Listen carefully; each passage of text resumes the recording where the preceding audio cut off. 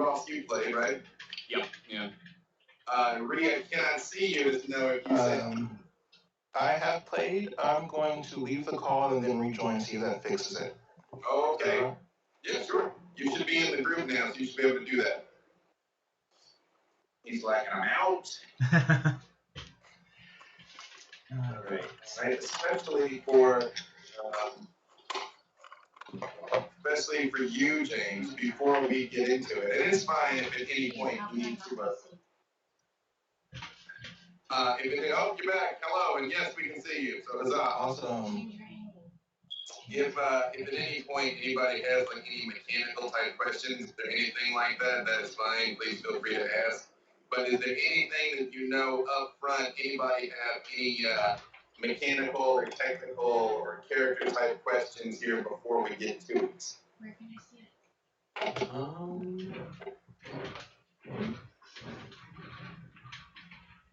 No, we're just using standard everything, right? Yep. I think the only thing I messaged everyone, but not everybody saw, was to still spend the 35 XP at the end, regardless of your age. Because again, I realize the game says you only do that when it's when your character is older. But again, it's like I don't like giving people a mechanical advantage purely for flavor, or more accurately, giving other people a mechanical disadvantage purely for flavor. That doesn't seem fair, so that's why I do that way. Everything else is exactly right. All right. So also, this is melee damage, who is trained with also. So for everyone else's introduction, we're going to do this slightly differently. We'll come to you last. But you tell us who you are and who your character is. I'm going to ask you what you are doing on a standard night in Los Angeles. So this is right now. It is real time, August 16th, 2019. Is everybody caught up on LA by night, by the way? Mm-hmm. Other than the epilogue from last week, yes. Right. I'm here to tell you the epilogue from last week was super spectacular because it was mine. Well, I'm looking forward to watching it over this weekend then. It was a thing of heartbreaking beauty and poetry, honestly. Yeah. That you were personally suffering from having not experienced. Well, I usually suffer from not watching LA by Night immediately, but I'm on the East Coast, so it's a little past my bedtime when it airs. Well, I can't give you too hard of a time because we doing this now are going to run into tonight's epilogue. So I know. We'll be slightly behind. Yeah. All right. So this is going to be set after the events of the finale. So everything that took place up through then has taken place. A truth has been called and the word has been spread through the streets of Los Angeles, which all of you have heard. Reed, we lost you there. Sorry about that. Okay.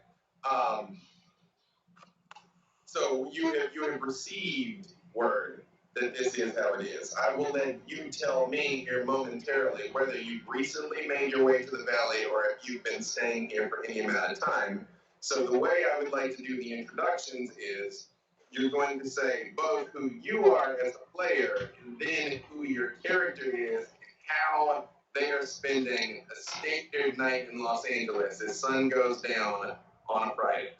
So, Ian, we will start with you. Okay, I'm Ian. I live out in Boston, Massachusetts, and I'm playing Sam, who is a young college student, or recently dropped out of college. And on early LA night, he would either be heading out to do parkour or driving for Lyft, whichever is more convenient to the story. And again, unless there's some reason to keep it a secret, what clan are you? I am Gangrel. That will be useful. Excellent. Okay.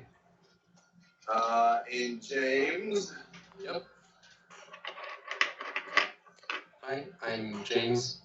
I'm in Anaheim, California. And I'm playing Morgan Doyle. On the average night, he'd probably be in his haven reading a book.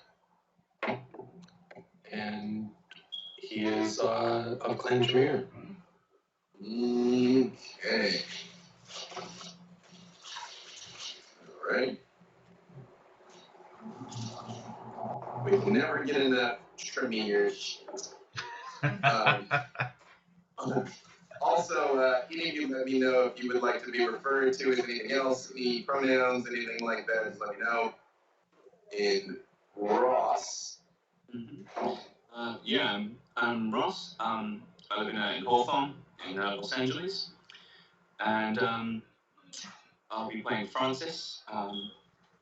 Francis is commonly thought around Los Angeles to be Toreador, but he's actually Malkavian. And he's an art buyer, critic, and a purveyor of fine arts from around Los Angeles. And normally on Friday he's very social, so he'd probably be in Hollywood at galleries, a party, just sort of out on the street.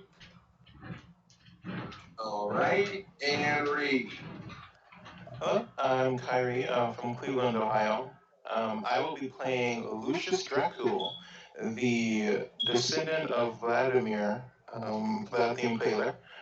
In LA, at the moment, I'm chasing leads about a rumor that Vlad has been spotted here. On a standard night, I would be found drinking a very nice glass of blood while manipulating politics from afar. And what clan? La Sombra.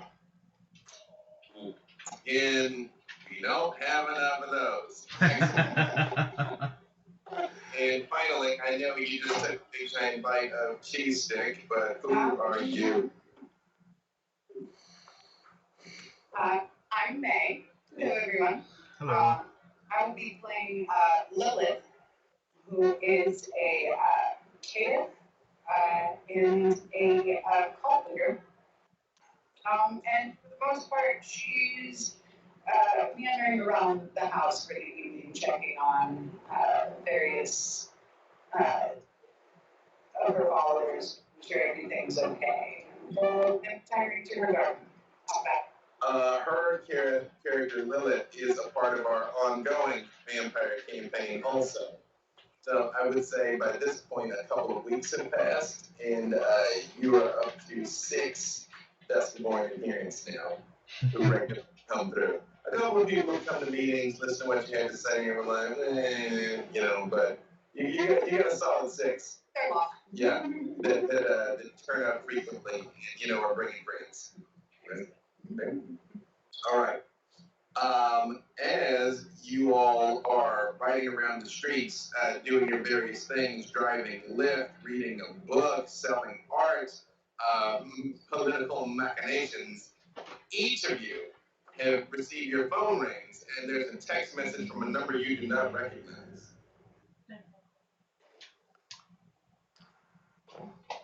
I will have my retainer answer.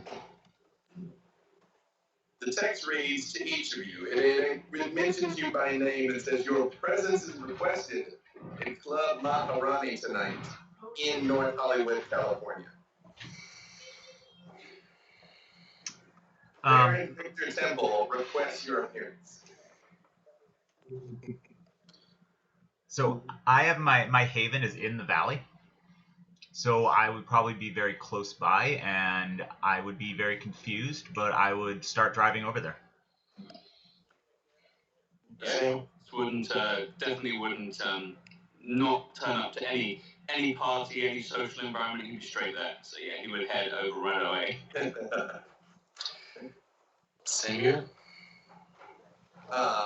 Yours, Lilith. After you get it, a moment later, you get a follow-up text that says, sorry for the formal message, Miss Lilith.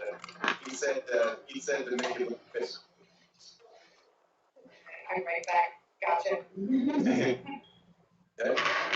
How are you going to make your way to I'm going to go with Okay. He brings the car around. When you all were at the hotel, did you have to take a new car, or did you keep going with what you already got? Oh, he was not there for that. He was not there for that. that was it. Yeah. Yeah, they did robbery at our last session. They did a robbery and murder. Although they ended up coming up against Amarilla Enforcer with a shotgun with dragon's breath rounds. So the night took an abruptly negative turn for half of their cover. But they managed to survive, so it's good times. Right. As you all make your way over, this is it gets dark late this time of year. The sun doesn't go down until about 8 o'clock. And I know you just told me that Sam makes his haven in the valley, but in Lucius is also new in town. But Morgan and Francis, are you all locals to LA? Is this normally where you lived for some time? Mm-hmm. Yep. Okay. And how long has Lucius been in town? About a year. So he would have been enough to officially introduce himself to the Baron.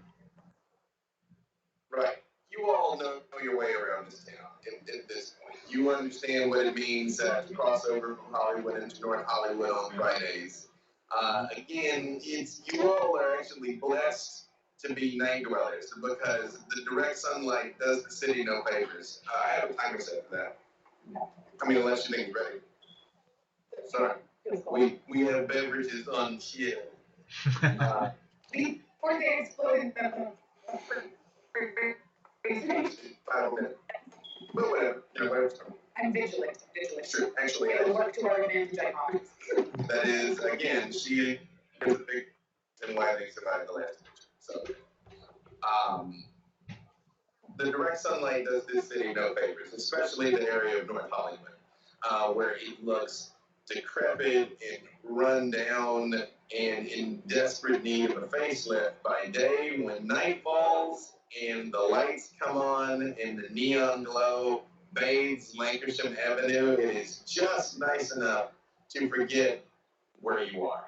And the new crown jewel of North Hollywood is Club Maharani, recently opened. It's been open about 6 weeks, maybe 2 months by this point. And every night that it has been open, it has been absolutely jumping with a very long waiting list. You all have heard the night of the premiere, there was an altercation with with the Camarilla Scourges. Apparently, the Sombra actually attacked the club. That seems hard to believe because the club is still standing, but that is what the word on the wave is. And somehow recently, through events that no one really seems to understand completely, Victor was able to negotiate with the Keeper of Elysium to establish a truce in the city of Los Angeles. So for the time being, everyone is on their best behavior, which basically means being just that much more secretive about all of the backstabbing and conniving that is Kindred existence. So as you all pull up to the club, again, all of you having been here before are aware that there is a separate parking area for Kindred to make their way over. Do any of you have ghouls or retainers that are driving for you, or are you driving yourselves, taking a lift? How are you getting here? I've got a ghoul. I'm driving myself. I'm Same. also driving myself. Okay. You all drive in and make your way down into the lower parking decks, which you're aware of, and there is a separate private entrance where 2 suited men kind of stand there, and as you all approach, they're just like, "Good evening, can we get you all anything?" I was invited to be here by Yes, Mr. Sam, of course, absolutely. I didn't mean to imply that you weren't welcome. I just meant did you need anything to eat, sir? I'm very sorry. Sorry. No. I'm good. Thanks. Now, Sam, that was not at all the reception you got last time. I mean, you've been here, but there was none of this white glove, what can we do for you reception at all. Interesting. I don't really know what to make of it. Like, I probably wouldn't get into Club Maharani. Wow, sorry. On a normal night anyway, so I'm wearing jeans and a t-shirt, basically. Mm-hmm. One of them stops and looks you up and down and is like, yeah, just this way, sir. It opens the door and motions you in. All of you are arriving around the same time. What does Sam look like, by the way? You say jeans and a t-shirt, but what else? Yeah, Sam's about 6 foot. He looks well built, but he's wearing baggy clothing, loose fitting stuff, easy to move around in. He's kind of average white boy looking, like me. Dirty blonde hair, light brown hazel eyes, clean shaven. Doesn't really, very unassuming. All right. And when you arrive, Morgan, what do you look like? Morgan is about 6 foot as well. Extremely skinny, with slicked back black hair, and a button-up with a tweed jacket and dress pants and dress shoes. Excellent. And when you walk up there, Mr. Morgan, I'm glad that you can make it, sir. Yes. Can we do anything?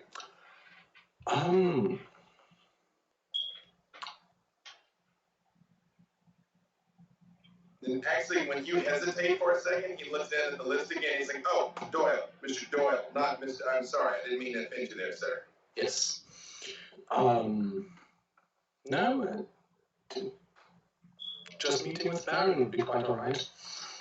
It's like, "Oh, excellent. Please, this way." And right about that time, sorry. Francis, what kind of car do you drive?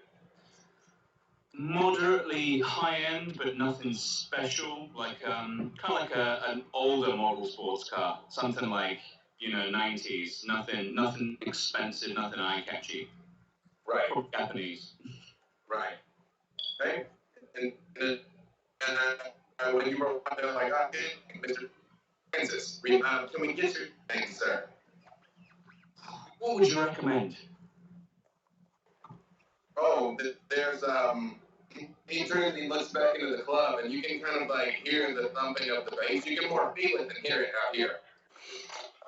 And it's like anything that you want. We just find things go a little better if we organize it, rather than you. No offense. Well, if the chance arises, someone who's enjoying themselves an awful lot, that's sort of my taste. And he turns and he's like, "I'll see to it personally, sir." Excellent. And at this moment, Lucius Dracul appears. What do you look like? Very tall, about 6'4". Wearing a modern take on like a 18th century suit with tails on it, with a very long black scepter with a black inky orb on top. And does your retainer come with you, or do they stay with the car? He comes as long as up to the door. Okay. And you are. He sort of flips through the pages for a second, and his eyes get a little wide, and he's like, "Dracul? Really?" Yes, it's an unfortunate thing, family. Well, welcome. Please, can I get you anything? No, I prefer to be professional this evening. It's like the Baron always says, what is it? I never partake while I'm working. That's what he's always saying. One thing I did forget, all of you roll 1 hunger die. We're going to see if you actually get hungrier. This is from when you woke up. That's a failure. Okay? It's also a failure. So the two of you are at 2. Yeah. That's all right. That's I'm sure there will be no negative repercussions for any of you. Right? So as you all make your way into the club, you come towards the thronging dance floor, which again, as early as it is, it's only about 9:30 right now. The party is already packed and jumping in here because Maharani's gotten a reputation of the party starting sharpish, and you want to get in while you can, because if you wait too long, you're going to wait in line for 3 hours. So people actually tend to be here indoors, and it's raging pretty quickly. And as you make your way through, there is a tall, well-built, clean-cut looking man standing at the end of the hallway. who is looking out at the dance floor, watching everything, and he turns around as your party approaches, and he's like, "Oh, hello. Thank you. Very nice to meet you. I can escort you up here to where the band is." And he motions towards the staircase. Great, thank you. Lead on. As you all make your way up, you can get a better and better view. You come up to the second landing, and there's the landing that is up there that is like champagne room. And there's couches and elegance and people laying around talking and drinking. And you see an anomalously beautiful woman standing by the bar. What does Lilith look like? So based on that, she's got like a foreign look, so she's incredibly beautiful, but also for being like a cative and a couple of other things. She's very not trusted by humans or other kindred. So as you described her in a prior description, very beautiful, but it's like looking at a poisonous snake. You see it, it's very pretty, it's very eye-catching, but you know it's going to kill you. The man that is escorting you walks up to you and is like, "Excuse me, Miss Lilith?" Yeah. And it is Campbell. All right. He's like, "Oh, wonderful. And you're exquisite as always, man, if you don't mind me saying." The others are here, if you would join us. Yes. He walks over behind the bar and puts his hand on the wall. You see no handle or anything, but a door slides open, and there's another room on the other side. And as you all make your way in, there is another bank of windows looking out over the floor, watching everybody dance. And you all see a very large man standing there in a very nice suit, who's just sort of like gently swaying side to side, looking at it. And he's like, "Come in, come in." Well, Francis comes in and just seats himself comfortably without waiting to be asked to sit. Sam would walk in and kind of lean against the wall on the other side of the room. Lucius walks in, standing in the very center of the room, and waits for a reaction. Morgan kind of just walks up to the doorway and asks, "May I come in?" Campbell turns and he looks at you and he's like, "Yes, absolutely, but Mr. Dracul, I'm afraid we have to insist that your associate way out here." Of course, and then he'll wave him off, and then he'll leave. Okay. Is there anything in particular you want him to do? No. All right. And how does Lilith do? Just casually walking past all of them, like standing next to Victor. When you walk up, he's like, Lilith. It's like, Oh. Good to see you. It's like, sorry, I didn't call the normal crew. I figured after that thing in Brentwood, they probably needed some time to let the heat cool down. You're not wrong. What was that about the suit? Oh. I mean, a blue rhinoceros later, and Cool, right? Awesome. don't ask me. Don't ask me. Don't Okay, ask. great. He turns around and he just like takes you all in for a moment, and he's like, "It's interesting. You can tell a lot about a person just how they walk into a room where they choose to sit or not sit." He turns and he looks at you, Morgan, in particular, and he's like, that's interesting. He's like, "Were you just being polite, asking if you could come in, or did you need to be invited?" I am rather old-fashioned in my ways of politeness, so it was just being polite. He's like, "I appreciate that. Respect goes a long way with me. Thank you very much." And he's like, he goes by and he takes the time to shake each of your hands one by one, and he's like, "Thank you very much for coming. See, I appreciate it." It's like, I think you understand these are unusual nights. It's going to be a night. Hey. You could say that. Because, I would like to ask a small favor of all of you. I need you to help find someone for me. As you know, there's currently a truce, peace reigns in the streets of Los Angeles. Hallelujah, am I right? But I think we all know that it is going to be temporary. I, for my part, will take as much of it as I can because I think you all might have heard, or if you haven't, I will just tell you, my last club was a casualty of unchecked Camarilla aggression, and I would rather this one stand for a while longer. Or at least, if buildings are getting knocked down, I would rather be the one doing the knocking than not. So, I'm aware of all of you. I'm aware of what it is that you do. I need to find someone for me, someone who may not want to be bound. Is this someone you lost yourself, or no? If I so, if I may ask. He says, he's an acquaintance. We sort of met under duress, but we got along fine. You weren't there, but we got along fine. And you can see he stops and he's just sort of thinking for a while, and he's like, I don't need you to hurt him. I need you to ask him to come here. That's it. Find the guy, tell him I'd like to see him. If he tells you to go fuck yourselves, Then hurry. if you gotta defend yourself, but no, this guy's a friend. I want him to be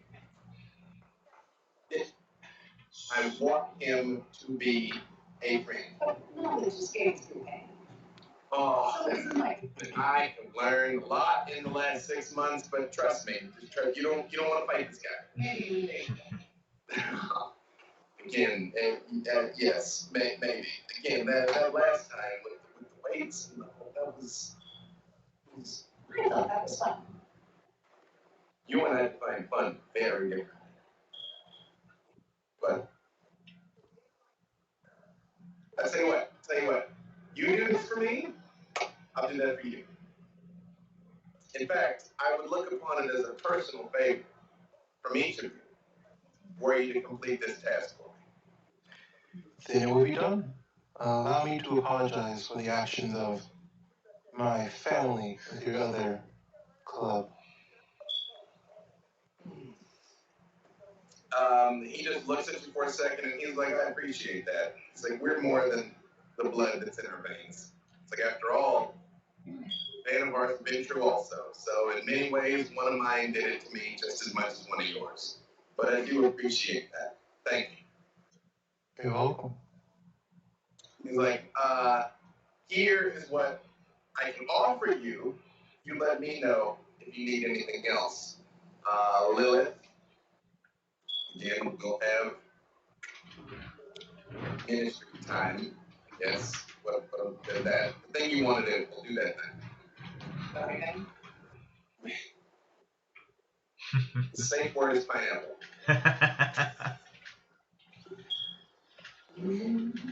Mr. Dracul, I am aware of what you're looking for. And while I myself have no knowledge of the whereabouts of such persons, I have access to considerable intelligence that I would be willing to put at your disposal. That would be greatly appreciated, Baron. And Mr. Morgan, I must admit, it was difficult for me to figure out what it is I might even be able to offer him as you. However, I do have access to fairly significant occult research libraries and resources. I can probably find you a number of tomes that you yourself might believe long since lost and forgotten. That would be most enjoyable.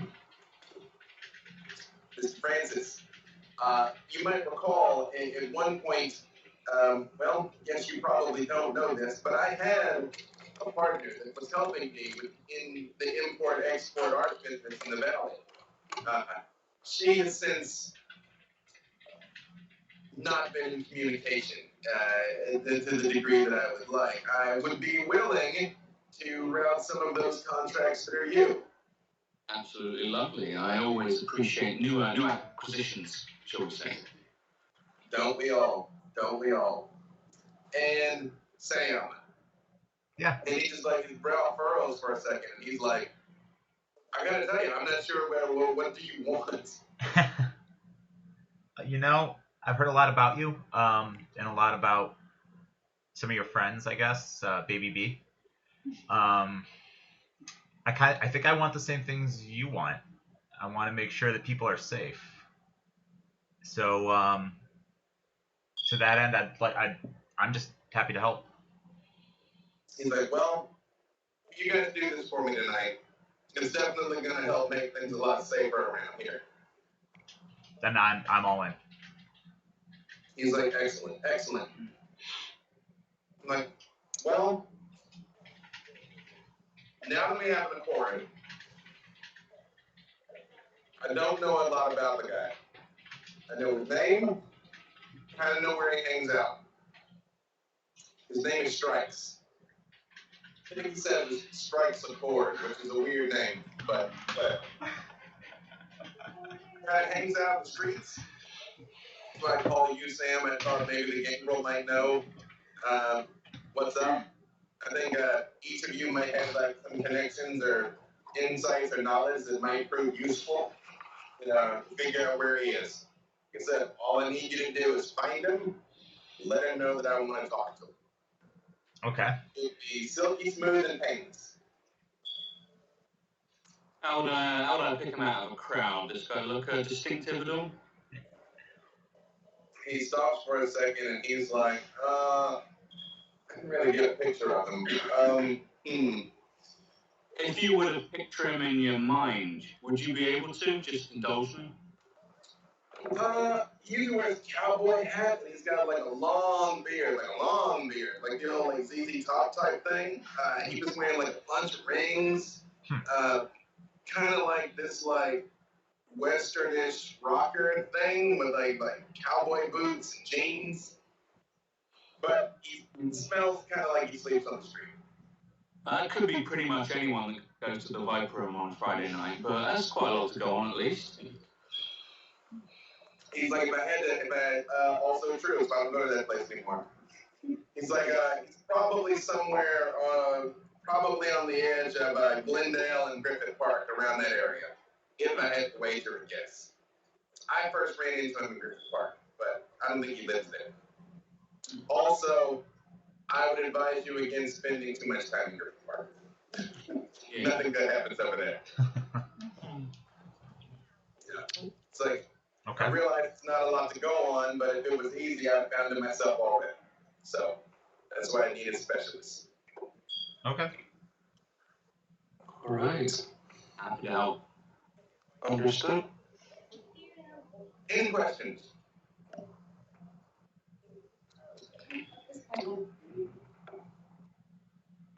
He's like, fantastic. He takes his phone out and he looks at it for a second, and he's like, thin bloods. What is up with these people? They can't seem to get along. Like every night, I just have nothing but headaches. It's always the thin bloods who can't just be cool. I don't know. Mine seem to be along. Maybe it's because they just intrinsically with them now. You know, I would be willing to let you teach the gospel of pain to any of these people at any time. And he's like, I apologize. I need to take this. So, Campbell will help you with anything that you need. I need to. Yes, Delilah. Yes. Sure. Meet me upstairs. And he turns and he walks out of the room. Campbell says, I can offer you one of our vehicles and someone to drive you wherever you want to go, wherever that might be. Oh, shall we begin our search near this Griffith Park? Yeah, I'd love this time of night. seems like the right place to go. Sounds good. Indeed. Now, Sam, you know a guy. Mm-hmm. He's a gang roll, and he kind of hangs out around there. All right. He's really sort of an asshole. Most of us are. But, you know, you think maybe he might be able to point you in the right direction if there was somebody around. Okay. Would I have a pretty good idea of where to find him? His name is Stu. Stu. He's usually kind of along the river this time of night. Okay. There's a couple like little shops and eateries and things down there where he likes to out, but people person. All right.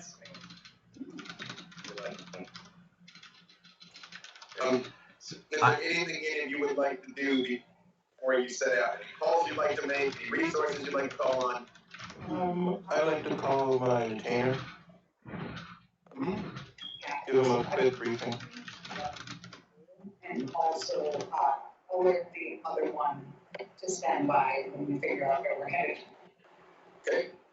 Which, so there was the ghoul that was already on Victor's payroll, and there's your original ghoul. Where are you trying to bring with you?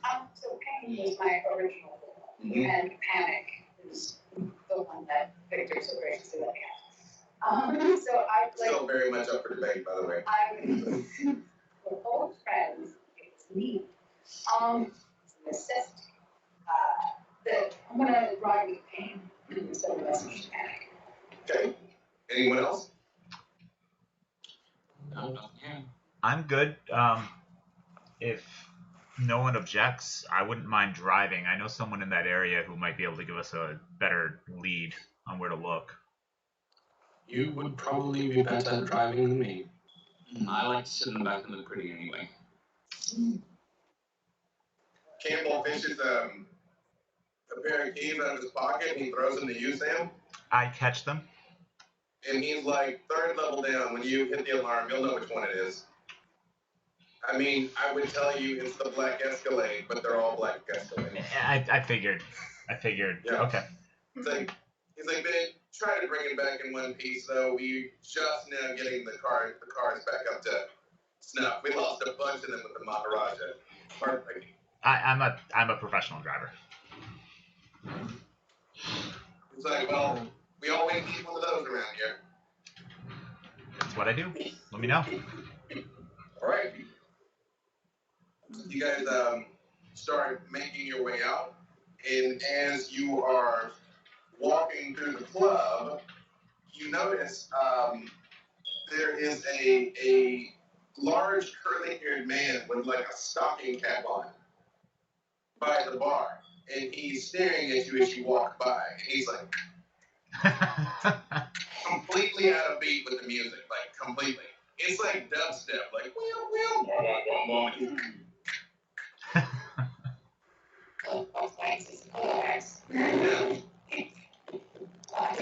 How did you know my name? Oh, so man, like what? But still, nobody ever remembers me.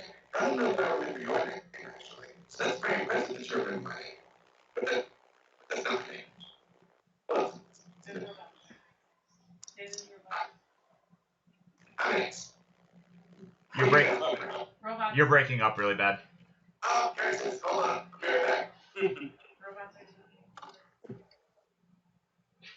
All right. Should be exciting. Oh yeah.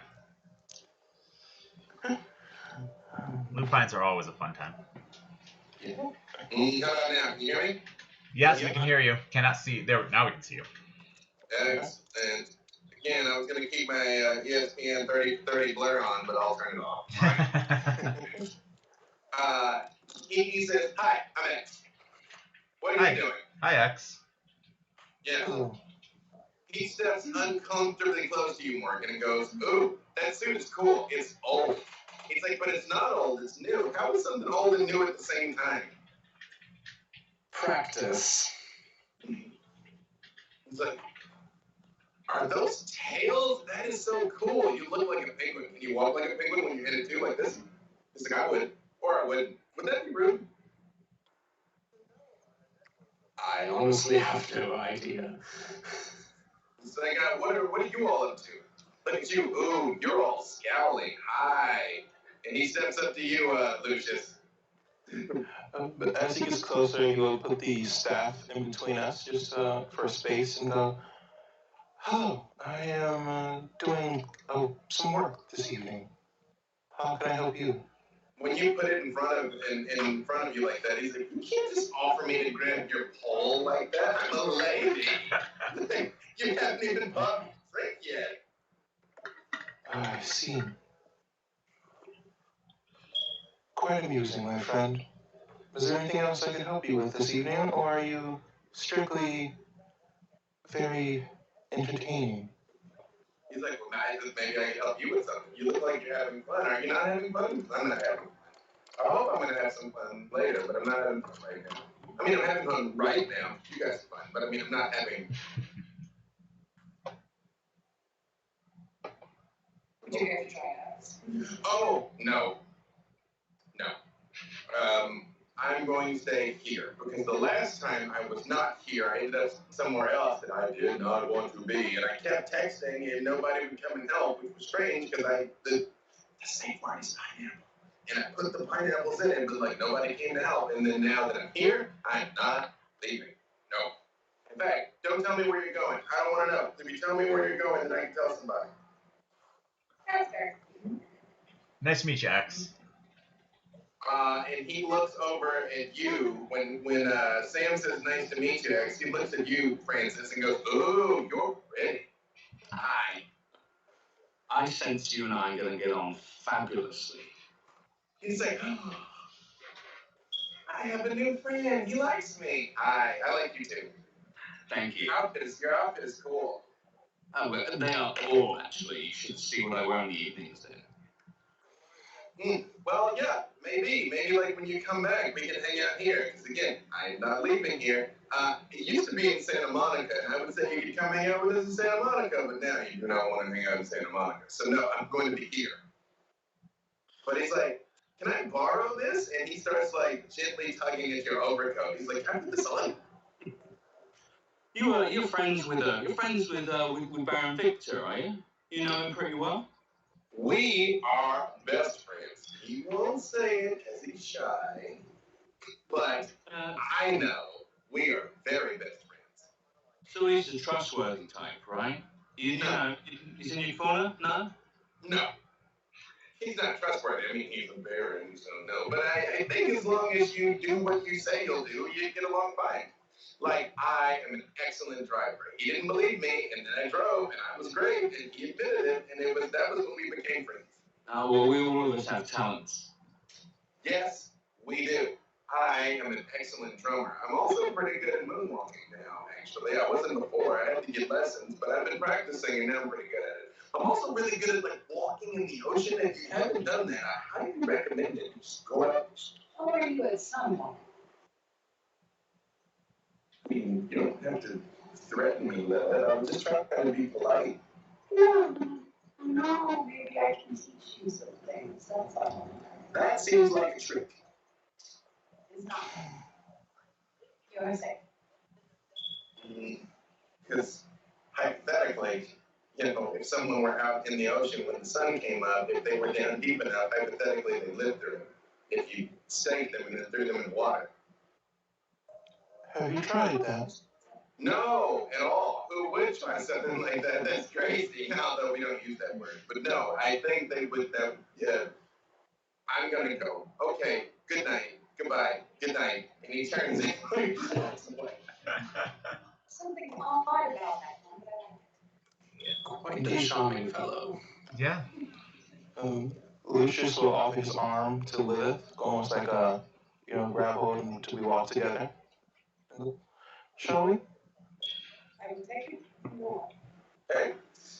As you all make your way through, you notice a number of heads are turning. And you all, even though there's no overt symbol of a kindred when you spot one, people doing this long enough, when you walk through a crowd of who's looking and who's not, over by the bar, you see the one who is intently is a petite woman with dark hair, and she's wearing a leather jacket, which is completely unnecessary because not only do kindred not get cold, it's like 85 degrees outside, and yet here she is. And you can faintly make out a tattoo of a heart with a billy club through it.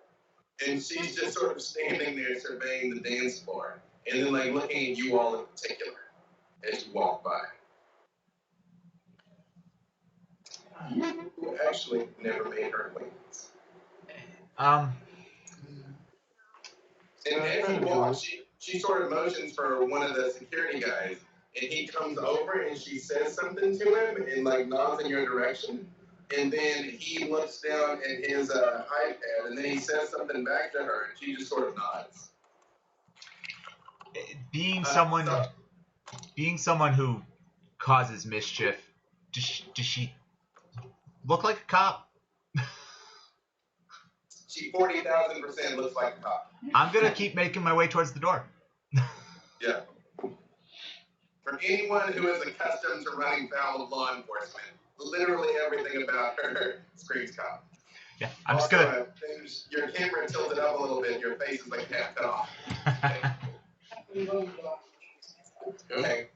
Sorry, Lucius, you were saying something a second ago, and I think I interrupted you. I was just going to turn to Lilith and go, is that a friend of yours?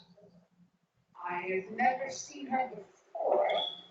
You should check this out. I'm always willing to make new acquaintances here around the club that may or may not be in service class in the future.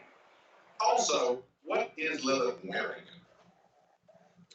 Let's see. At the moment, this would have been just kind of like a regular day. She didn't really have like any kind of like super tactical thing planned, so she probably would be in ritual garb, which is hooded cloak, you know, your standard black mass type deal, but slightly in the provocateur sense, seeing as how the cult in and of itself of the Bahari is a pain-based following. So pain is love. So there is a slight S&M quality to this ritual garb with this black mask that she has on. For those of you that go in for such things, it's incredibly hot. Even for those of you that don't go in for such things, you're like, maybe once though. I don't know. Like, I mean, you know, like, it's worth a shot. You know? Again, even you, Lucius, even with a La Sombra that is so accustomed to walking the edge of oblivion, there is something about Lilith that is just, again, she is a loaded weapon. You can tell. Or like a very beautiful viper, an extremely exquisite but razor sharp sword. Anything where the intersection of beauty and lethality meets, it is very apparent to all of you. As you make your way over, the woman like stiffens slightly. Again, I mean, she's maybe 5'3" on a good day, and you notice that she's actually wearing like fairly thick boots. So though she's small, she stands there and like her shoulders square completely though. And she actually finds her hip reflexively moves down towards her hip, but doesn't push her jacket aside. It says, "You must be Lil." Like, you take her hand that's not parsed towards the gun. She goes, that's new. Hi, I'm Casey. I'm from the Falcons. Or was. You are exquisite. Thank you. I don't believe I've seen you. She's like, well, this wasn't my turf until recently. I was more downtown, but I helped the Baron out with a mess he was in, and he helped me out of one, and I kind of hang out here now. I think I'm going to be helping keep an eye on things for him. So I need to know who all the players are. And when she says that, she turns and kind of like looks at all of you. Says, yeah, I need to know who's coming and going in the valley. I take her hand and kiss it as well, and go, Lucius. Again, she's just like, okay, that's enough hand kissing for the rest of you. Hi. And she does like take her hand off her hip and extends it out towards you, Sam. And she's like, Casey. I tentatively take her hand and shake it. I'm like, Sam, hi. Nice to meet you. When you hesitate slightly, she squeezes it. Not painfully so, but very firmly. And she's like, you nervous, Sam? You okay? I'm good. Just not used to meeting kindred cops. She's like, I swear to God, if you bring up that fucking show from the 90s that Victor's always babbling about, I'll put your head to the wall. I was like 2 in the 90s, so I probably don't know what you're talking about. Good. And she's like, I'm not a cop anymore. It's just, it's an instinct. I don't know. Oh, And, okay. And Francis, she reaches out to shake your hand as well. Francis doesn't. He doesn't take the hand. He simply doesn't move his hands at all. He just nods and inclines his head. She goes, all right, this is new, great, but I read that you guys had you talk to the Baron about something, and he probably sent you out on one of his missions. Is it anything you need a hand with? You need a little, you know? Hopefully not. No? You're always welcome to join him, though. She's like, she stops for a second, and her eyes kind of narrow, and she's like, I guess if you wanted me to go in, ask me. But here, she writes down her phone number and hands it to you. She's like, if you get in a pinch, give me a call. Yeah, if you get bored around these parts, you're always welcome. Back to The what? Oh, my accommodation. You Oh, might find it to your liking. You see, around. and her hand slowly floats down towards her hip again. But she's like, okay. And I just go, and I put her on the nose. And she very much freezes when you boop her on the nose, like you hit her off switch. Like, she's not hit her snoot booped maybe ever. And she's like, yeah, I'll let you guys go on your way. Yeah, nice meeting you all. Casey. Great. Awesome. Cool. And she also turns and walks away. And right then, Campbell walks up behind you, and he's like, that's impressive. Not a lot of people get past X and Casey in a single lane. You all are something special. Perhaps it's an omen. He's like, well, here, let me make sure you guys get out now. And he goes over, and again, there is a panel in the wall that looks completely nondescript next to a speaker. And he presses in on it slightly, and it slides open, revealing a door. And he's like, see if you would. Of course. And Lucius will offer his arm to Lilith again. When you all go through the door and it closes, the lights in the hallway come up almost unbearably. Lucius, it's incredibly uncomfortable. It's not painful. Incredibly, even for those of you that are not Lasombra, it seems like a bit much. Looks like the And said, sorry, we've had issues. We didn't even want to down the house lights for the club for a while, but business is business. But we got some other things in place for that sort of thing. And as you all are like walking down the hallway, about midway through, you see the sides of the hallways are lined with mirrors, huge floor-to-ceiling mirrors. This is a fantastic hallway. I like this hallway a lot. Yes, no, you do think it's fantastic. And as you are looking around, observing, you notice something. Lucius is not there. All of you, after a moment, notice. You see each other, you do not see him. I'm just holding on to nothing. You're holding on to nothing. He's there. You look at him with your eyes, you can see him, you can touch him, but in the mirror, he casts no reflection. Interesting. Awfully clever trick, that. It's a real hoot at parties. So tell me, if you drink something, does it just disappear, or do you see it and not you? That's a question you have to see to find out. No, I like mysteries like that. That was definitely a rhetorical question. Hold on. Campbell just sort of like looks at all of this, and he just sort of like looks at the mirror and looks at you, Lucius, and just sort of nods and is like, please, this way.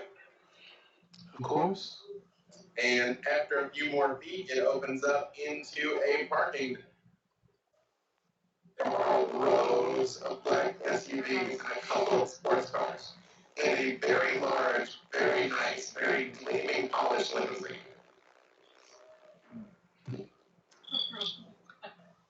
Oh, I turn to Lilith and go, does it matter which one? I pull the keys that he gave me out earlier, and I hit the door unlock button. See which one beeps. The fourth one in the line.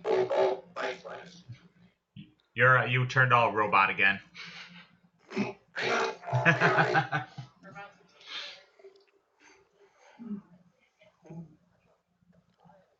Now I want to know how Lucius does his hair in the morning. Oh, could always try to find out. Unfortunately, I can never predict when it's going to do it, so. Dun, dun, dun. It is very random. But you sound like a robot. It's kind of cool. That's true. I'm like, oh, robots, roll out. That's it. There's been Transformers down here this entire time. There it is. There it is. Exactly. Maybe Recipe de la Sombra. Sure. All right. Do you all get into the SUV? Mm-hmm. Yes. Yes. I would still like to stick with Michael if he's around with the car and ride with him. Okay. The car does pull down and allows you to get in. Campbell's like, we let him through. I know how you like it. He's like, which way are you guys going? Just so, in case we need to you need backup. I give them directions to where I think I can find Stu. He's like, huh, okay. Well, the good news is that's still in the Baron's turf, so maybe that can make it a little easier for you. Depending who you run into, maybe it's going to make it harder, I don't know. I would be surprised. He's got a lot of enemies, is he? Like every successful person does, as I'm sure you yourself are aware of, right, sir? Yeah, some more than others, I suppose, yeah. It's like, well, thank you all. We'll see you when you get back. Okay? And you all pile in, and you go. Yes. Again, this time, you notice this deck stays underground for a little while. It lets you out about a block away from the club. So it's almost like the Batcave entrance, where you come down the waterfall far away. Yeah. And you notice it, the other side of it looks like a very nondescript storage unit. Actually, it doesn't even look like a driveway when the door comes back down on it. But Clever. there is a garage opener type thing hanging on the rear on the sun visor. All right. You make your way through the streets of Los Angeles, heading over towards Glendale. Is anybody going to call anyone or do anything while you're en route? I call one of them, at least so we can have speakerphone communication. So I'll have Michael pull it up on the car phone, Bluetooth, whatever it is that Michael does, because I'm very about technology. So I'll have to pull that up so that we can at least talk to each other from car to car to figure out what we're doing. I would also like to have Michael go. Franz just messes with the radio during the whole trip. I just focus on driving. Michael follow us. Okay. All right, Sam, I think you said something I didn't hear. I said I just focus on driving. Does Morgan do anything in particular? Or any I pull out a copy of Bram Stoker's Dracula to read. Lucius, you noticed this. Interesting book choice there. Yes. It's been a couple decades since I've read it. Have you heard the original story? He kind of sets down the book. No, but now I'm interested. You set it down, he pulls up his scepter and kind of puts it in front of his face and kind of toys with it for a bit, and he goes, oh, Vlad was a very strange man. According to legends, he's been all around the world, really. The most recent story I heard is that he managed to force a kindred into embracing him. Apparently, he was a Tsumitsu. Well, I haven't heard that name mentioned since. People tend to avoid talking about them. But the legend about him drinking the blood of his enemies and staking them out was quite amusing. Also, from what I can tell, quite true. He definitely enjoyed doing it to other kindred, as you could imagine. It's definitely a bold artistic statement, I'll say that much. That's as it is. Agreed. He just invited several people. Sounds like a real nice guy. Would you like to meet him someday?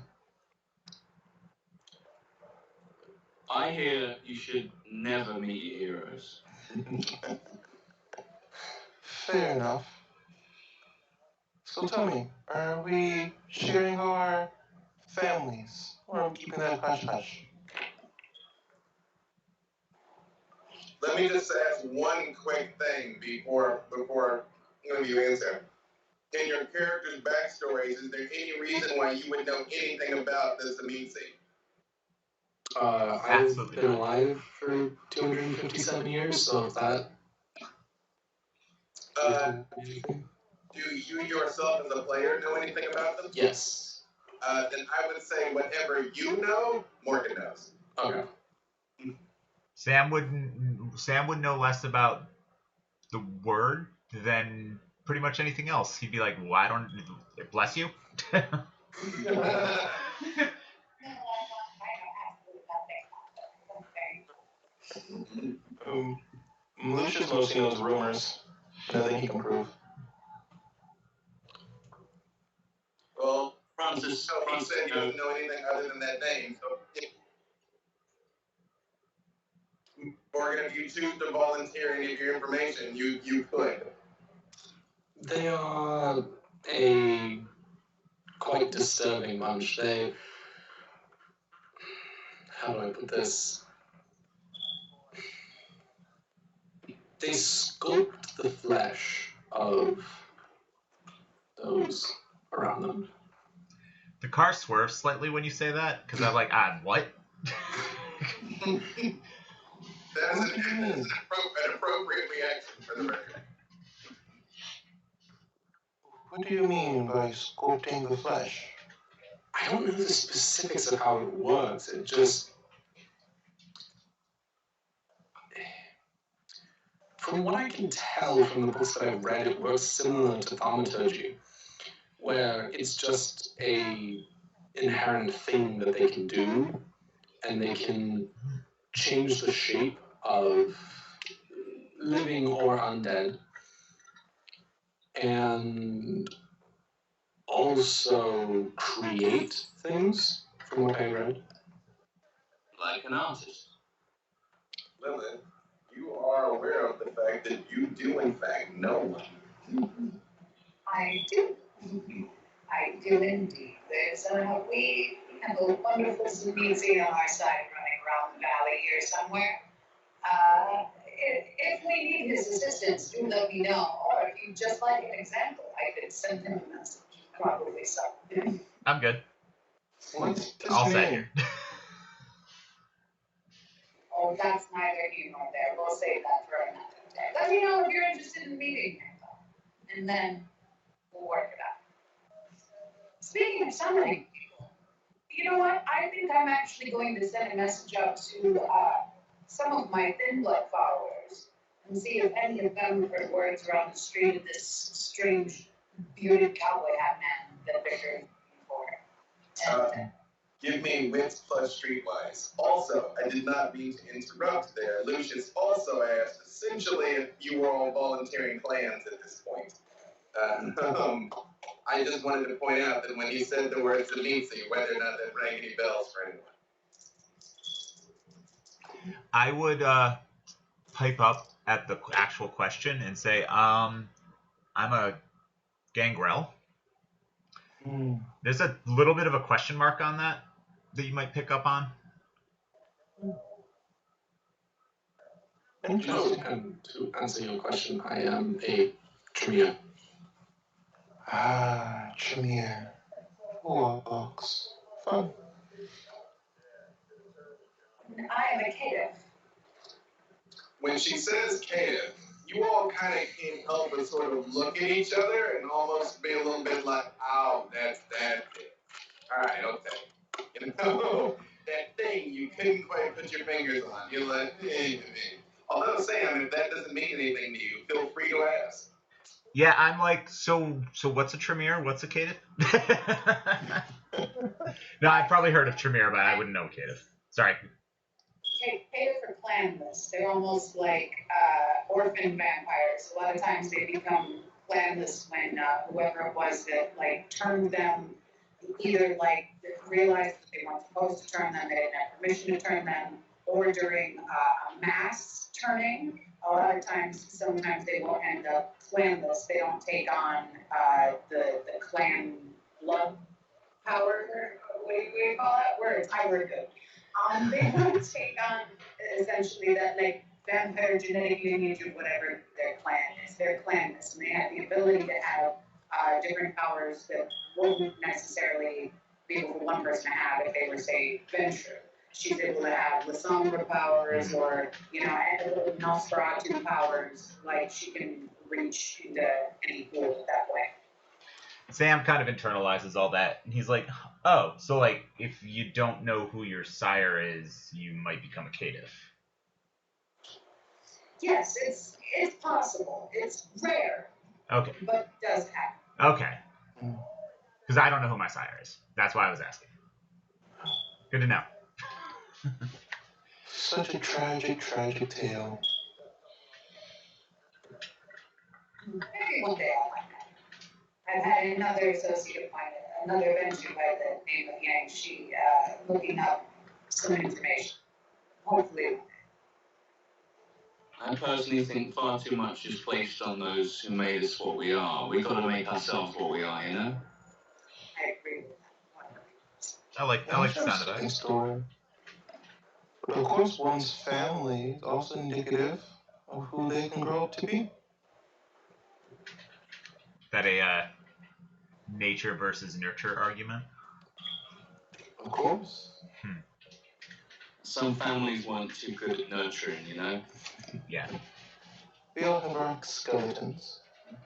As for myself, I am a member of Clan Sombra, the clan of shadows and darkness. Those lights back there were for us. The mirrors, too? Yes. It makes it very easy to tell when one of us is near. Interesting. So, Lilith, is being a caitiff something you abhor or take pride in? It is what it is. It's a lonely existence, but I find my way through my followers and through my faith. Faith? Yes. You do know who the original was. People walk around talking about Cain all the time, but in reality, Lilith was always first. Sam, this is the first time anybody ever told you Lilith was the first vampire. So go word. What?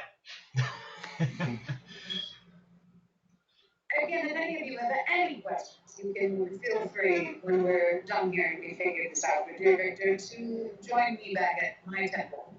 Get it? Victor. Temple. But Amusing. But I will admit, that statement's been going around quite a bit. I met a French woman once who told me that someone, Sutek, I believe it was the original.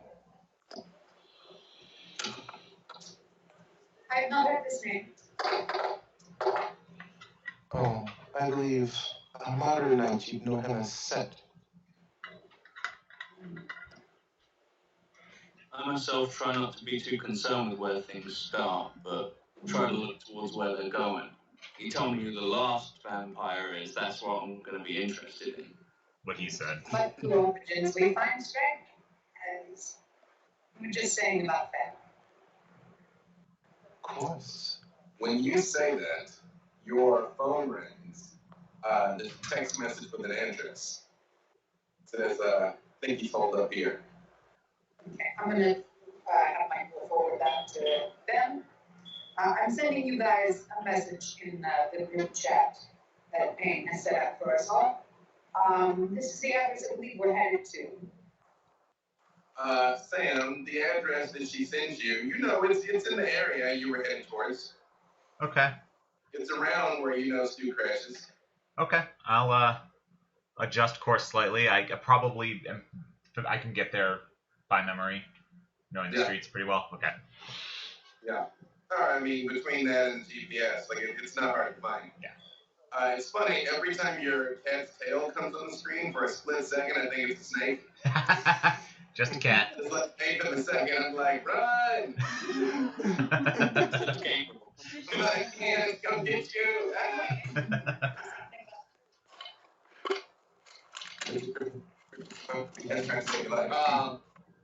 You detour over, and you find like the address that you were given is very much so along the LA River. For those of you that don't know, the LA River is basically the world's largest euphemism. It is essentially a very shallow creek. Yeah, it's a glorified storm drain. When there's unusually like very, very heavy rain, it might get 4 or 5 feet deep for a month or two, but for the most part, it's maybe ankle deep. Okay. It's just kind of like a very thin trickle year round, and every once in a while given to kind of some fairly fed pools. However, along it, there has been an effort in like beautification and gentrification. They've planted flowers, and there's running and biking tracks, and like a couple little like coffee shops and juice bars dotted along the way incrementally. So it's nice. At least they're trying to make it nice. But it is highly emblematic of this entire city that it is very much a coat of paint on something very old, gross, and dilapidated. Okay. But next to the river, as it is in so many places, there is a lot of industrial properties, a lot of warehouse, storage, manufacturing, and things like that, in fact, right up against it. And there's not a lot of residential space around there. So the address that you were given being over there is actually unusual. Sam, you realize it is probably not a house. Okay. Just from where it is. I'm gonna mention that. I'll be like, this is not a residential neighborhood. You know people who live around here, Sam? I just know the area really well. Is there something we should be worried about in this area? Not that I know of, but it's odd that this is basically, commercial, industrial, not like apartments or anything. Sam, what do you know of Clan Gangrel? Clan Gangrel I know a decent amount about. Right. But that's the only clan I know a lot about. No, but I mean, you're the character. Yeah, that's what I'm saying. Okay. No, Player-wise, I know everything. You know, again, son, you and yours tend to kind of live on the edges of civilization, which is precisely why there's a fairly decent Gangrel contingent right around here between the access to the nature of the park and kind of the slums. Okay. Of the edges here, where it's kind of easy to disappear a little bit. Okay. Like it's a race between Nosferatu and Gangrel for who's got the most homeless members of their clan. Right. Well, the only difference is you can have a ton of homeless Nosferatu. How would you know? Yeah. So. Yeah. Okay. So I will say a lot of my clan frequent this area. And this guy, Stu, you do know to be a member of Clan Gangrel. That is why you know. Yeah. So I'll say I know someone in this area who might have a lead on strikes. I think that's what he said his name was. Yep. And he's in this. He lives in this area too. So if this doesn't pan out, we can look for him, or he might be here. I don't know. As you guys pull off the freeway over into the area, you know how close to the. It is a warehouse. You can tell. How close to the warehouse do you want to get before you stop the car? I'll stop at the far end of the block, so within sight. But we'd have to walk a little ways. But I don't turn the car off yet. I just stop here, and I kind of pose that same question to the rest of the group. Why, you think this area is dangerous? I mean, it doesn't look too bad. If we're considered unwelcome guests, it could be dangerous. You think you'll be a bit of a lamplighter for us if it's your people around here? I will certainly try. I don't exactly hold much sway amongst kindred in general, but I can give it a shot. Speaking of lamplighter, as you pull onto the street, you do notice most of the street lights are shut off. There is one that seems to be functioning, which actually seems to be, and oddly enough, plunging the street into deeper darkness rather than less. Because for that one ring of golden, glowing, fluorescent light, it seems like it is plunged into even inkier blackness in all directions around. Like to activate sense bands. Okay, give me wits and aspects. I would also like to use Eyes Oblivion Sight. Now, Oblivion Sight lets you see through darkness, like it's not there. It doesn't give you anything else, right? Just ghosts that aren't trying to hide from me. Okay. When you act, you, Lilith, not the England. Yeah, I see you. Absolutely No, not. this all 100% seems legit. Yeah, no, this is all in order. Everything's in order, guy. Yeah.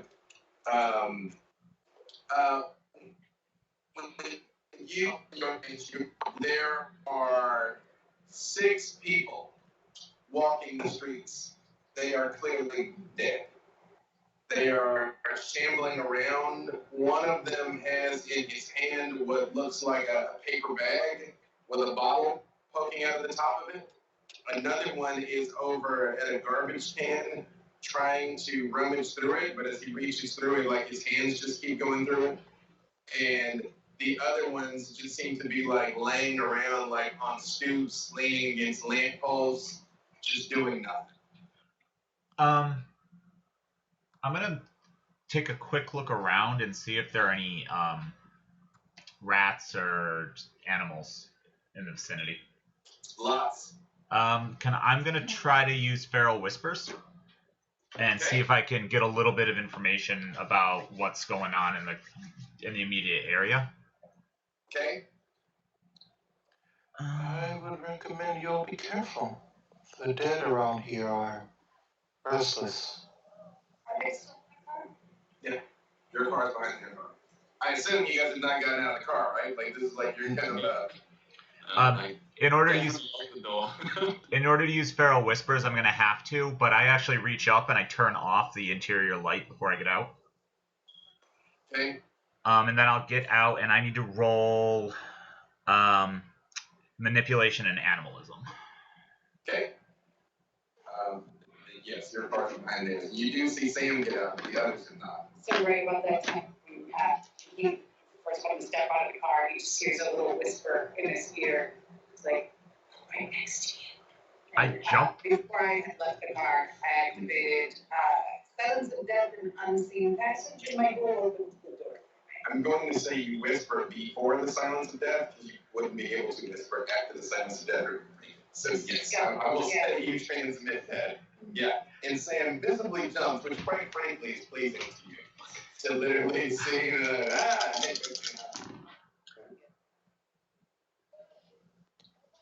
Shall we join them? Join him.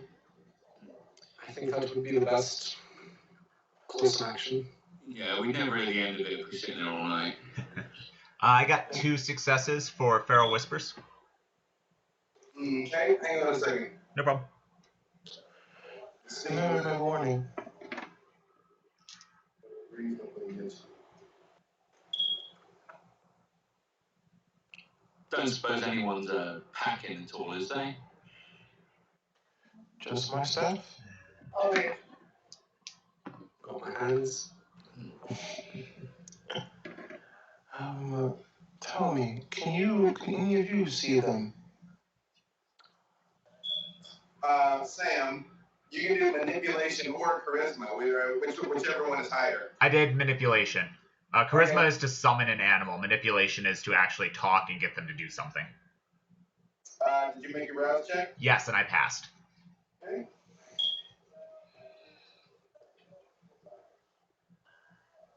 Okay. When you like close your eyes and sort of like reach out from down by a large dumpster that was kind of sitting over in the darkness, you didn't really notice it at first, but like a small pair of eyes looks out at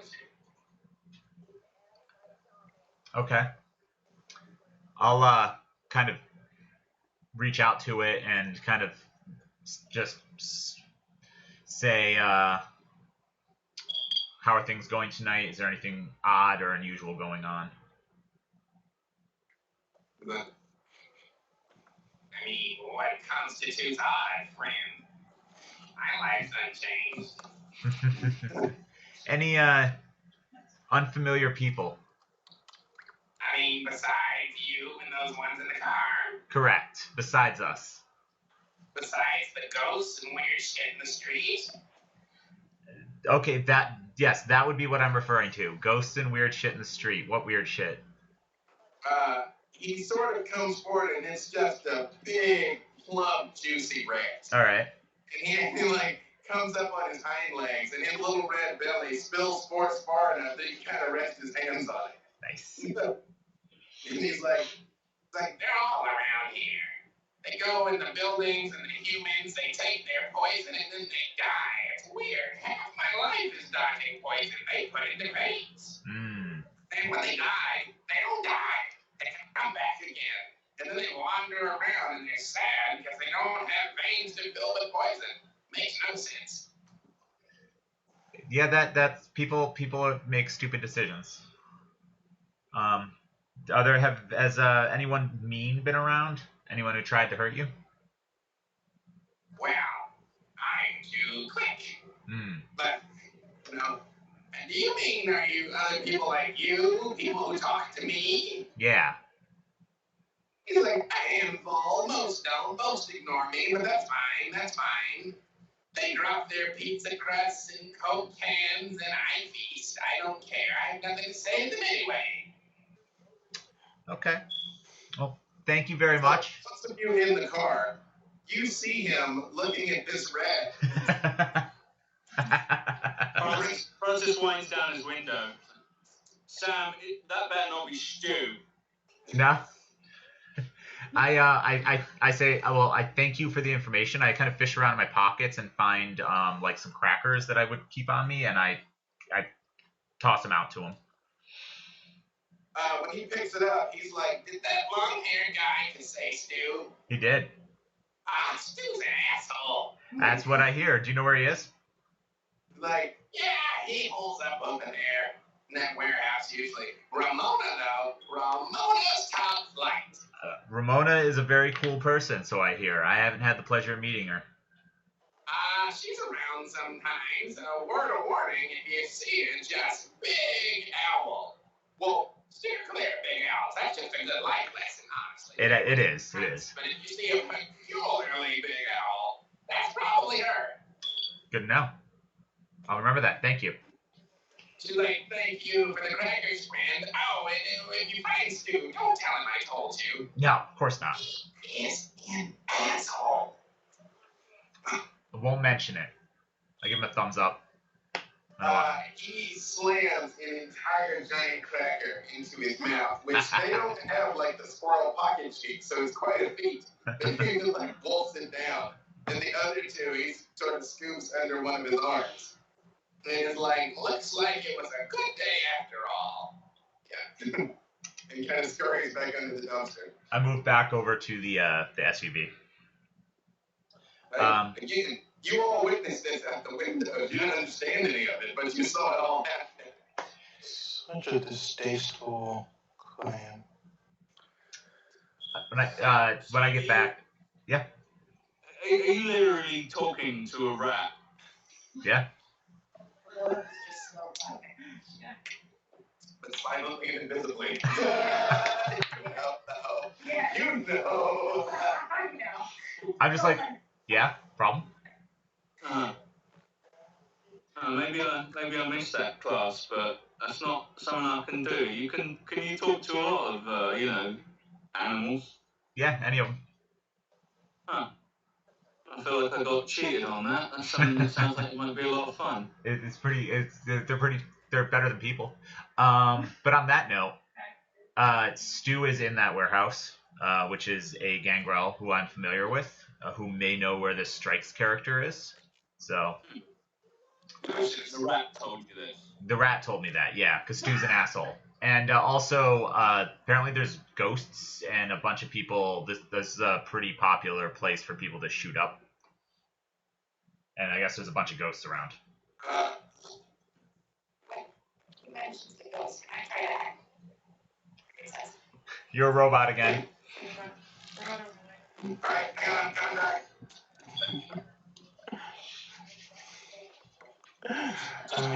Talking to that rat is just fantastic. That was great.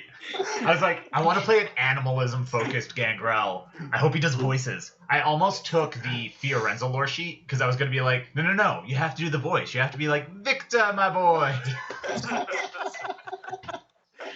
Close. I think I one thing I do here once. She literally was like, I hope I get a bestial failure, and rolled, and the skull came up. It came up first, too. We were like, let's do it. Yeah. Once you've specifically been told the ghosts were there, I'd say and you can see it too. You can't see it with quite the same clarity that Lucy saw it, but they're there. And they definitely seem to be pulled around the front of the building that Sam told you she was holed up in front of. Again, their clothing is disheveled, but as you sort of stare at them, like it goes back from clothes similar to what Sam is wearing, all the way back to like bell bottoms and these like floral plant tops and things on the ghost. They're still just like wandering around looking for something. So Funny and Cher? No, Cher's still alive. Never mind. That way. They're all alive. Okay. Your Oblivion sight does not let you see invisible kindred, correct? Nope, just ghost. Alright. And through darkness. Yeah, and through darkness. Yeah, so it is completely well lit for you. For the rest of you, the night again is kind of ominously creepy, especially with like these dark pools around the lights and the fact that you've been told there's ghosts around. Mm-hmm. It's almost chicken or the egg if you're whether or not you're really feeling something or if it's psychosomatic, but you can swear something touched the back of your neck. It sends a cold shiver even through your dead flesh. I'm just going to make my way straight to the warehouse. Okay. I recommend not being too outward. Ghosts can be quite dangerous, and I am not prepared to deal with them. Lucius, I can't hear you. I don't know if it's lag for a second or if you're muted. Oh, I can hear you. Can you hear me now? I can hear you fine on my end. Yeah. Oh, yeah, no, I got you all now. Okay. Okay. He said, I recommend you not be very outward. Ghosts can be quite tricky to deal with, and I'm not prepared to deal with them. And I wouldn't know how in the first place, so what do you recommend?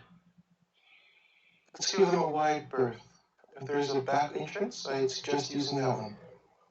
All of you give me wits plus perception.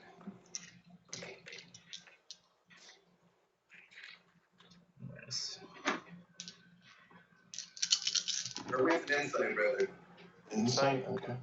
Yeah, sorry. Still talking D&D talk.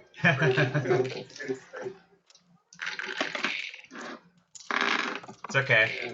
Do I add my hunger dice? Do you add what, sorry?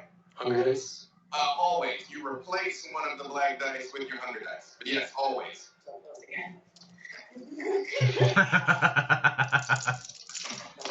Critical success on me. The beast will have its way, I'm telling you. 3, okay. That's a critical success on me. Okay.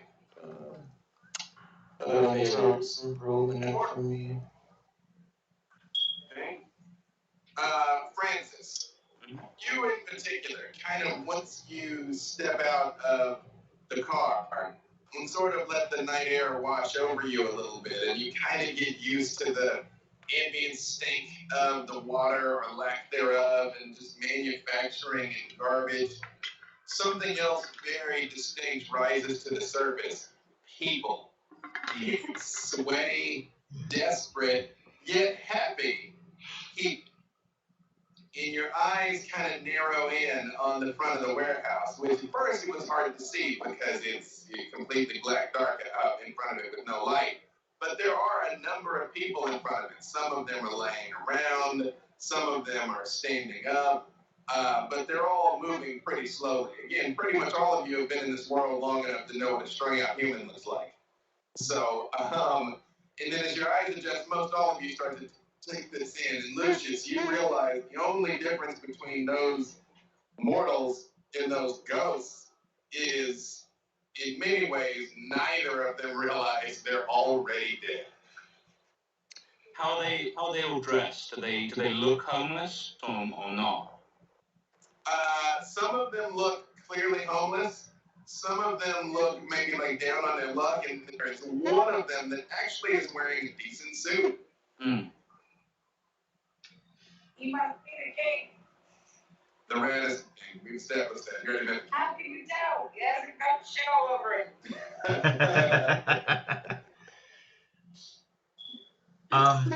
So after you pointed out we should give the ghost a wide berth, I kind of gesture vaguely and say, so where should I avoid? You said they were all right around the front, correct? They're basically doing exactly what the people are doing. They're kind of around the front, and some of them have spilled out into the streets because they're basically lost. I was headed that way. Am I up by them yet? Okay, cool. Yeah. And as you get closer, you see the same thing. There's humans. Again, you have been along a while. You know what a strung out human looks like. They're by a door. Is the door open? The door's kind of ajar. If you were careful, you could probably squeeze through it because you're fairly petite. Okay, I would like to do that. Do I have to roll like that? Yes, even one success will do it. So here we go. I like where this is headed. Dex and athletics. I've had a grand old time with their bestial failures in our ongoing campaign. Every one of them has been a joy. Okay, you are in fact able to squeeze through. And the moment you get through it, you are violated by the stench of this place. And never in your life have you been so thankful to Lilith that you did not have your heightened senses. What does it smell like? Sulfur, dead bodies, all of it. All of it. Okay. It smells like poop and death and motor oil. Oh, Yeah. I mean, this is the teachings of Kult after all. It's a form of pain.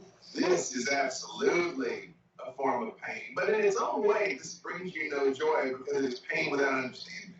It's just suffering, which is really more just a waste, really. It's like watching someone just pour fine wine down a gutter. It's like, why would you do that? Oh, so nice. They suffer for nothing. I'm gonna continue making my way towards the entrance then, and just kind of trying to dodge things I can't see. Yeah, you're gonna crawl through it. Yeah. All right. And Mr. Morgan Doyle, what do you do? I finally get out of the car and I make my way towards the warehouse. When you approach in particular, and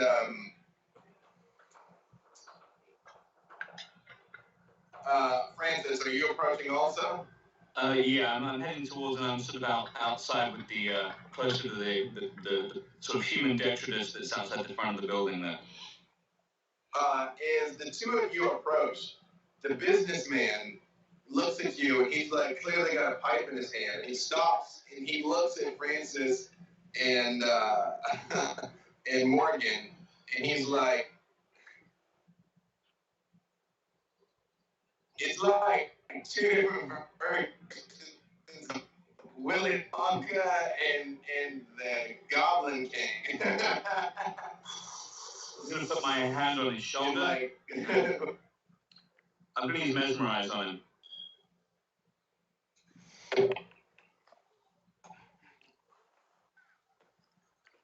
and what are you going to invest for an unsuspecting mortal? It succeeds automatically. Well, roll just to see if you get a bestial failure.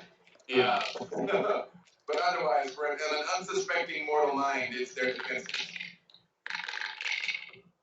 2 successes. All right. What are you going to compel him to do?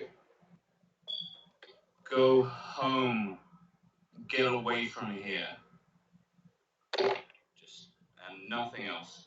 He sort of looks at you for a second, and he just like nods and like drops the pipe, and it cracks on the ground, and he just like walks out into the street and starts walking. And you all that were further back see this man walking through like leaving and walking past you. Lucius is going to walk towards the front, being very careful to give each of the ghosts a wide berth. Mm-hmm. When you say this, a couple of the other like watchouts, Francis, kind of like open their eyes and look at you for a second, but like nobody really reacts. Like one of the guys who's standing by the door is like, "Hey man, do I have to go home too? I'm not done."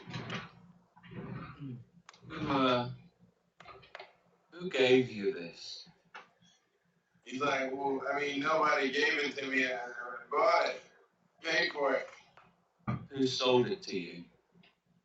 He's like, "You can get it inside. You get whatever you want." Yeah? What's his name? Like, I mean, if you don't top me off, like, I'll take you right to him. He's like, I kind of, I'm a little short on cash, but I'll walk you in. Tell you what, you take me to whoever sells this stuff, right? I'll make it worth your while. He's like, oh, okay, cool. Yeah. Does Lilith know anything about this? It's a drug deal. Just a drug and not anything like specific. This does not have the markings of what you guys have come across with thin bloods.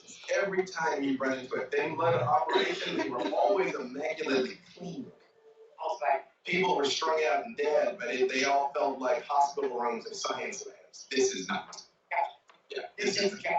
Well, if it is a thin blood thing, this is definitely not like any of the others. Yeah, it definitely seems more like people are engaged in various flavors of debauchery. As you guys make your way inside, because the dude does kind of push the door open, and he's like, "Oh yeah, watch your step."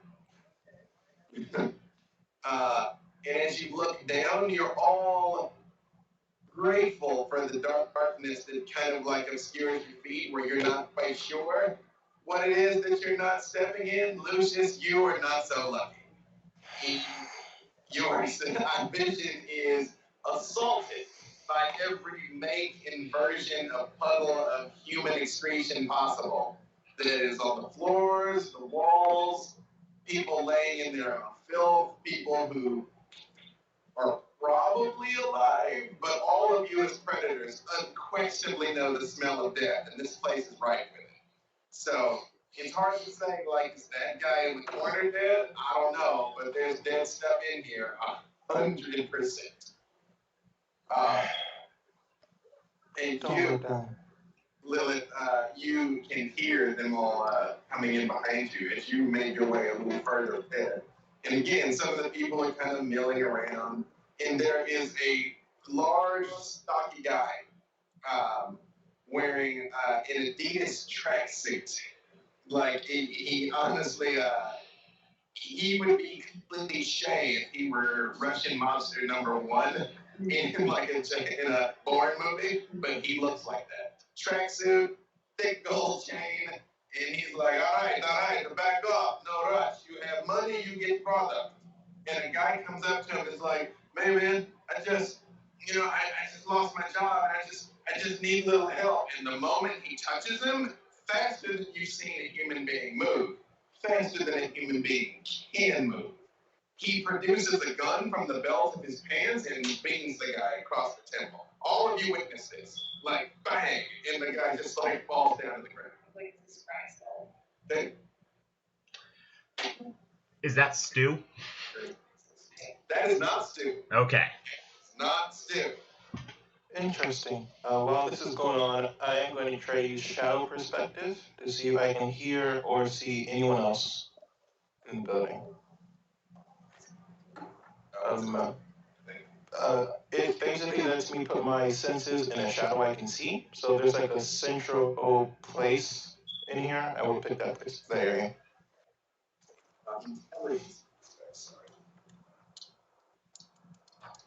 Got it. Since the all new, all different Oblivion has come out, I don't know offhand all these things. So that is a bestial critical. Oh, it's you. It's you. Oh yeah. Messy crits. It works. First, let me tell you what you learned, and then I will tell you how you learned it. So, you again thank little baby Jesus for 100 days. Okay. All right, so that's 5 with crit, right? Okay. You can ask 3 of these questions. Any 3 of those, I will tell you the answer to.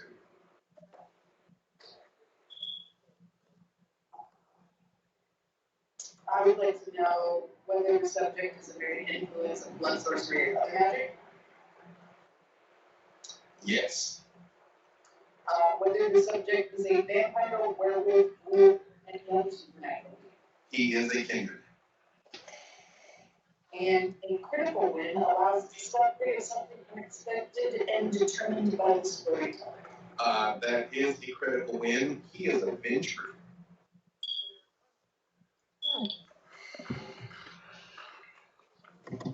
But hang on, Lucius. We'll come back to this in a second. You basically, when you spot this man and you see him hit him, you're just like, I have to know. And you go, and get right in his face.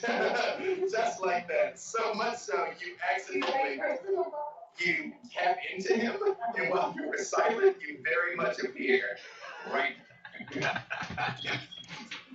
And all of you see this, because you haven't seen this since you left the club. Right there, nose to nose with this guy. I burst out laughing. So there's, you see through the shadows here. So what does this allow you to do? Basically, I give you a rouse check, and then I can put all of my senses, sense of hearing, sight, as if I were standing in that place.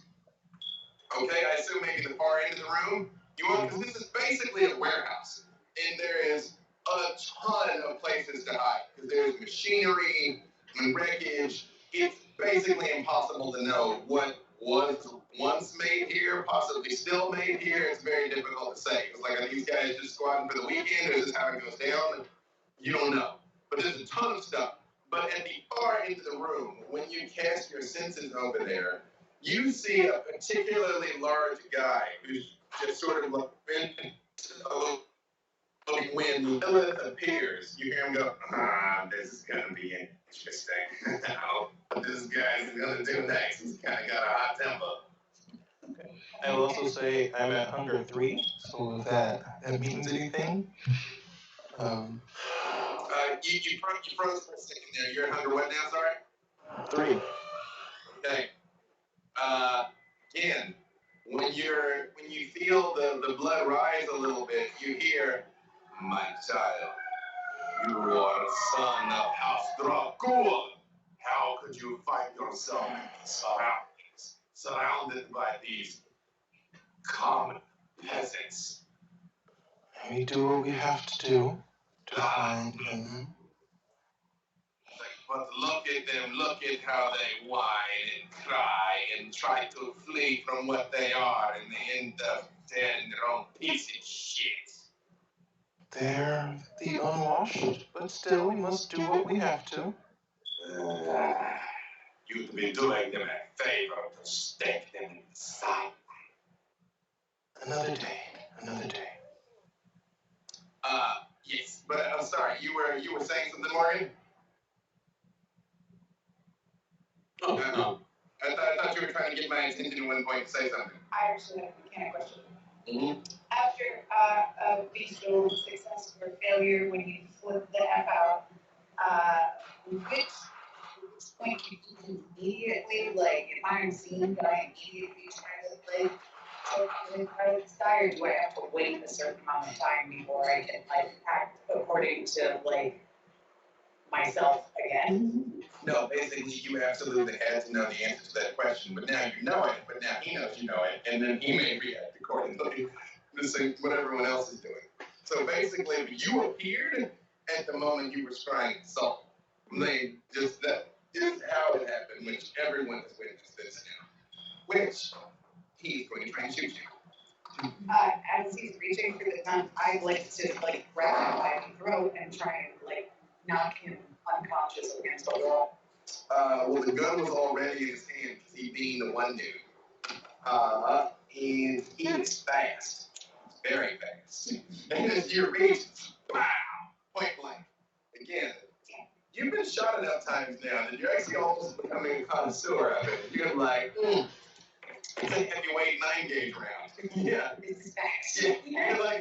You're like excellent stopping power, you know, but not too heavy. I'm still gonna go back in and try and, like, grab him by the neck and smash his. All right, that would be strength and roll. All right. Yes, plus your focus. All right. So all of you are witnessing this. You all witness her appear, bang, and then immediately start turning to grab the gun. When he fires, I immediately start running over to it. Okay. I'm actually, go ahead. Go for it. There you go. The man, the addict who brought us in, I'm gonna try and physically put myself between him and shove him at the door, like just push him back out and yell run. Okay. That is 3 superficial damage for you, by the way. And he's like, he looks at you, hey, but it wasn't the best failure though, right? Hey. That was all zeros, right? What? Yeah. Okay. All right. Well, I got these successes. Oh, okay. All right. Those are the successes, and that's the goal power. Got it. He's like, hey, you said you're gonna make it worth my while, man. Oh, wow, they're like shooting, dude. Like, oh. Run. Keep yourself safe and get any other arsehole on your way out as you go. I won't forget you. He's like, well, give me are you trying to be nice to him, or are you being persuasive or intimidating? More intimidating than anything else, actually. Give me manipulation and intimidate.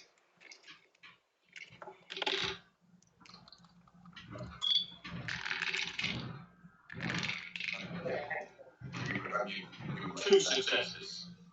Okay. He's like, oh, okay, man. All right, be cool. All right, like, we'll come back like tomorrow. All right. He's like, cool. You're harsh and mellow, dude. All right. People like shooting monsters, and like he turns and walks out. Okay. And Morgan, what are you going to do? So I have Extinguished Vitae from Thaumaturgy. How does that work? Here we go. Try me shit. All right. Hashtag Trumation. Hashtag Trumation. It's funny, I literally opened up this book to that, which I feel like in and of itself should count as some Trumio shit.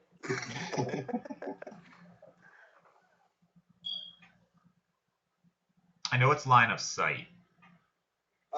So you would make 1 rouse check, so you gotta roll blood die to see if you're getting hungrier. That's good. And then you are going to roll your intelligence plus blood sorcery. Versus, including blood dice, correct? Yes, always including blood. The only thing that you do not use blood dice for is willpower. Okay. Every other type of roll includes blood dice.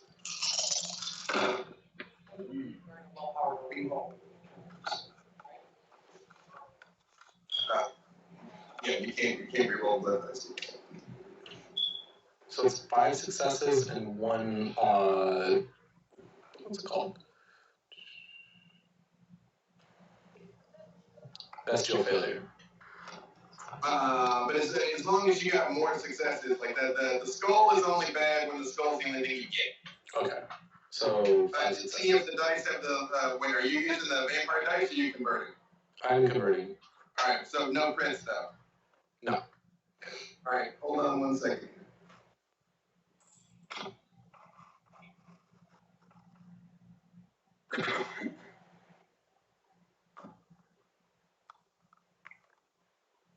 I'm almost ready to convert. Your dice don't like me.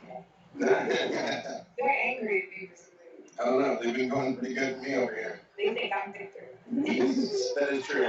Hey, Victor's dice, well, first of all, these are Victor's dice. I'm all like, hey, put some respect on Victor's dice. Also, these are them. However, they come through when I need them to. They've only failed me once. That whole couldn't land in transmit on Aurora thing, that still bothers me. Some pretty good story came out of it, but you want to watch a human being slowly withering and dying on camera. Look at my face when I could not get that fucking enchantment to stick on Aurora. Like, let me just roll these 18 dice. Oh, no successes? Okay, cool. Right, you're like, I'm trans on soul, bro. Yeah. How about I burn a willpower? Still nothing? Awesome. So, what the Sanctified Table will do, right, is, hang on. You hold your hand out and you motion towards this man. And Lilith, since you are right there next to him, you hear this. You hear a sizzling noise. And there's almost like a reddish vapor that unmistakably smells like blood. And that starts coming off of him. And he's like, So you burn some of his blood, which makes him get hungrier.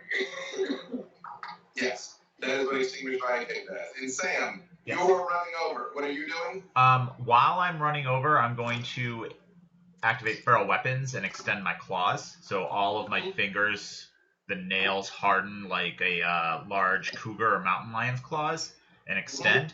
I pass the rouse check for that. And when I get there, I'm just going to... She was slamming him into the wall. I'm going to grab his face and just dig my claws into his face. Okay. So...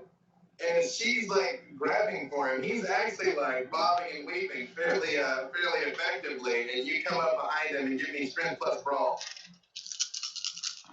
Yeah, because he's still trying to get a line of his stuff. Shooting.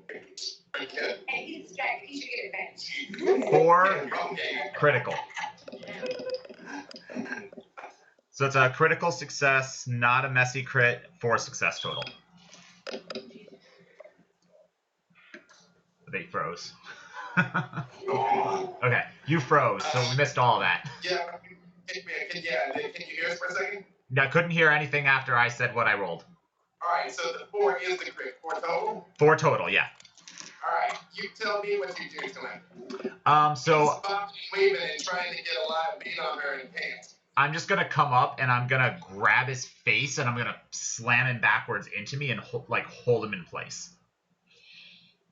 So I also have my hand over his mouth. So you want to try and grapple him, basically. Yes.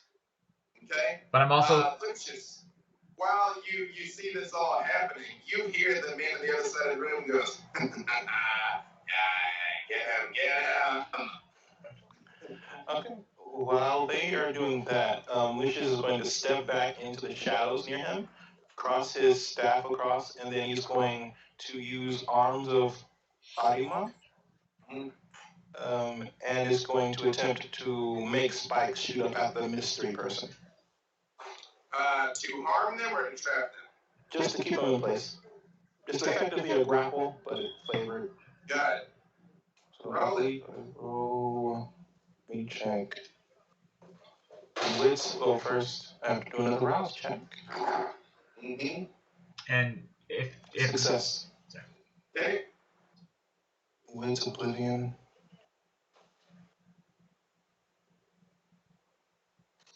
Two successes. So, the spikes come out of the floor, and the man goes, "What the fuck is this?" and like jumps back, and you all hear, "What the fuck is this?" and like clanging coming from the other side of the room, and he like knocks things over and stuff, scrambling away out of the shadows. In fact, he runs over into the light that is coming in from the other side of the warehouse.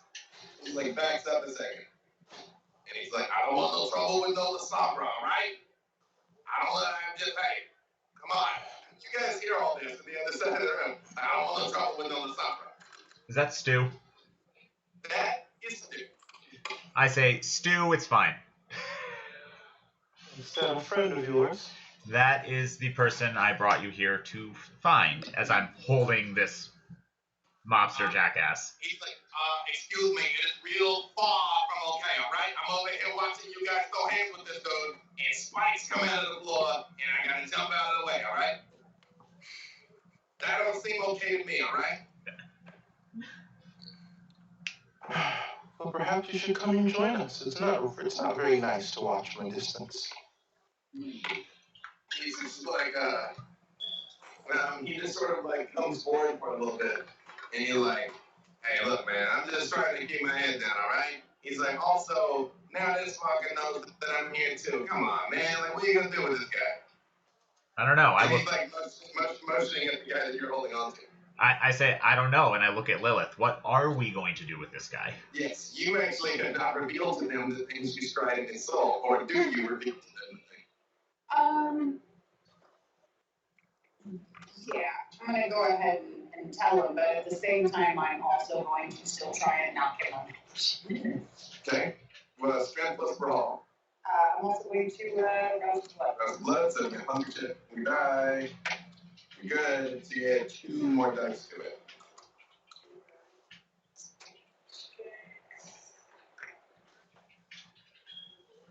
Oh. Yeah. So your hunger check is 20. Again, no negative repercussions to this course of action. Please don't miss and hit me. Stop reading my mind.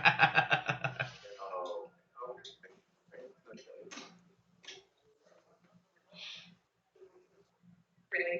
Really? No! I know you guys can make me. Here, there you go. We'll swap handfuls. There you go. There you go. You take these ones. You know what? Because you're getting your hanks on my dice anyway. It's not gonna work right. I'm gonna have to sage my dice after this. No. Lilith comes up and you're like, "What should we do with him?" And she's like, "Well, boom!" And she hits him. But when you hit it, it's like he sort of like leans down and like kind of puts his head into it, and you hit him in the you can do one. Yeah. All right, but just I mean, Now that I got new die. this way you're gonna set. Yeah. Okay. Now that I got All right. Oh, okay. Oh, yeah. See?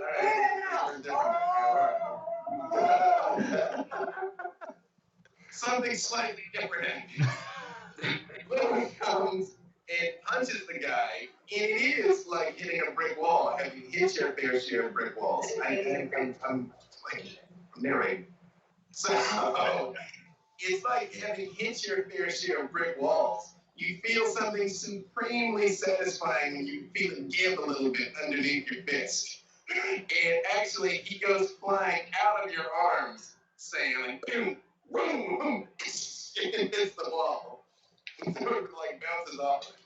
It like falls down kind of onto his hands and knees. I start walking over. I just kind of go and start walking over to him. Yeah, you guys, again, she seems very petite, but that was an incredibly hard hit. You just saw her deal out on the guy. He went flying like he didn't weigh a pound. Yeah, That's the difference between 3 successes and 8 successes with a crit. That's how that works. Yeah. And when you do, Stu looks and goes, oh, okay, all right, yeah, but I don't need none of that stuff, sweetheart, okay? Just like, I'm cool.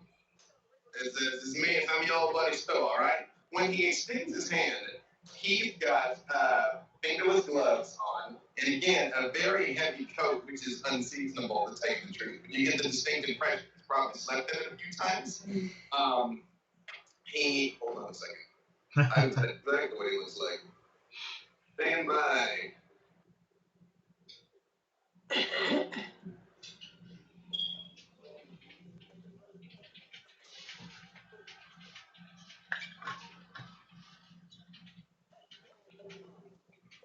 can tell you exactly what it looks like. He looks like this.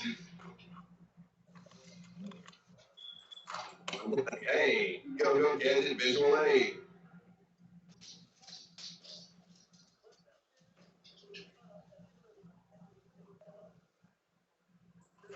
So you can post. And gone.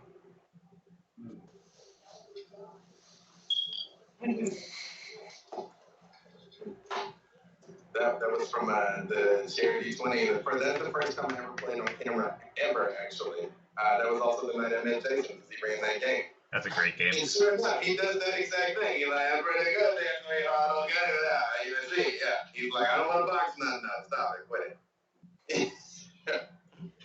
He's like, Sam, what are you doing here other than like ruining my night? Been bringing these like strange but anomalously attractive and powerful people here to like see me.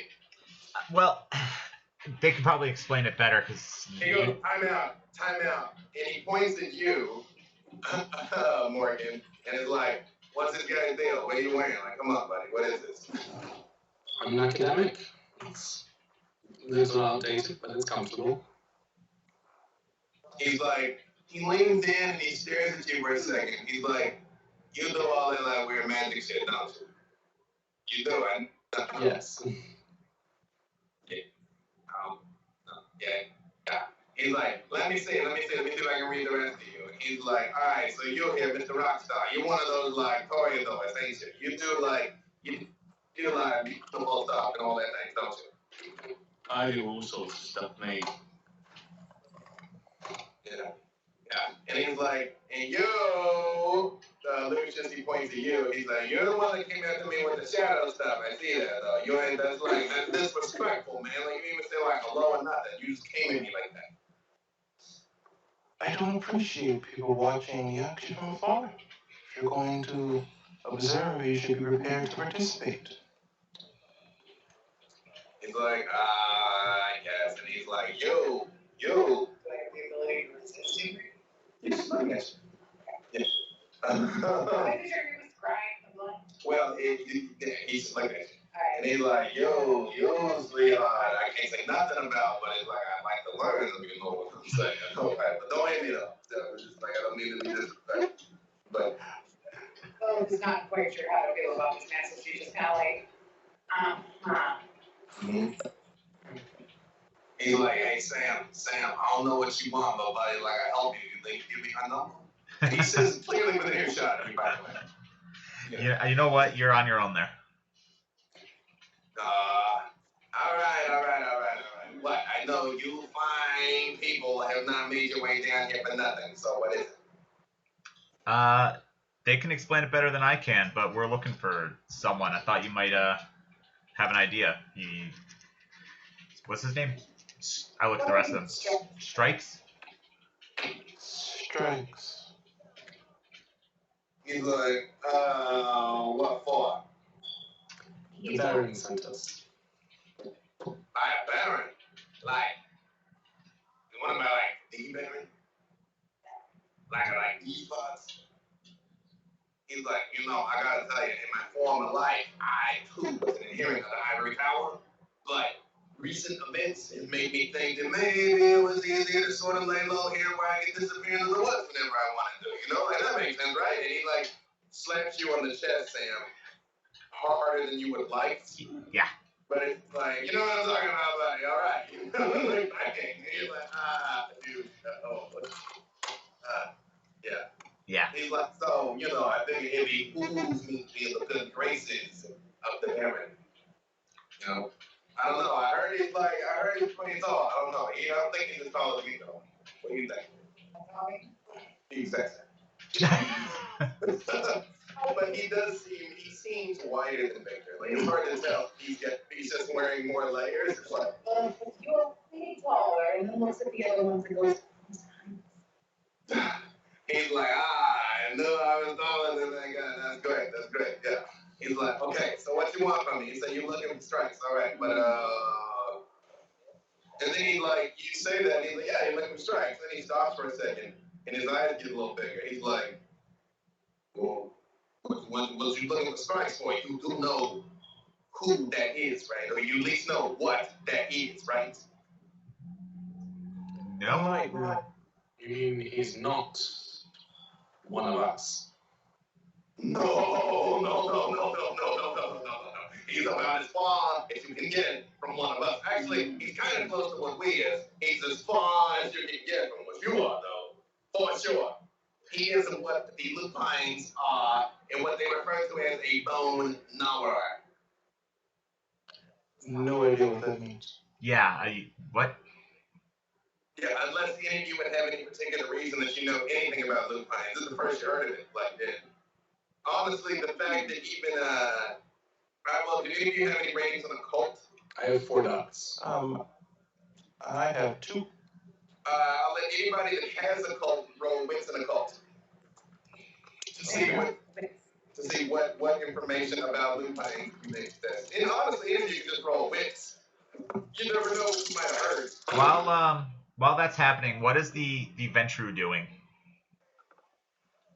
Very, very slowly trying to get up. But his bell is completely wrong. I put my foot on him and just kind of put my weight down on him. Yeah. He is trying to get up, and your boot hits him and kind of goes into the wall. Yeah. 2 successes. 2? Okay. 5 successes. 5 successes. Luke, hold on a second here. How many did you get, Lily? All right. Francis, are you trying at all? No, Francis is a little bit uncomfortably fixated on the Ventru still. He's really focusing on it. Well, you do see Sam has his boot on his neck here. Yeah. Yeah. And he's kind of fumbling, reaching for your foot here. 5 successes, Morgan. So, you have read about bone gnawer lupines. The stories are unclear. They don't always add up. One thing you've heard repeatedly is the lupines have clans just like kindred do.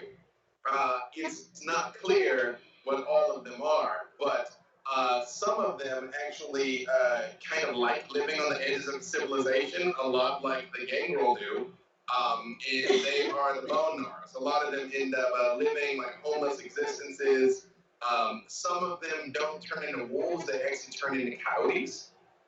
It has been rumored that there actually are no coyotes in Los Angeles, and 100% of them are bone gnawers. But that didn't seem to make sense at the time. Who knows? Who can say? But this is the kind of environment where they probably would be if what you heard is true. I will also say with that high successes, you also heard and didn't believe at the time, some of them are particularly adept with technology and have a particularly strong presence in Glendale, right here where you are. Which, while that might sound crazy, Gangrel live on the edges of society, and Nosferatu have unusually high capability with technology, so maybe. I share this information with the group. Mm-hmm. Interesting. So do you know where this individual is? He's like, no, you got it all wrong, my friend. If I knew where the bone arts were, that's for why we should not be there. They kind and our kind do not get along. We, in particular, Sam, my boy. And he puts his hand on your shoulder while your foot is still on the neck of the Ventru, by the way. Yeah. He puts his hand on your shoulder, again, harder than you'd like. And he's like, Sam, my boy, I must apologize. I know you are lacking your education of the basics of our existence. One thing that you should know on a macro level, let us say, kindred and the lupines do not get along. We are the proverbial oil and water. We are the proverbial corona in anything. We do not belong together, okay? Noted. Subset of that. Subset, my friend. Are you following what I am saying to you, Samuel? This is to save your life. 100%. 100%. Bone knobbers in Gangrel, particularly, well, let me be cautious in what I'm telling you. Gangrel and lupine really don't get along because we kind of hang out in a lot of the same places, but sometimes some of the bone gnars can actually be a little bit reasonable because they know what it's like to get kicked around, like this fucking guy here. And he motions to the bench crew on the ground. He's like, they know what it's like to get out of a dumpster. They know what it's like to get let down on. Sometimes maybe they're a little less judgmental than some of their highfalutin kin. I might know what that is like. Right. He's like, that's been my experience. Yeah, I know strikes. I've been around strikes, you know, and my head is still on my shoulders, which is good. But all it takes is one wrong move, and they would pace you before you knew they was moving. That being said, we would still like to go fetch because Victor has sent us to go find him in their practice. If he's reasonable enough, I'm sure we'll be able to have words with him before anything super terrible goes down quickest after. Do we hints of like, is there any specific way, any other crewmen that would be around him that we could extract information from? He's like, all right. I'm gonna help you with something, but you gotta help me with something first, though. You gotta do two things for me. The first thing, you gotta tell the Baron that I undo this for you. That you could not have succeeded without the help of Stu of playing game prep. That's the first thing, all right? Do I have your words that you all do this thing for me? Of course. Cool. The second thing that I will require you do, he motions down at the bench room, and he's like, some of these guys have been pushing in here. They're peddling something weird. I need you to get him and the other ones out of here. Someone steps on his neck. Well, like that. Trying to snap his neck. He's like, but you clearly, again, when you squeeze on him, again, it's like this dude is not made out of flesh and blood. Like, he is hard when you touch him. Yeah. Francis is gonna approach this guy, and with you standing on him, Francis gets right up, right close to his face, like almost eye to eye, and I'm gonna use dementation on him. What are you gonna say to him? I'm gonna try and give him the visual, the image, put this thought into his head of all the people he's sold to, all the ghosts just like lining up and coming in like this wave of all these angry spirits just coming for him. Everyone he's ever sold anything to. All right, roll your I think it's manipulation plus and dominate. dominate.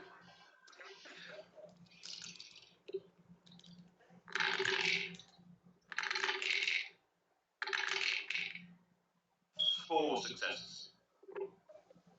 He looks at you and like his eyes kind of widen and he's like, it was just a business. You know, if they don't buy from me, they buy from someone else. No, that's like, no, I didn't make it like this, man.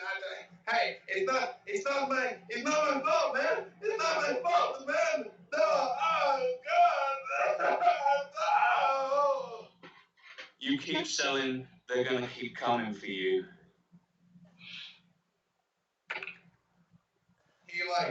He reaches up and he's like, you don't understand, man. If I stop, they're going to kill me. everything you've got, your whole store, flush it, destroy it, into the sea with it, into the fucking lake, anything, and you leave town. You got it? Or they're coming for you. He reaches under his finger and he pulls a ring off. And he like his hand's shaking and he hands it to you. He's like, you see anybody that got that done, man? You got to be careful with them, okay? They're the most bad, okay? It's like, all right, get them off my neck. I go tonight, I do. Francis takes the ring, just like steps back, like so breaks the hold on it. And I will. Stu reaches down and like hoists the guy up, and all of you notice is like really quick. You almost because the guy's like wiping his tears off of his face, crying. There's a rat in Stu's hand, and he slips in the guy's pocket, and he's like, no, you ain't gotta cry, It makes you sound like a bitch, you really do. All right, come on, let's go. And he like moves towards the wall. Towards the door with him. And he's like, okay, you go, and you don't come back no more, right? Yeah. All right. Is the gun still on the floor? The gun is on the floor. Okay. When they were grappling in the commotion, or when Lilith cold cocked him, it did clamber to the ground. Okay, I'll pick that up. Would you like to inspect it? Sure. Do you have any particular knowledge of firearms? I have 1 dot in the skill. Anybody else have more than 1 dot in firearms? Nope, just 1 for me. You. I want my 3 glasses. When you look at it, you're no like super gunsmith, but this is unusual. This is it's maybe police issue. It's definitely a 9mm pistol, but it's a little heavier. And when you slide Thorn shoot Lilith point blank with it, she bursts into flames. So they're not incendiary or anything like that, but they're very heavy. Like you think it's probably got the stopping power of a 45, but it's still a 9mm handgun. Would the ghoul follow us? Your ghoul did follow you. They're parked outside in the area. Your Speaking of guns, and my gunshot. Mm-hmm. Do I have It's rough blood.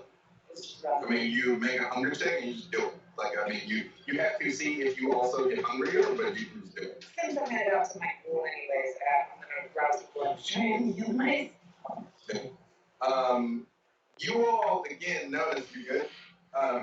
You all notice the hole in her chest again. Pending, I will let you decide whether or not this is the type of thing that you would notice. But again, it is an anomalously large hole for a 9mm handgun. Lucius would not notice. Right? How many help could I get back? I'm so good.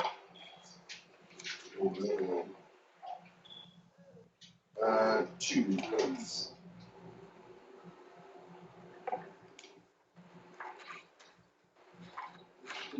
I'm gonna do it one more time just to heal all the way up. Same thing.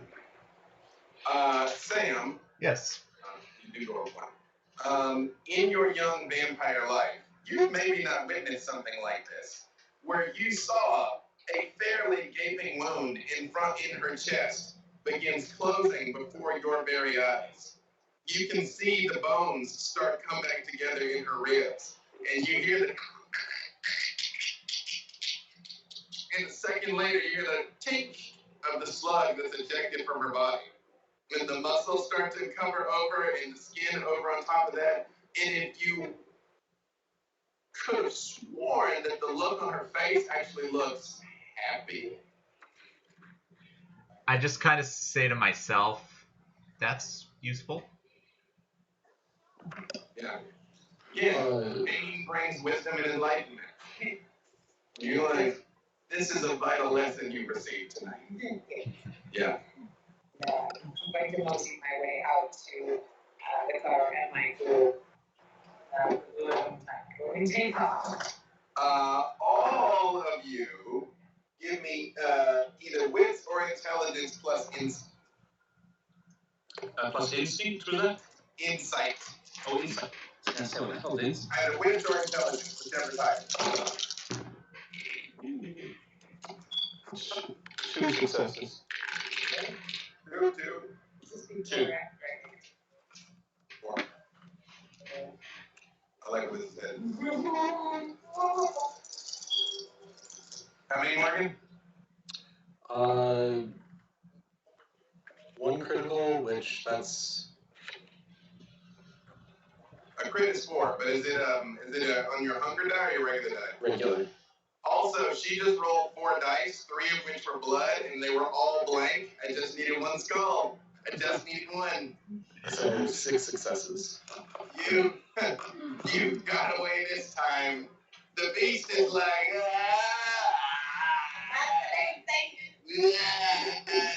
yeah. Like, don't fight it. Don't fight it, my child. 6 successes. Morgan, you realize there are a number of mortal witnesses that just saw all of that.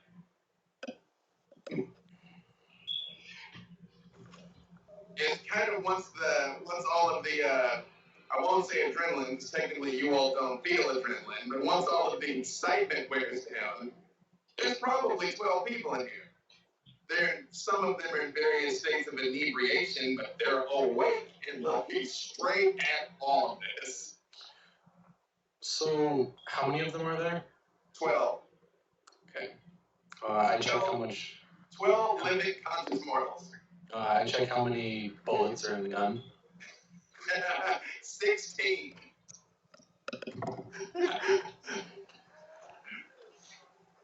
Do any of you know how to wipe this so that we don't get unwanted recognition? I mean, but how about you guys step outside for a moment and I'll do what I can to make sure they forget us, alright? Alright. I can help as well if I don't need to rouse you. Memory and I have forgetful mind. yeah, that. Oh. Well, you can tell her, what's the other one? No, things, sorry.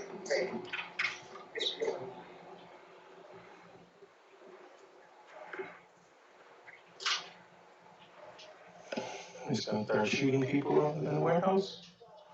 That's Well, memory doesn't need a rouse, but No, it does not. No, we made a mistake. Sure.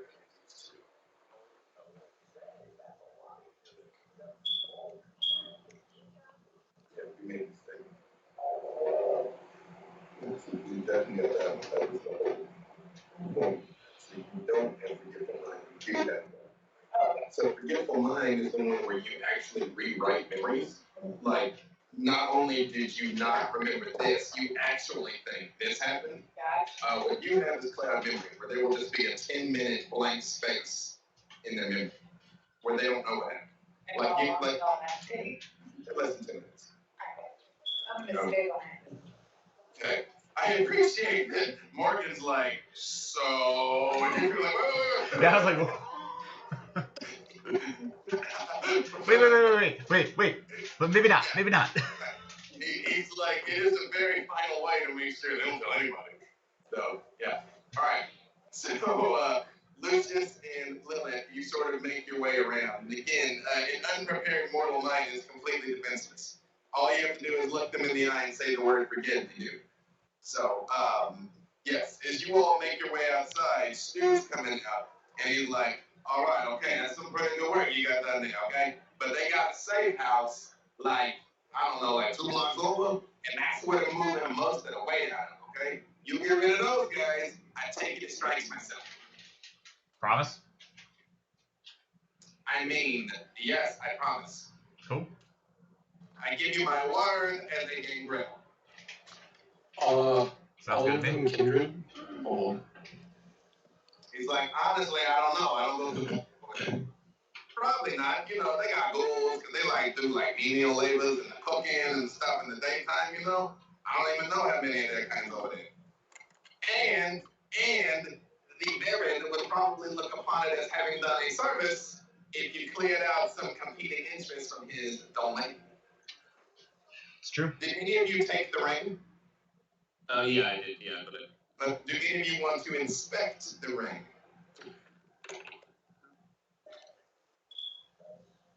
Again, wits in a cult, or just wits for any of you that don't have a cult. yeah, I will say Lucius. I'm gonna sort of hold it up. Sure, Anyone, Lucius. anyone got an idea what this might be? I'll look There at is it. a symbol on it that you don't recognize. But, Lucius, you do realize it is really nice. You know classy stuff. It is a very, very expensive signet ring. It is gold, and across the top of it there is a symbol that has been carved into it. But looking closely at it, you think it's probably hand etched.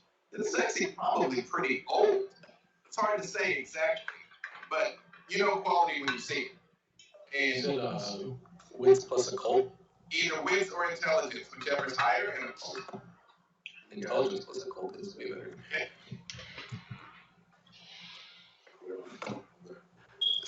Six successes for Lucius. 6 for Lucius. Lucius, this is a La Sombra symbol. I don't know if you can hear me. I know I lagged out for a second. Lucius, this is a La Sombra symbol. You actually don't know what it means, but in some of your old family documents that you've gotten that are allegedly written in Vladra Kul's own hand, you've seen this symbol before. It is actually on the front of one of the tomes you've got, but you do not know its meaning. 6 for me as well. Yes. You arrive at a similar conclusion, but to you, it is more of a reading knowledge. That you're all like, it's a cult, it's maybe all chemical. You're like, it could figure into it from your ritual that maybe you don't know, because you realize that for whatever reason, you, like so many of you can, some of the old rituals seem to be lost to you for reasons you can't understand. Even when you try and summon it to your memory, it's not there. You read your old notes because you take meticulous notes, but it's almost like it's nonsense. You're like, no, surely that's not what I mixed to make that happen. That can't be. But maybe, something like that. So you, Lucius, comprehended as La Sombra, and you've seen it written in Vlad's own hand. And you, Morgan, recognize it as alchemical, related to a ritual of some sort. You went all Seeing robot. that, I will go over. You are sounding a little robot-y there. You do. Oh, okay, coming back. I'll be right back. Sorry. Oh, boy. Well, the 2-minute break became 12 minutes. That's not terrible. That's not terribly efficient. No, it's not too bad. Ian, we do not have your video up. Oh, Got your audio, no video. Forgive me, guys. I am here. I'm just walking around the room a little bit because we played D&D earlier at like noon, so I've been sitting on the couch since noon. So at this point in the day, I'm kind of, I think I road trip syndrome. You know, a little bit. can you see my video now? Yes. Okay, weird. It was showing me that it was up, but I just turned my camera off and back on, and it seemed to work. So. When in doubt, jiggle handle. Yep. Yeah. Hey, I was literally mid-sentence when I went robot last time and then dropped and then came back. I believe you all were asking Stu about the people in the safe house, correct? We were still talking about the ring. Yeah. The ring, yes. Yes, so you, again, Lucius, recognized it as La Sombra, and you've seen that symbol written in Vlad's own hand. You, Morgan, recognized it as alchemical and possibly relating to a ritual of some sort. But you, Lucius, don't know what the symbol actually means, and you, Morgan, don't understand the ritual. And yes, I was saying that some of the old magic doesn't come to you like it used to. Even when you follow the ritual instructions, it just doesn't work anymore. And it's a topic of some debate in the Tremere community, because if you all are anything, you are learned and apt to sit around and pontificate. No one's really sure why it is you all can't do what you used to do anymore. And quite frankly, it's not something that you openly discuss with others. But in your own mind, you're like, But I will say, you're aware of things you used to be able to do. Like, you're like, I used to be able to do a 360 kickflip, and now I cannot. This is not information you once possessed and don't anymore. This is something you never knew. Is the Ventru person, he's still in the room, or is he left already? He walked out. Stu showed him the door. I mean, he was like sobbing. He wasn't like running top speed, so he probably hasn't gotten far, but he is leaving. I'm gonna go after him and go, who gave you this? And gesture about the ring. Does anybody go with him when Lucius goes outside? No, I'm still talking to Stu. Francis is trying to sort of help the people immediately. Yeah. You're Lilith and Francis are cleaning up the witnesses. So I guess that leaves Sam and Morgan talking to Stu, and Lucius goes alone. Mm-hmm. Okay. As you walk out, the man is heading towards a large sedan, like a large late model sedan. And there's a man standing next to the driver's side. Clearly, he's like a driver. And he reaches into his jacket, pulls out a gun, but doesn't point it at you. While the other man's like coming forward, still like. I called him. Let me have a moment of your time. He's like, I told you, man. I told you. Just one more moment. Yeah, what? The ring. Who exactly gave it to you? When he turns back around, and you're holding the ring in your hand, and you say that, the crying man's eyes sort of widen for a second, and the guy who's standing by the door sort of like leans over and looks at the fact that you have it in your hand. And he's like, oh no, man, you shouldn't have let him see that. And the guy by the door starts shooting. Okay. And he pulls out his gun and points it at the back of the crying man and shoots him twice, and he erupts into flames. Come like from deep inside of his back and come out and just like start to consume him. And all of you inside the place, you hear a very loud outside. It's Sam and Morgan. You all are close enough to the door, and Stu's head moves around also. And you see a surprisingly bright flash that goes off outside along with the two pops. You're a robot again. Damn it.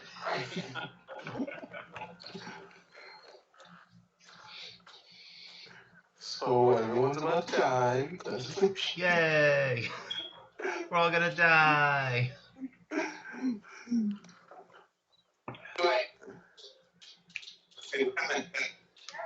Hey, it was great for sound effects to be like, yeah. So, Lucius, this happens in front of you, and the man who gets shot just like drops to his knees, and you know, you've been long enough, and once your pain dies, you degenerate back to the state that you were in the time that you were right. This man does not turn to dust. He clearly starts to decay, but it leaves a very recognizably human desiccated corpse. But it is on fire. And the man that shot him turns and points his gun at you, right? Soaring. How tall are the buildings in this area? It's about 20 feet up to the roof. 20 feet? Let me see. So I want a soaring leap to the top. If you have more than 2 things in potence, you can do it. I have exactly 2. Okay. You would be able to do it. Okay. Then I want a soaring leap all the way to the top of the nearest building. Okay. That would be the building that everyone is in. But yes, you can jump straight up to the roof. Okay. And if I can take cover out there somewhere, I'll do that too. Okay, hold on.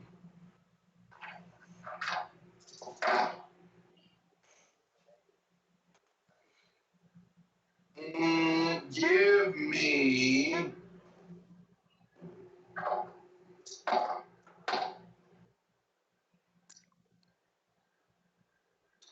Lucius. Give me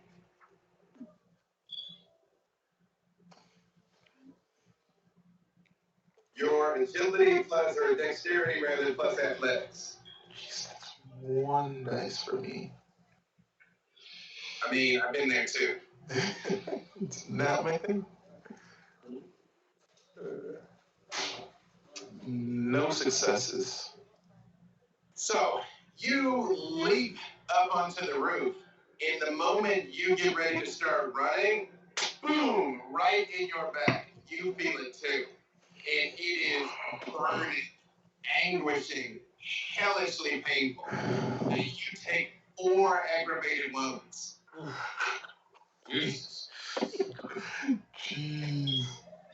You've never felt anything like this, and you can't get to it. It's like right in the middle. It's like if somebody stabbed you with a knife made out of molten magma, and you can feel it eating into your undead flesh as you stumble forward and fall forward into the darkness. Your retainer is outside across the street. So Sam, you and Morgan now witness this. Because when the first 2 shots go off, you look and see Lucius jump, you see the man point and shoot, and you hear the from up on the roof. Boom, boom, onto the corrugated roof. So you don't know his state, but you know he's hit. Is there a way I can get to the roof inside? There's probably some manner of machinery that you can scramble up. Yeah, so I've got athletics with a specialty in parkour. I feel pretty confident I can scale or clamber up onto pretty much anything and get up there. I would say you can, but go ahead and roll. We're going to see how fast you can do it. All right. Morgan, what do you do? Oh God.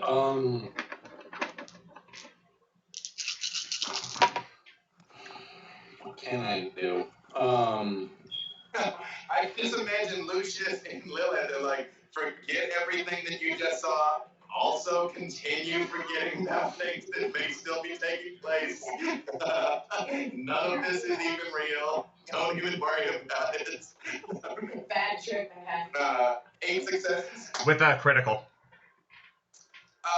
With a critical, like you are up in a flash. Yeah. Like you basically, like in 2 simple bounds, you leap off because again, everything is so old and rusty that there are a lot of just like odds and ends and ledges that pop up. So much so you're all able to almost pole vault foot first up through a skylight, and you basically land next to Lucius, who you can see writhing on the ground, which is the only reason you know that he has not met the final death. Okay. And the overwhelming stench of burning flesh is palpable, and you can taste it. Is he still on fire?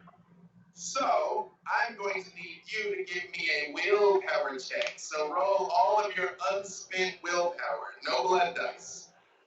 We're going to see whether or not you can quell the beast enough to get to him. And also, you should give me a willpower check to see if you're about to freak the fuck out from being on fire.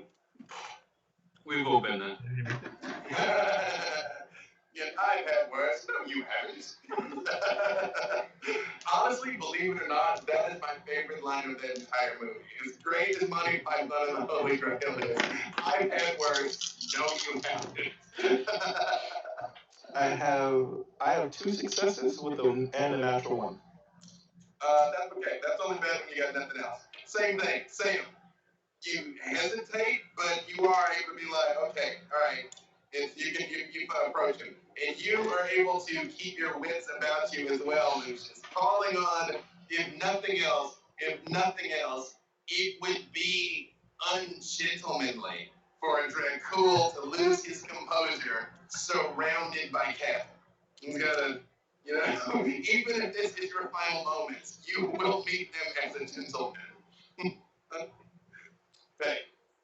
Morgan, what would you like? Am I able to see the person who shot Lucius? You do see the gunman, and the gun is still pointed up towards the roof. Okay, I would like to use Scry the Soul. Okay. Roll. Intelligence plus aspects. Yep.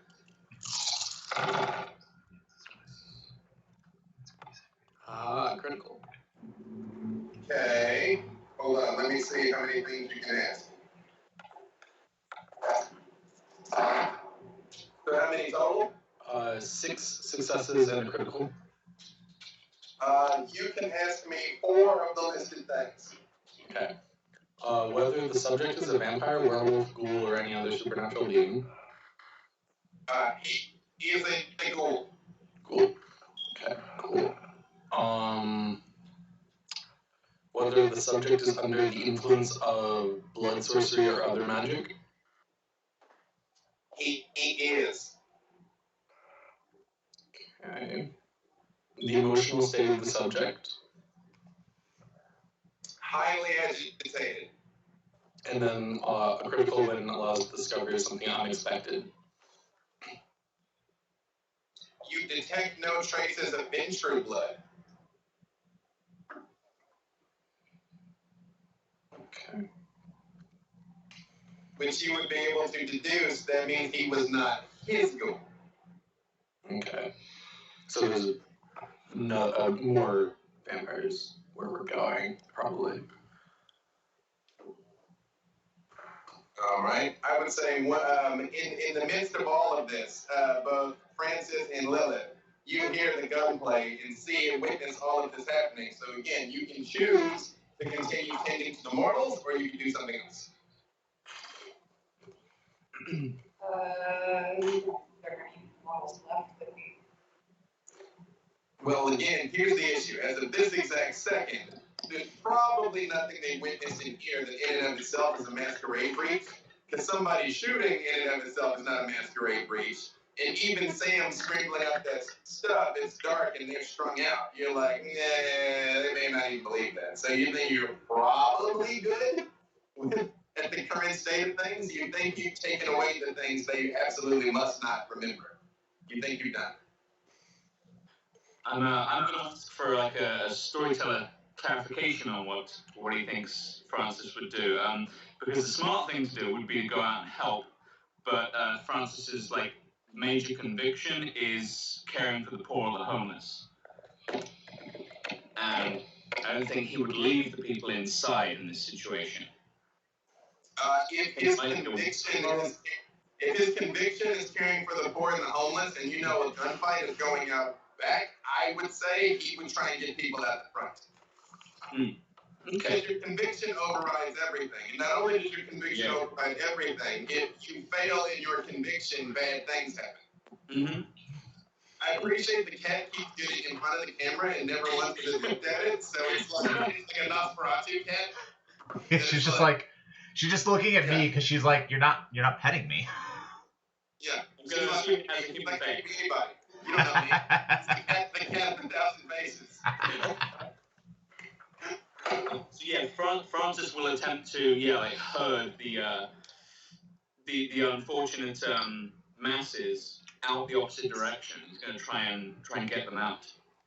When the incredibly loud gunplay happens, most of them are kind of snapped out of it. So I would say again, you can give me persuasion or intimidation. It's whether or not you're being nice about it or like you fuck out about it. Definitely going to be intimidation in this situation. All right. So manipulation and intimidation.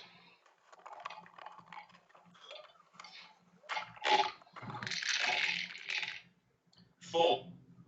All right. One other thing, Lucius. Your ghoul, you might have already accounted for this and just hasn't come up yet. Remember, your ghoul has 1 dot of one of your disciplines. And the power that your ghoul has is not necessarily a power you possess. So it's possible that they can do something you can't.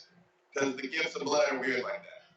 Yep. He would have Shadow Cloak, which is basically an intimidation boost. It's stealth and intimidation boost. Okay.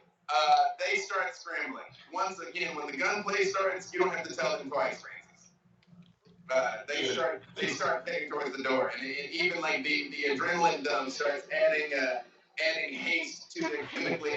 feet, basically. As they start pouring out the front. Yes, and what would Lilith like to do? Lilith is gonna activate Silence of Death passage out to them. Okay. So as you go running out, again, you see this man, and he's like looking upwards because when Lucius fell and Sam is like down next to him, he's very much like trying to get a beat on him. He's not even looking at you.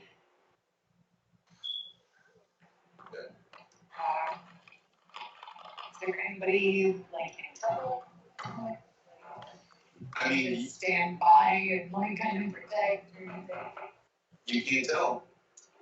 You actually didn't witness the events. You heard 2 gunshots go off, and you don't see Sam and you don't see Lucius. And then as you think of it, you don't see Stu either. Is there any hints or clues as to where they may have gone? You definitely heard the boom boom up on the roof when Lucius landed on it. Is there a fast way to get over there? Same thing. Do you have soaring leap? I do not have soaring leap, but I'm pretty strong in dex if I can climb. Do you have athletics? I do have athletics. So dex and athletics. Again, you can scramble up the machinery inside the building the same way Sam did, but we'll see. And remember your blood dice. So like when this is headed. Oh, one of these days I'll make my goal. Laying on purpose. Okay, all right. That was almost was really great, but it's still pretty good.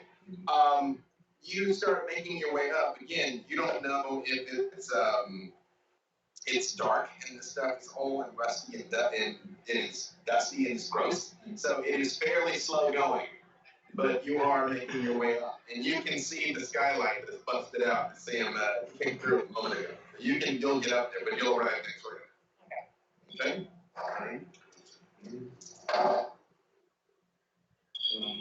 The man turns and he sees you standing there with your hand out looking, Morgan, and turns and shoots at you.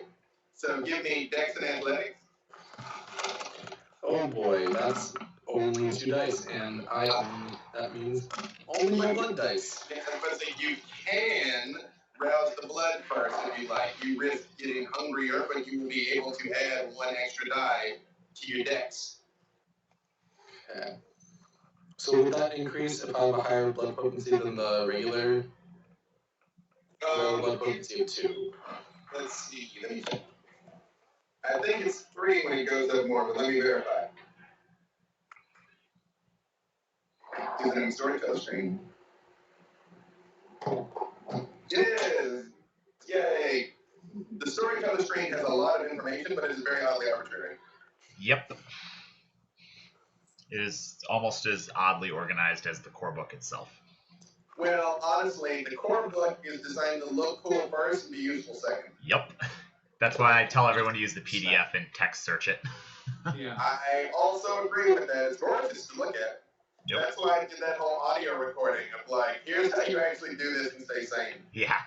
In a blood potency of 2, the main difference is you heal faster, but you still only add the 1 die going out.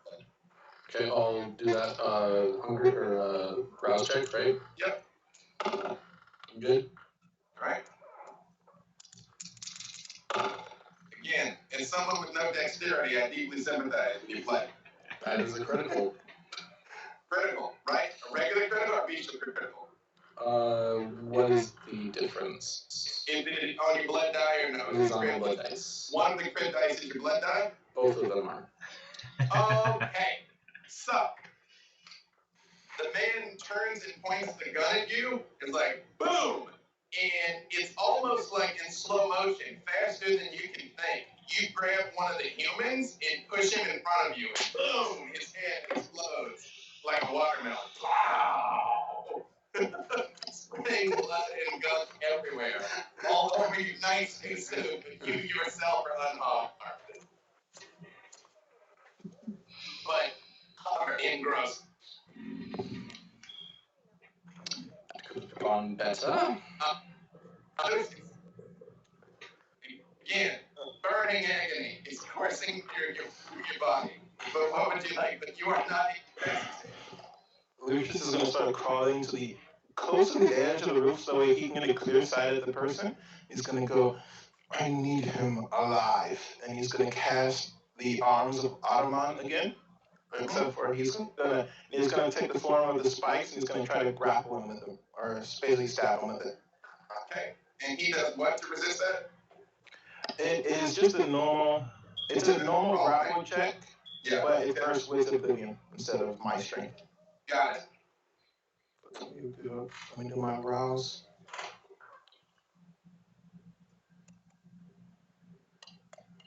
I have failed every rouse.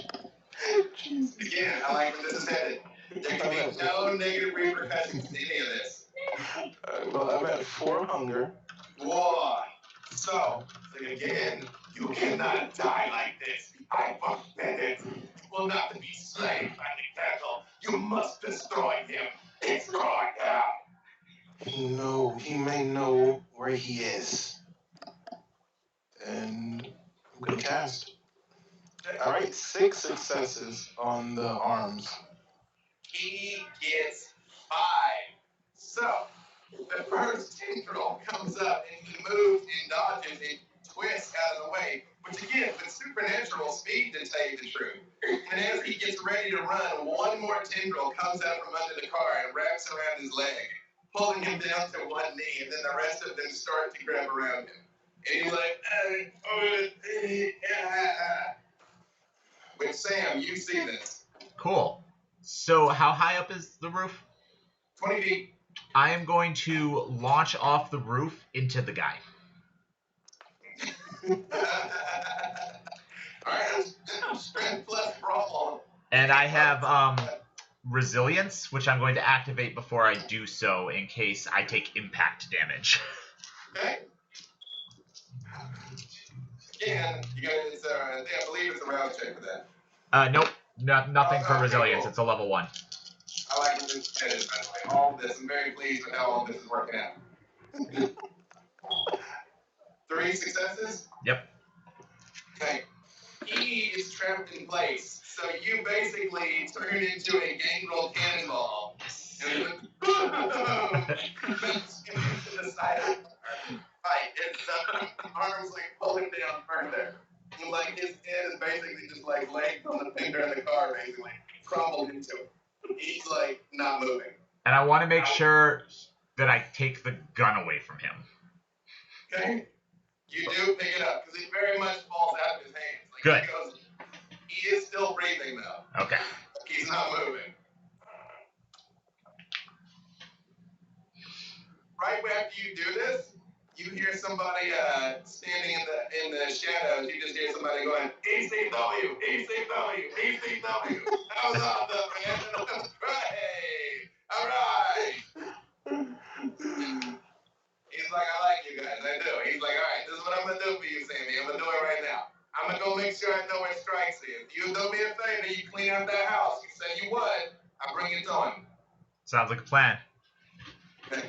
A moment later, out of the shadows, an incredibly nice, brand new, showroom new Ducati comes rolling out. And he's like, it's the only thing I spoil myself with, I gotta say. I'm a simple guy, but I like what I like, all right? And it's gone.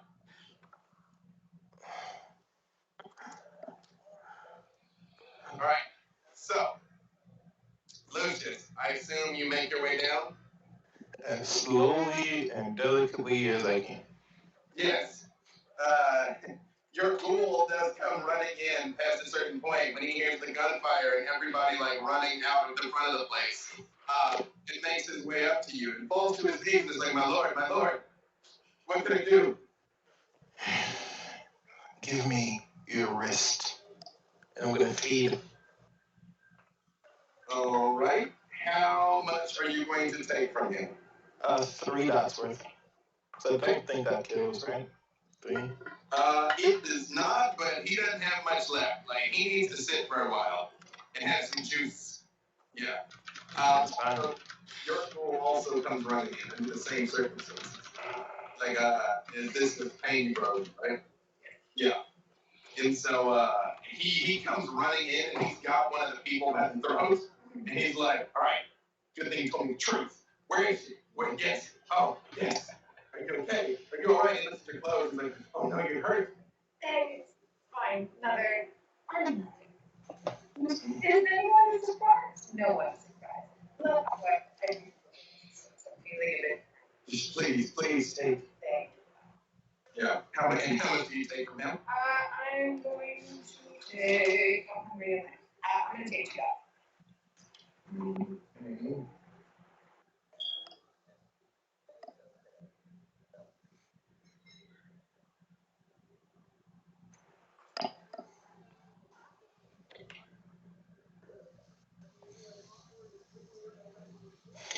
Hold on.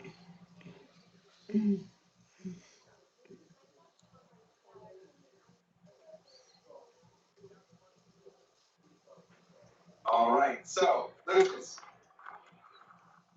do you want to try and heal your injuries? Yes.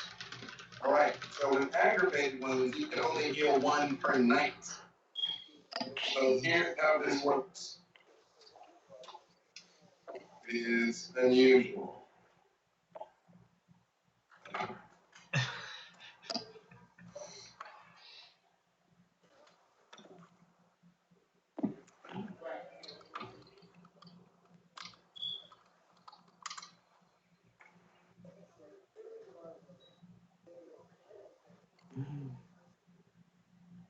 Oh, that's weird.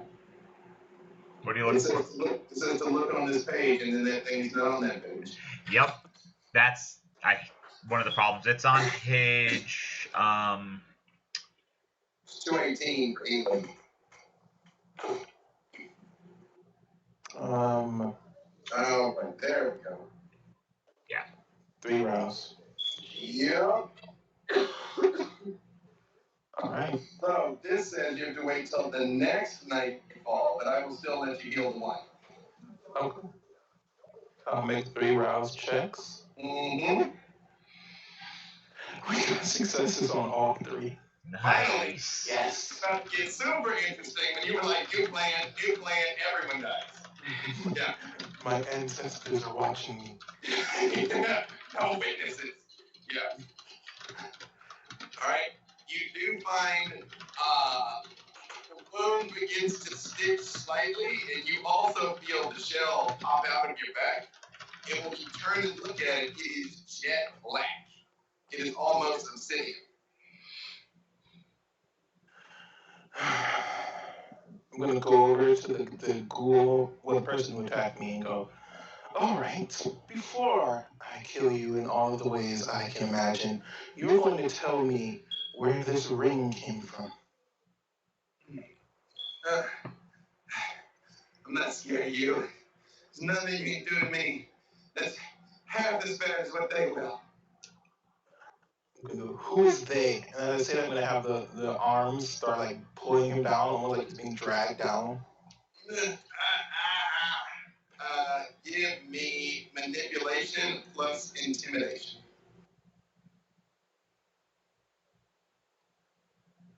2.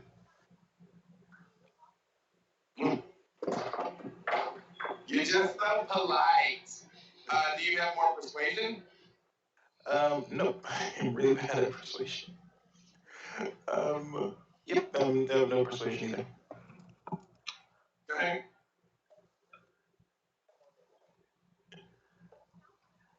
So I'm gonna turn to the group and go, I'm not very good at getting information. I'm much more quick to eliminate things. Do either of you have something better?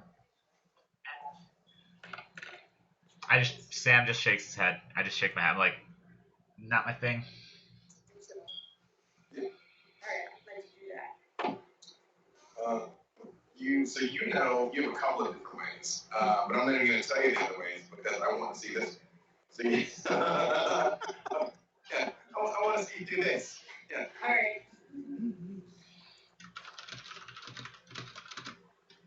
Remember your one blood die. Yep. Yeah. Okay. I'll Would you like Pain rather to assist you? Yeah. You can add one more die, but if this works, you're also going to have to tell me what it is Pain is doing to help you. So currently, you can do it. I'm just saying, you have to tell me how you do it.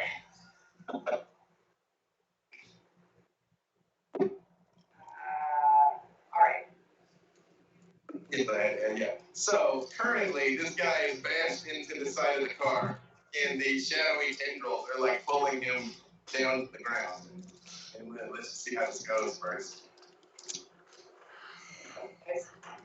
Yep, roll again. All right. Are you willpower anything, or you want to go with this? Oh, actually, you roll one more. It's kind of towards your specialization. So you get one more. That was useful, not at all. Right.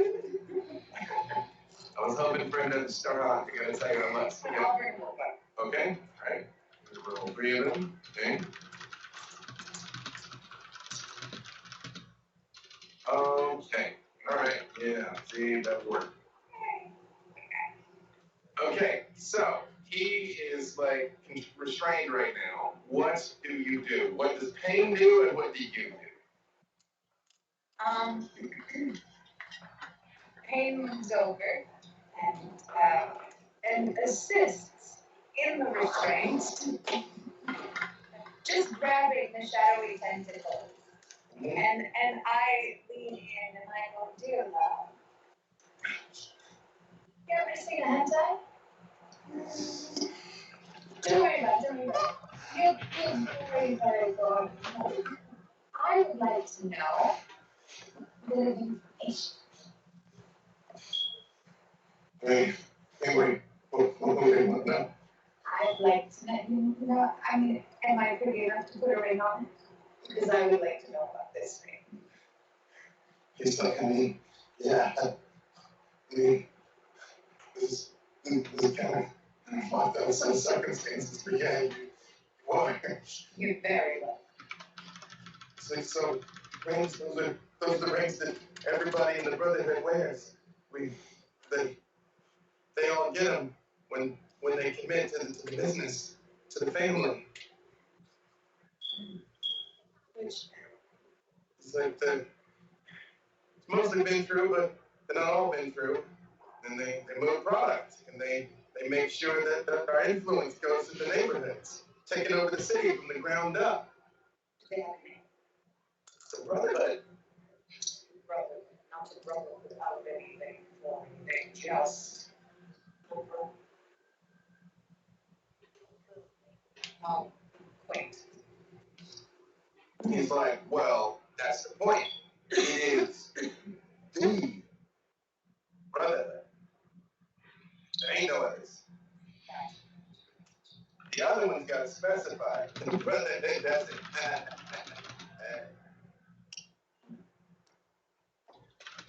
And would anyone else have any questions for this fine captain? Whose idea was it to give you those rings? I need a name. He looks over at him and he goes, your friend ain't looking so good. That's the funny thing.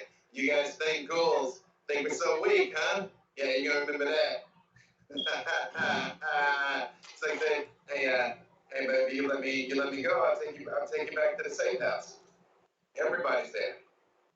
I mean, this time of night, I don't. And he sort of like kind of turns to look, but of course when his arms are held and one of the tendrils is around his neck, sort of looks at his watch. He's like, this time of night, a lot of people are out making deliveries, but you know, it's gonna be some interesting stuff there. And I look at him and I go, all right, but you want to stay tied up and still tell me where I want to. He's like, that's not a bad deal. Okay. She got 8 successes with a crit for the record. That's what I mean. He's overcoming despite the circumstances.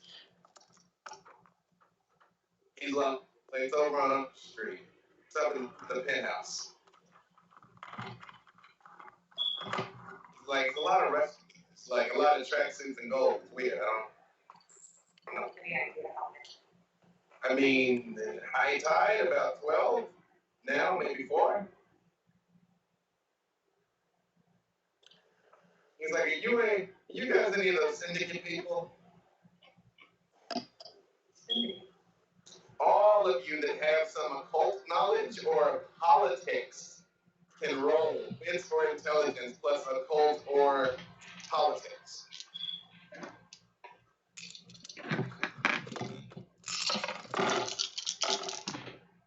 Four successes. Okay. Anybody got more than 4? 3 for politics. 5 successes 5. for occults. Right. Morgan, you know the Syndicate is a subsection of the followers of Set, newly rebranded the Ministry. And Lucius, you know that's particularly the street branch of their whole thing is a ministry of hedonism. And their arm of drugs and some other illicit things goes through the Syndicate. And you, Lilith, also know that, again, the same way Lilith teaches me of pain, the ministry syndicate, they don't always like to be called that, use pleasure to reach the same end. I mean, I They would probably incline to agree with you. So basically, he's asking you all if you're asking if your ministry, is what he's asking. No. Now, is there anything else you'd like to tell me? He's like, give me my gun bag and we can finish a fight. I am going to have the arms just rip him apart. Yeah, he's all like, hey, next time remember to duck.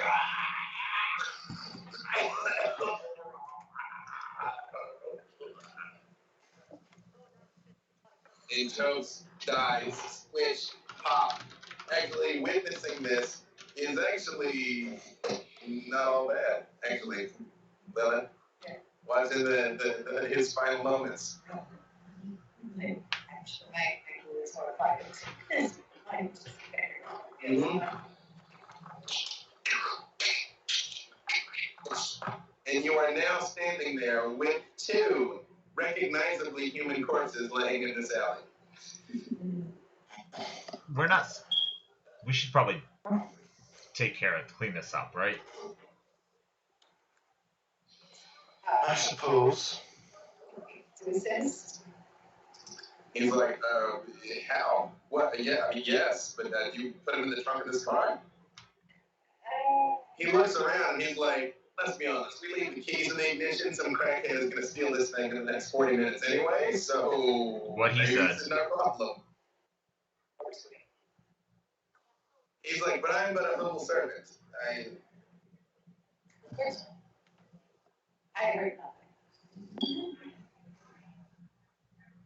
He takes out a handkerchief and opens up the door of the car with it and reaches inside and hits a button and the trunk pops up and he's all like, don't mind me, man. Ugh.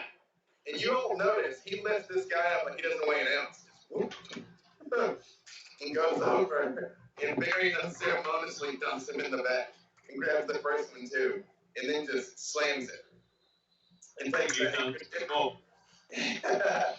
He's like, well, I did work for Mr. Temple for a while. And then he goes back over to the front and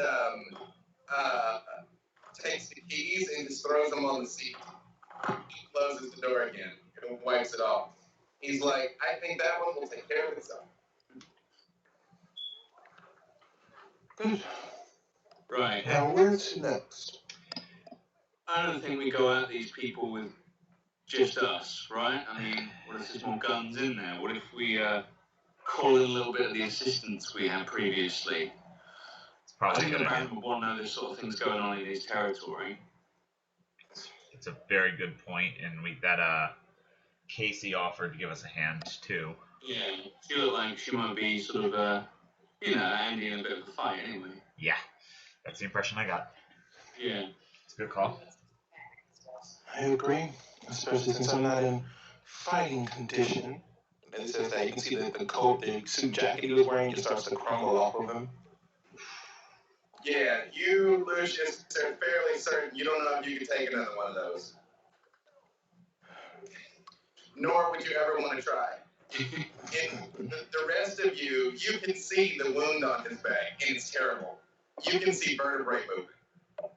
And everything around it is just burned and fried. Ouch. If I do remember correctly, the one ghoul back at the club also said that we could call him if needed. Yep. Yeah, we should probably circle around with all of them and. In my message to my pool, I would also like to specify to bring a change of clothing and the flak jacket that I left behind. He replies, do you want me to bring any of the neonates? Yeah, why not? So who's calling who? You do have Casey's number, you do have Campbell's number, you do have Victor's number. And so let's keep this below Baron's level right now, so that, you know, he doesn't think we're attacks on him, he doesn't think we're causing trouble. Be best that we've dealt with it by the time we finally give him a call, you know? It's already fixed, it's not his problem. I'll reach out. Sounds good. I'll reach out to Casey. I'll call Campbell. All right, so when you call Casey, it rings for a few moments, and then you hear, she picks up the phone and you hear the hollow echo of a person who's unmistakably in a hallway. Yeah. And in the background, you can hear she's like, yeah, it's Casey. Hey, you offered to give us a hand earlier, and I thought this might be of interest to you. We found a drug operation happening here nearby, and someone told us they'd give us some help if we took care of it, and I thought you might be interested. Drugs? Yep. Who? What kind of drug? I mean, it looks like heroin to me, but I'm no expert. And it looks like it's a Kindred are behind it. Was the guy Ventrude? Shitty tracksuit? Yeah, him. Where is he now? We beat him up and he took off, but we know where they're operating out of. Okay. All right. We need to move fast before he calls somebody. Yeah. Okay. Head over there. We'll be there in a minute. All right. I give her the location that the Venture and Stu gave us. She's like, go. Even if I don't know if you need to hit him yet, but like keep an eye on it, because if that guy warns them, who knows what they're gonna do. Exactly. Yep. Sounds good. Great. And then right before she hangs up the phone, you hear, "Hey, tell everybody we need to." And same thing. Campbell answers the phone, and he's like, "Yeah, it's Campbell." And Yes, yeah, this is Campbell. This is like he's talking to stuff. Yeah. We have found a little bit of a problem in our errand. Yeah. What is it? There is Like a masquerade problem? You need a cleanup crew? no a group is selling drugs in the Baron's territory, and they're trying to muscle around and form a sort of a coup, if I heard. Oh, no, you did the right thing calling. Well, maybe I need to, and then right when you say that, you hear, Campbell, and then you hear Casey's voice like, they got that motherfucker, let's go, they're over in Glendale right now, let's roll. It's like, wait, I think Casey is talking about the same thing, yeah, all right, okay, we'll be right there, okay. All right. Thank you. So, what would you all like to do? Again, for those of you that don't know Los Angeles very well, the club is only about 10-15 minutes from where you are. Less than if someone were speeding. I say Casey says we should get over there ASAP and make sure that they don't roll out before they can back up our ass. Lucius is back in his car and is changing his clothes. We have a visual. Guy, just No, he just didn't tell me that. He's in the trunk dead. Oh, okay. The ghoul shot him. One. I thought so. Yeah, the ghoul shot him. He is dead. All right. Yeah. He was trying to leave, and then he took two in the back. All right. Yeah, and then met the final tap. Right. Again, that could have been anybody, though, right? Right. All right, shall we? Who's got the gun? As long as someone's got it. And I do this because I'm like, I don't know how to fucking use this. I can use it. And Lucius will hand his hand out. I hand it to you carefully. This time, do you inspect the weapon? Yes. It is a very large firearm. What's your firearm? One. The one. Again, you don't have necessarily an intrinsic knowledge of it, but you're like, this is at least a 50 caliber handgun. And when you slide it open, the rounds have a very odd tip on them. The tip is bright red. Yeah. You really, again, when the slug was ejected from your body, it was inky jet black, but the tips of the bullet and the clip are bright fluorescent red. Distasteful weapons. He's gonna put it inside one of the pockets of his suit, making sure that if it's a safety, that's on. Basic gun safety rules. So uncivilized, right? Yeah. Slide in. All right, you all head over. Now, Sam, you know, again, you know this part of town. That is on the edge of Glendale, which is undergoing massive gentrification, where there's like a ton of buildings and high-rises are going up that are essentially attempting to convince people to move to Glendale. Yeah. So there's actually like far more inventory than there are people right now. Okay. And this address you were given is about a 6-story apartment complex with a penthouse up on the top. You were told they're operating out of the penthouse. Okay. I let them know what I know about the area as we drive over. I'm like, it's very empty. It's like, there'll be more buildings than people at this point. So I think we have a bit of an advantage there with keeping things quiet. And I park about a block away when we get there because I don't want to alert them by pulling up out front. Okay. It is easy to find parking. Again, by now it's about 11:30 on a Friday night. Okay. So there's light traffic because this part of town doesn't really have a lot of clubs, and even the malls and things close down early. But there are people coming and going for the evening.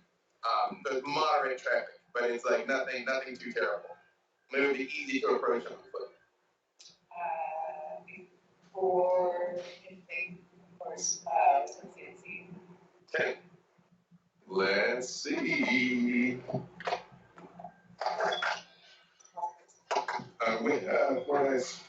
Wits and aspects.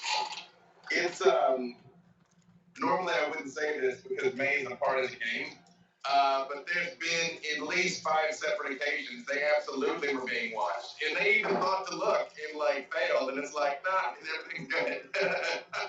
And Nosferatu are super just like.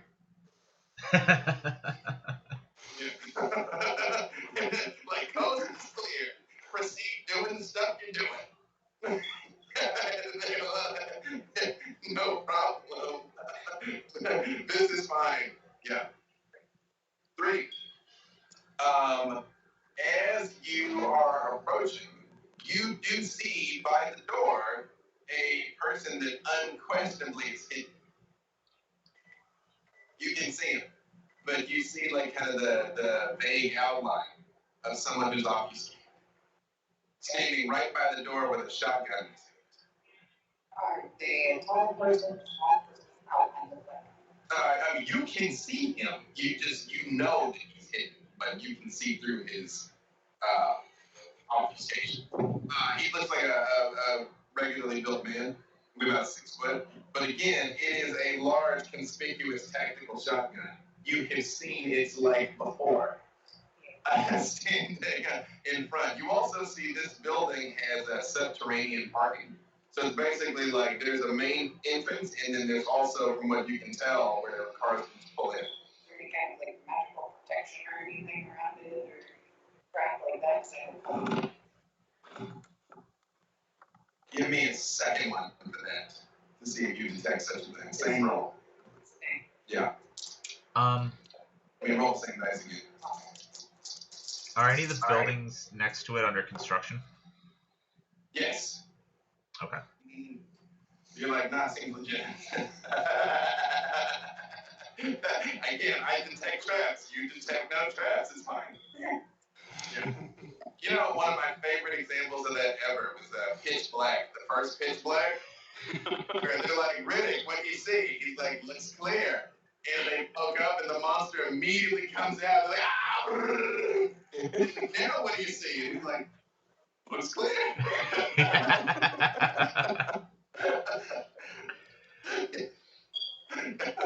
I love that. Yes, there is an adjacent building that is under construction. Is it taller than the building that we're scoping out? It is the same size. Okay. Los Angeles zoning makes it where you cannot build. Usually the limit is 5 foot. So the fact that a couple of these are 5 stories rather. So the fact that some of these are 6 is actually unusual. Okay. Interesting. I'll tell the group, I'm like, I can get up in that building and get a look out and see if there's anything else that we're not seeing from down here. I'll join you in the building. Not gonna be too much use in a direct fight, but from the shadows, I can still be effective. While they're having this little conversation, I'd like to activate Premonition. Okay. So that's free or rouse check is what it says on the little thing that I have. So I don't know what the or means. It's rounds if you choose to do it, Yeah. but free if the storyteller sort of suggests that, or you get a sudden vibe of something. It's free. To actively try and use it, I think you rouse. I believe that is accurate, but I'm going to read it myself.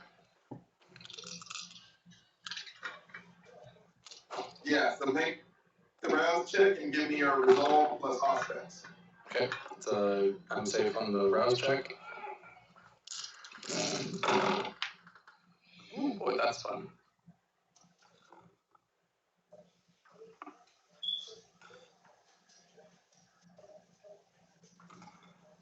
Five successes. Okay.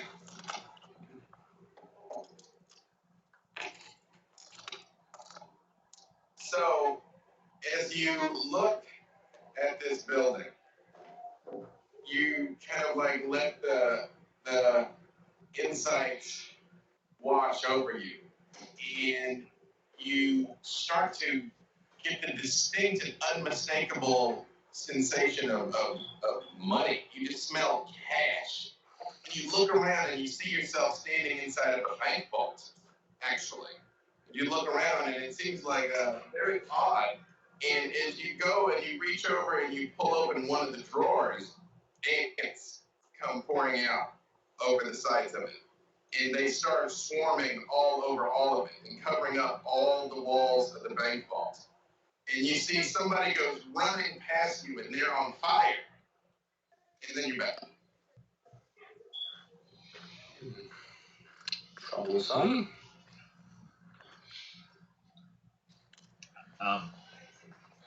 So, any objections? I can go scope that out, give you a warning if there's anything we're not catching down here. Be careful, ants. Ants? I have this, one of the things I can do, I can get a brief flash of insight, and I saw a bank vault, and then got covered in ants, and somebody ran by on fire. Well, Okay. unless we're fighting Ant-Man, I don't know it's going to be very helpful to us. Okay, I will keep it in mind. Ants. Well, obviously fire's bad.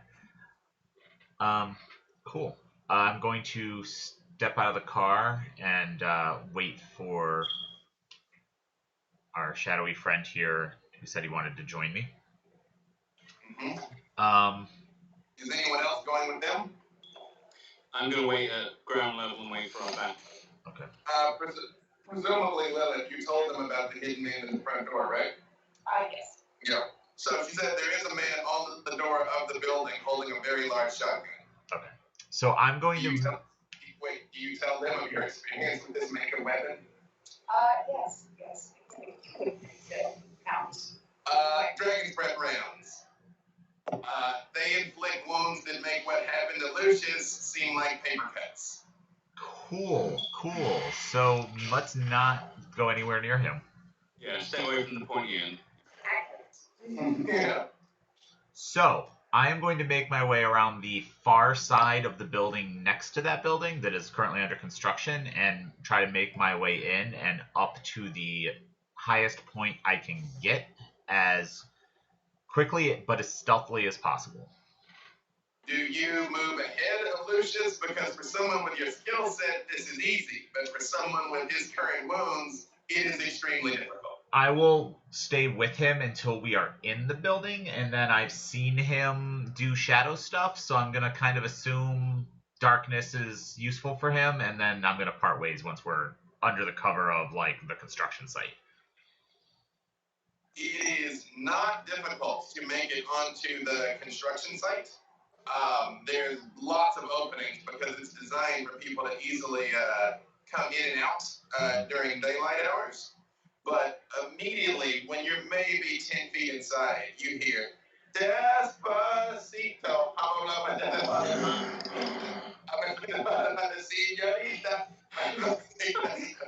coming from inside. It's literally someone singing badly. Oh. I will see if I can see who or what it is before they see me. Again, it doesn't take much effort. And you see a night watchman that is just sort of like wandering around thinking to himself. Nice. With his flashlight looking around. He doesn't seem overly concerned or scared about anything.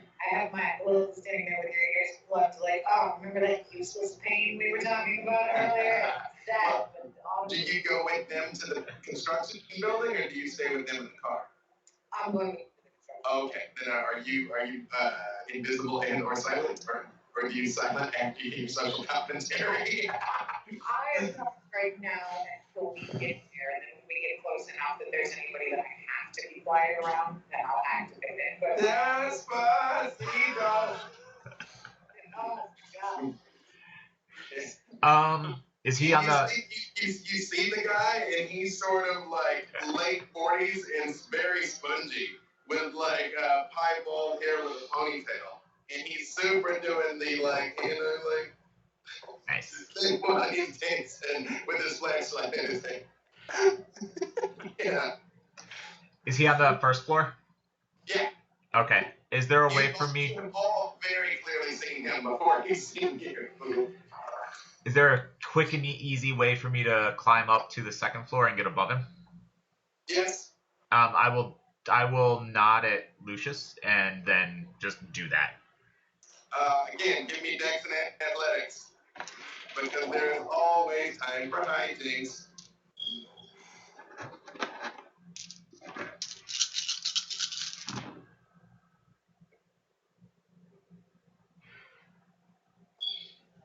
All right. Again, like a ghost.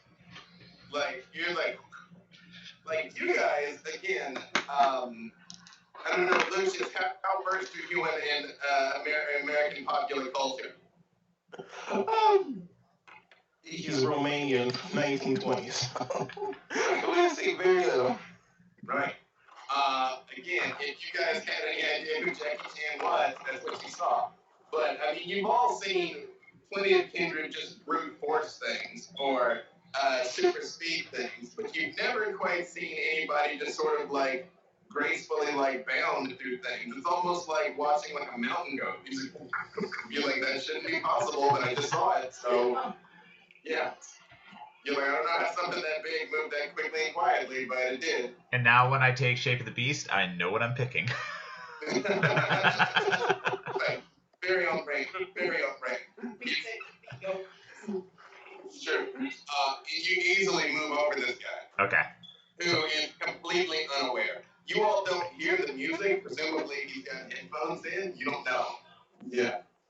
And as you're like creeping up on him, you just hear, Shakira, Shakira, oh baby, when you talk like that, you make the beat. Right. It's happening underneath you. I will find the Shakira and I will kill her.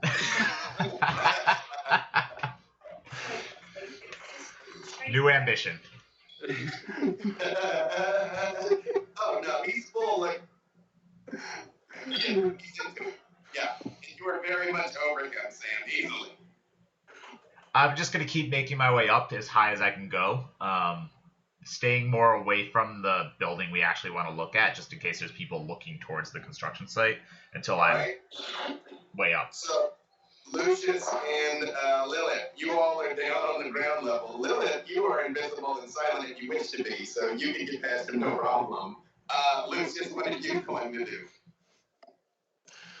Lucius is going to check his wounds, really consider killing this person, but then try to continue up the building. Same thing, you give me Dex and Athletics. Jeez, why that's one that is there stairs? It might be stealth. Oh no, there's stairs. Yeah, there's stairs. Yeah, absolutely stuff. Yeah, but do you have stealth? I do not have stealth. It's still to see whether or not he hears you. So you can give me stealth instead of athletics. Yeah.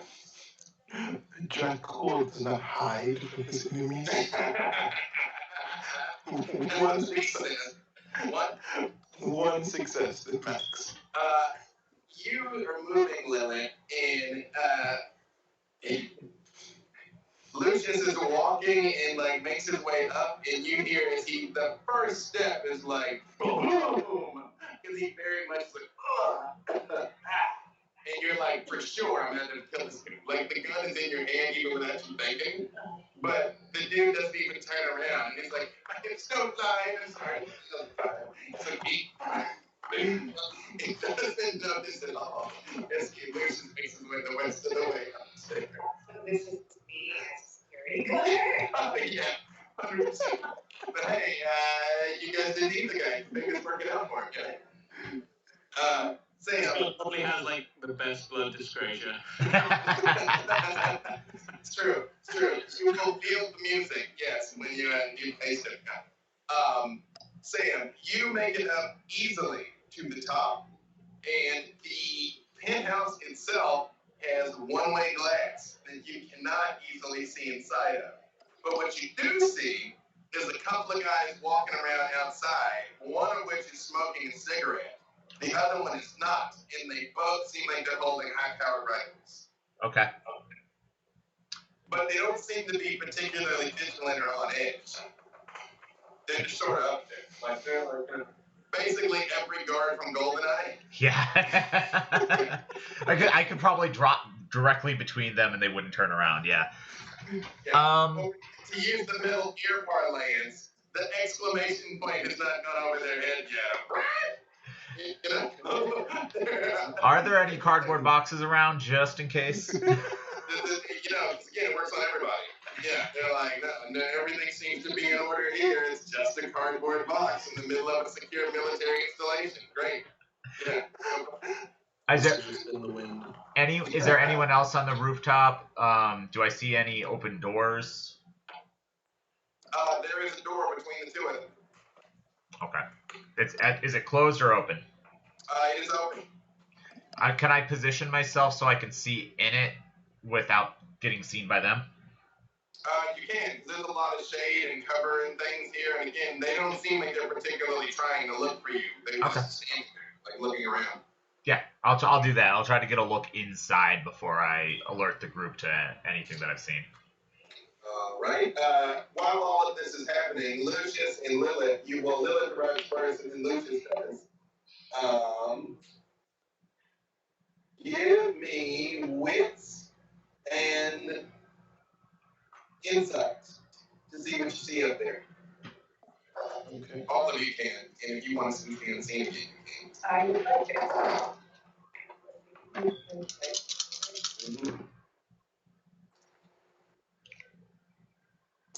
3 successes. Okay. 1. Okay. Okay. Then give me sense unseen. Wits and aspects. You notice all of the, as you're looking through, it's, goes Pierce completely. Everything checks out, guys. Right, you're like, no, we're good. Let's just go over and ask. Butterflies, daisies, we should make tea. You notice, Lucius, that all of them, you didn't notice it at first until you stared, they've all got those Secret Service style ear radios tucked into their ear. Am I near anyone, or am I just by myself as far as I know? You can very much see Sam. You can't see Lilith, but presumably she's somewhere around. She said she was coming. You saw her downstairs, so. I'm going to hope she's still close enough and go, be careful. They have communication devices in their ears. I recommend taking them out quietly or choking them to death. I don't know.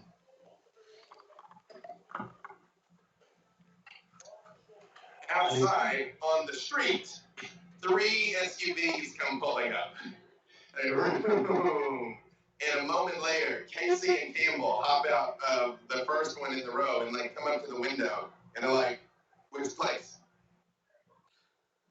Well, we believe who we're after is up in the penthouse. There's whispers of ministry involvement, so I'd be on your guard, I don't trust them as far as I could chuck them. It's this one right here. Oh, and there's a geezer at the front door with a shotgun, but you can't see him right now. And they turn and they all look and they're like, should have brought Eva. All right, so what's the play? Where are the others? Oh, the others are climbing up this building over here, attempting to get their butchers inside, but not quite sure what's going on there at the moment. Casey says, that's a great idea. Let him know I'm on my way. And she goes back to the other SUV and pulls out a very large black case and slings it over her shoulder. I'm gonna text these guys, the other guys, or Lilith, I believe, gave us all, and I'm gonna text her and say that you got your backup on the way. Yeah, you all get that message. Backup's on the way. I can't look at my phone, right? Otherwise it becomes seen. Correct. Although it's free, I mean, you can come out and look at it and then go back. All right, I'm gonna find a little shady spot. I'm gonna move off and check my phone, and I'm gonna write back. Oh, thank God. What do we need to do? Where do we need to go? Are they meeting us in here? Question mark. I will slip out of sight from the guards on the rooftop just so they don't see the glowing phone in the darkness next door. And I'm gonna text. And I'm just gonna text 2 lax guards on the roof with high-powered rifles. Haven't seen anyone else.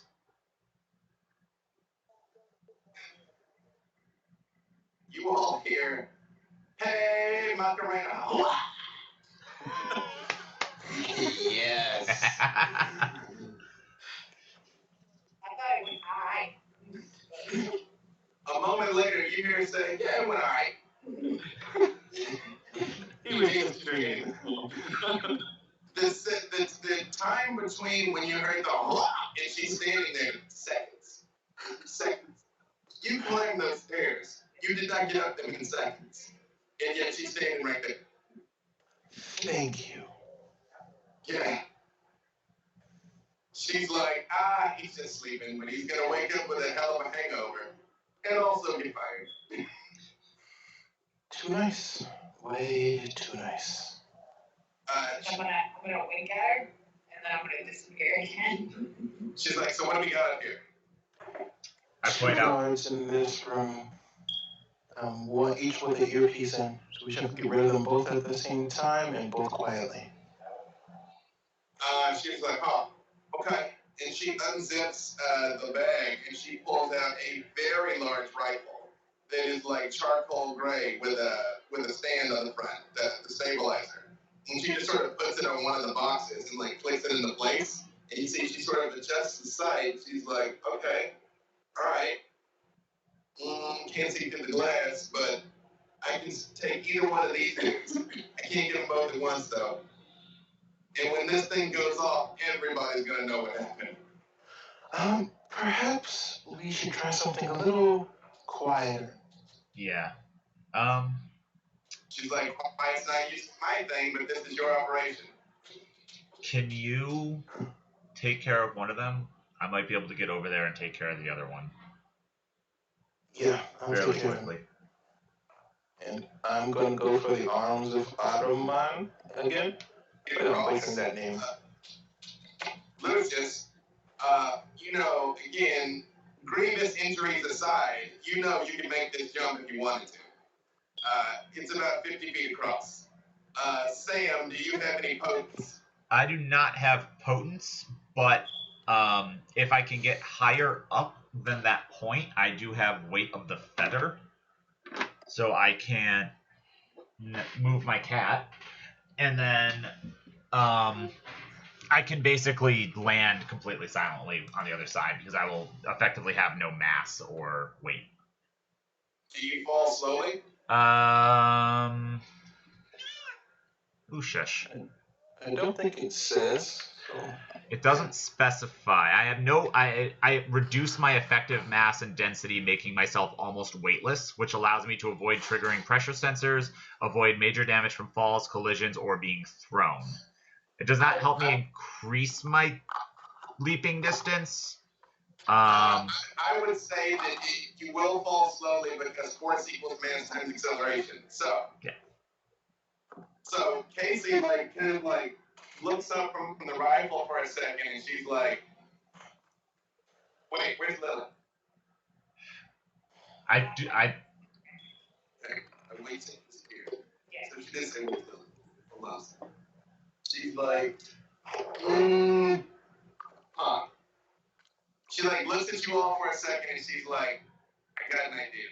It's a crazy idea, but I think it's an amazing idea." It's like, you said you can do that slow fall stuff, right? basically. It's gonna be quick, and you might die. Okay. But I can throw you across, and while you're falling, take the rifle, crack the other guy before you hit the Yeah. Sure. But you gotta you gotta get the second guy. Yeah. Because I cannot throw you and shoot them both before he raises an alarm. Yeah, it's fine. I'm already moving towards the guy. But with your two opponents, you can make the jump also. You can make it. Oh, okay. She's like, touches her on here. She's like, Campbell, what are you guys doing? I'm in position, but once I start shooting, all hell's gonna break loose. We have a fantastic plan. Campbell looks at you, Morgan, and looks at you guys and says, well, what do you want to do? He's like, I got about 12 guys with me.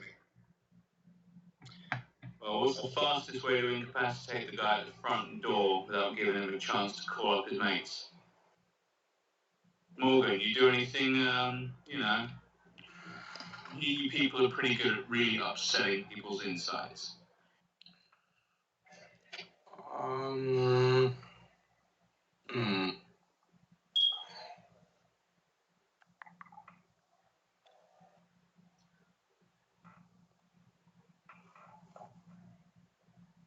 Campbell says, yeah, I'd rather not start a shootout on Brand Boulevard.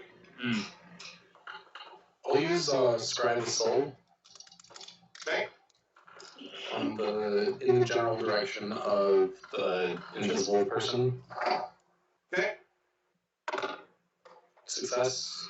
How many? Oh, for the... Oh, Scribes. right.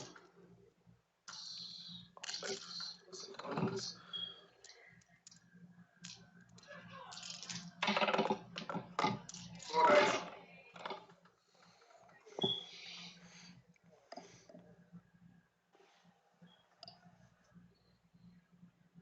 Three successes. You can't see anything. It's like the person is not there. Like, you should be able to get something. Nothing.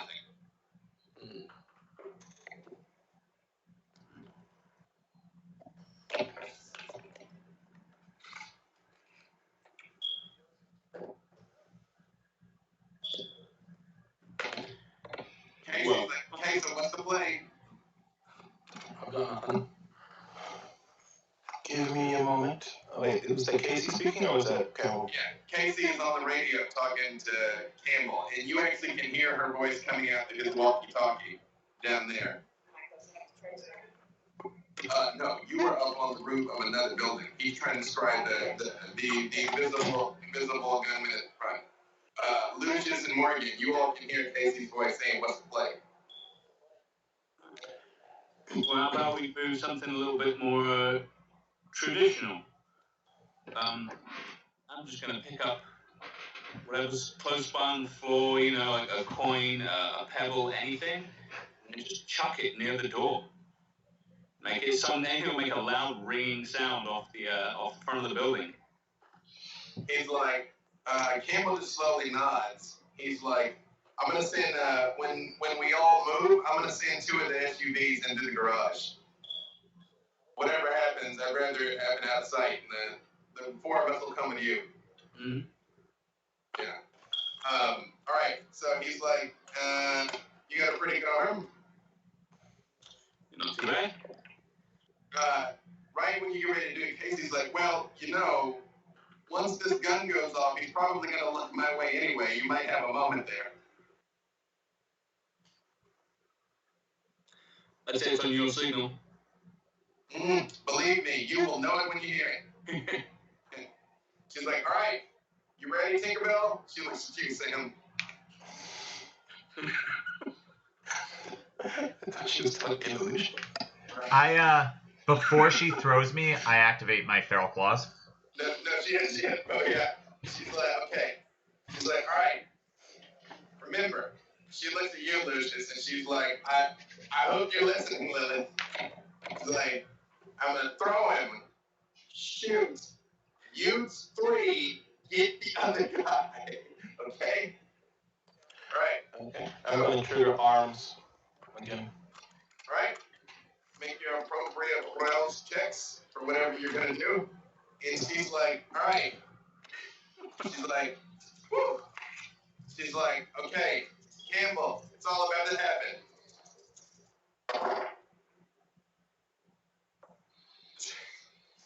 So she's like, and immediately turns around. Now, when she turns around, she doesn't throw you quite at the elevation she thought she was going to.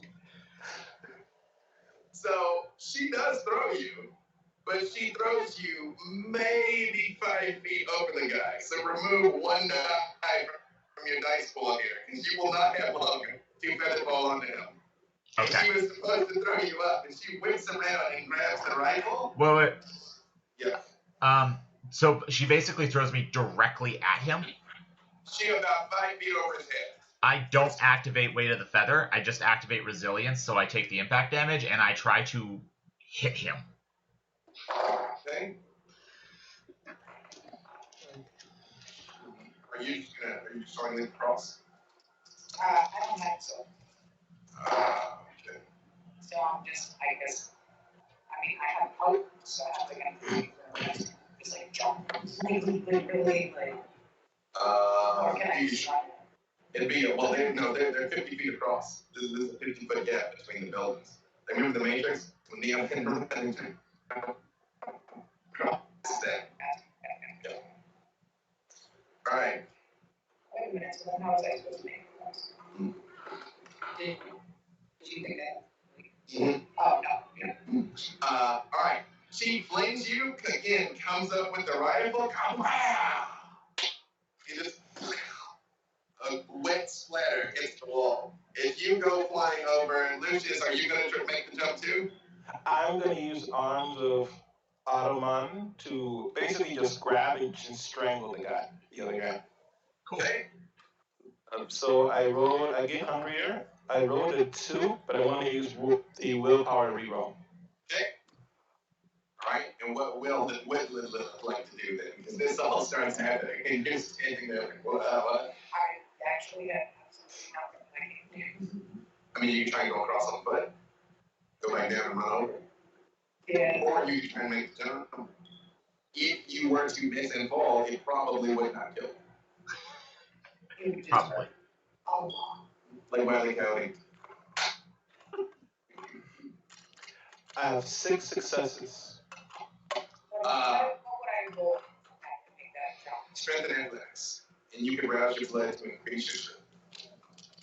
But this is definitely brute force, not dexterity. And I would still say you can add your potence to it. But you are a Hulk leaving, not. And you want to check, yes, you rouse the blood. Sure enough, it's like, pow! And your tendrils come up and hold the guy just as Sam collides with him. And presumably yank the radio out of his ear. So I'm actually going to try to just hit his neck with my feral claws and tear out the radio and his throat. Probably however, keep track of me. You're almost out. Almost. Okay. Give me your strength plus brawl for when you collide with him. You can't move because he's tangled up.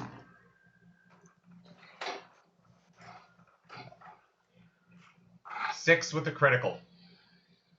6. So you are bang, and you hear a satisfying snap as Lilith comes hurtling behind you like, oh! And nearly misses, and you manage to whip out your arm and grab her just as she like is about to fall off the side.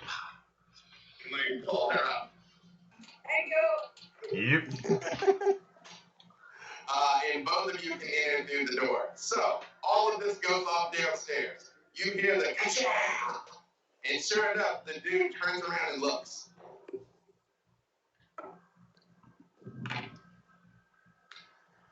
So, what's the play, gentlemen? Are you going in first, or shall we lead? Campbell's like, after you, but he motions, and 2 of the SUVs pull around and start driving forward. Okay. Yeah, I'm just going to hurl like this sort of rock, whatever I've got, against the front door and obviously distract the guy's attention, or just get him to move in any way so we can sort of see him. Okay? Go, give me Dex and Athletics, or Strength and Athletics, whichever's higher.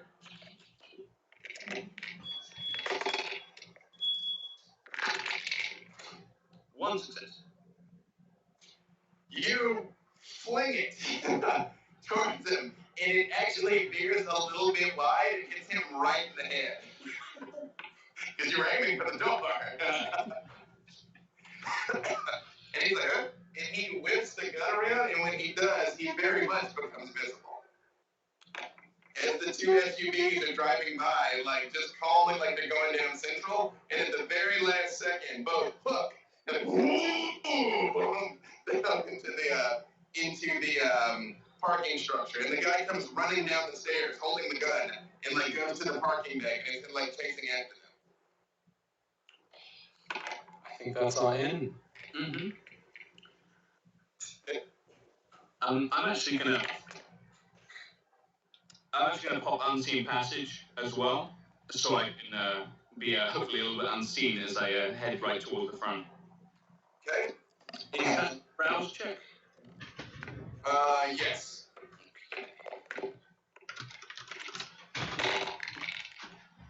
Success. I do not have one.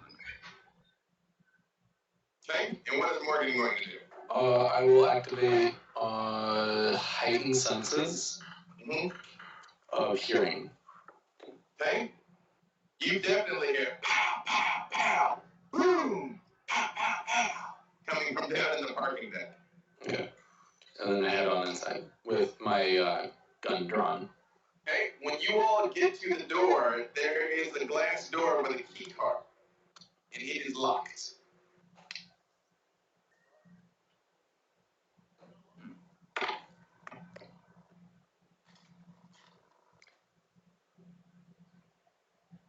Pull it up. The guard that we can see now, has he got any visible identification on him, on his hip, or on his keycard, anything like that? He has run down into the garage, and there's the sounds of gunplay coming from the garage now. All right, I'm gonna head down there. I'm gonna go after them. Okay? As you get down into the garage, you do see him laying flat on his back, and two of the men that Campbell brought with him are down on theirs. Is he moving at all? Nothing? No, he is not. He is riddled with bullets. Oh, brilliant. Okay.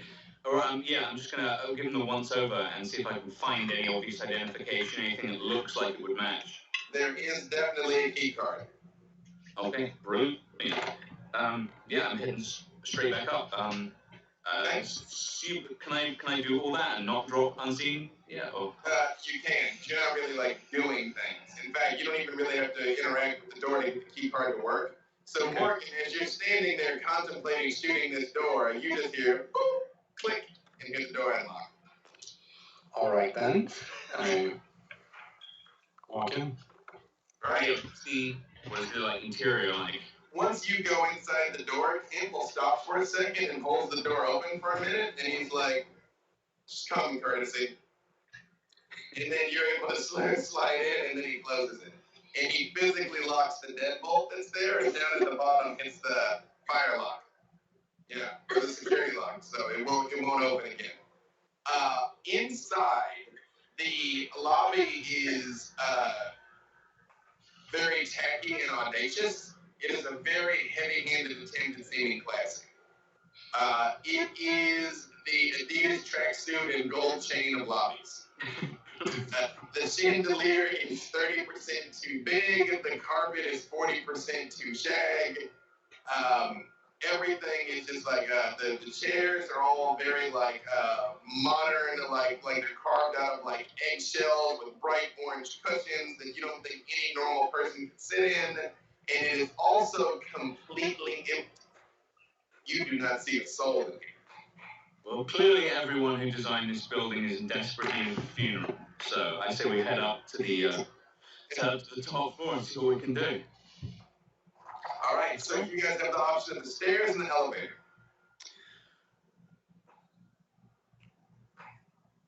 Well, how many floors did you say it was? 6? 6. I'm going to take the stairs and remain invisible. Okay. All right. Campbell looks at you and says, "Stairs or the elevator, sir?" I'll take the elevator. He's like, "I'll go with you." And he hits the button and he draws the gun out. And it's like when they get inside, he's like, "If I might suggest, sir," and he sort of like pushes you against the wall, out of the way of the open door, and he stands on the outside. So upstairs, you all are coming in through the door, and you come around the corner, 2 more men come out, and they raise pistols and point them at you when you guys come around the corner. So that is Lucius, Lilith, and Sam's. Lucius, presumably you're letting the other 2 go in front.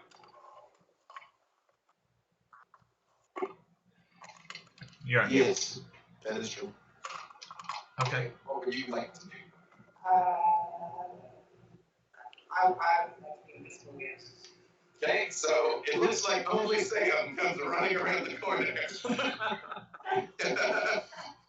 So I come around the corner, they come around the corner, they pull up guns. Yep. I'm going to dive into a roll. So if they fire, they're going to shoot over my head. I'm gonna run around from behind at least one of them and try and like snap. Okay. Lucius is back against the wall, just watching.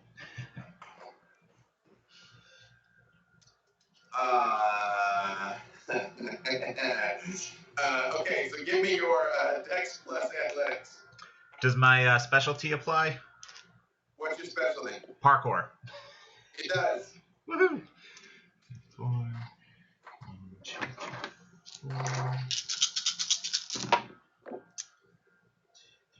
4.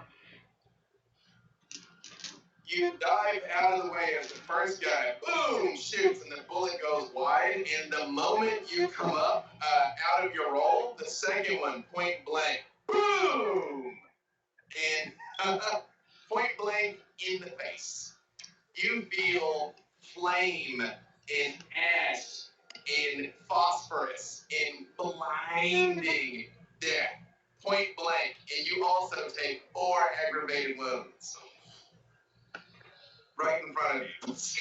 Awesome.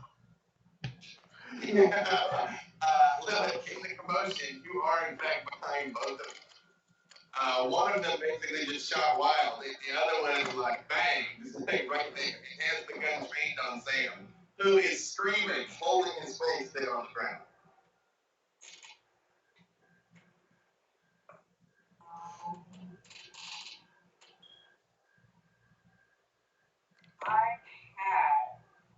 Let's see if I have. Because I read I should have a bunch of weapons tucked on me as I usually do. So, what would we say? I want to see if I have 2 guns on me. So, I do? Okay. I mean, you made 8 points since you took everything you could carry, so yes, you absolutely do. Okay, so I'm gonna, if I'm close enough behind them, I'm gonna try and pull out, put them out, just get them point blank in the back of the head. Give me Dex plus firearms, and you roused the blood earlier for was it strength or it was strength you roused? So your strength is still up. Okay, so. But you can theoretically rouse your Dex as well if you wish. Okay. Hunger check. And if you pass, you would add 2 months. I mean, you do it either way. You just maybe not. Yep. And you aim for that. So it's your Dex plus firearms. I'm going to say remove 1 die because it's multiple actions. So build your whole pool and then take 1 out.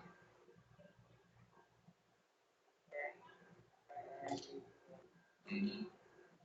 And is that, and that's in sport, right? Right, so got it. Yep, roll it.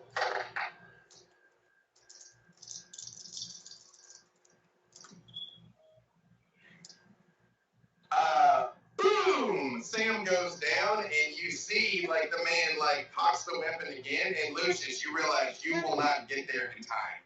When suddenly, both of their heads, wow, explode, and Lilith is just standing there like this, behind both of them. She super critted on them. And they both slump to the ground. Well, You also realize both of them have nicer guns than you. I would like to take those. Yeah. So now you have 2 of the phosphorus guns. It's difficult to say, actually. Yeah. Lily does not care. They're just very loud. Yeah.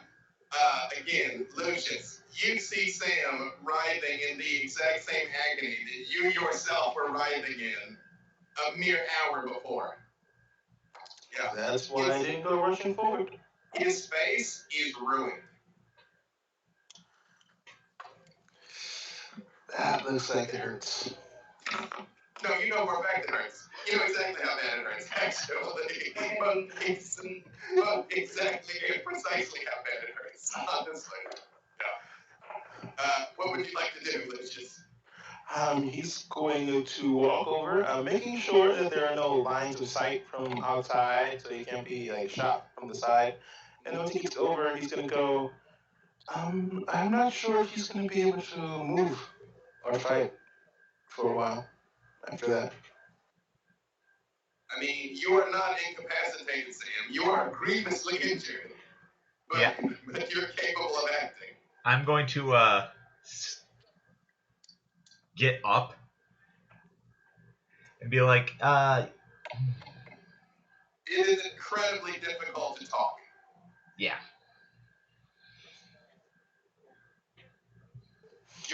You can talk, but you're...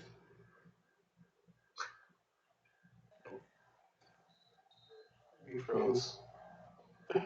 He froze. I can talk, but But you walk it off. you froze. Sorry, I said you can talk, but your face very much looks like something out of a Hellraiser movie. Sweet. Yeah, I'm just like, ow. Again, I would allow you the 3 rouse checks to see if you can heal the 1 aggravated wound now if you would like. Yeah, I'll do that.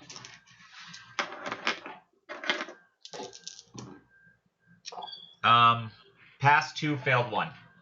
Alright, hunger goes up by 1, you heal 1 of the wounds. Okay. So I also have... You see, like, the bones of his jaws, like, kind of slightly cracked back into place a little bit. At least I can talk a little bit. talk now.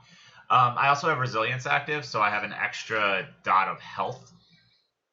Okay. No, it doesn't help, but... Oh, they all help. Okay, so I have 3 full health and then 3 aggravated right now. Okay.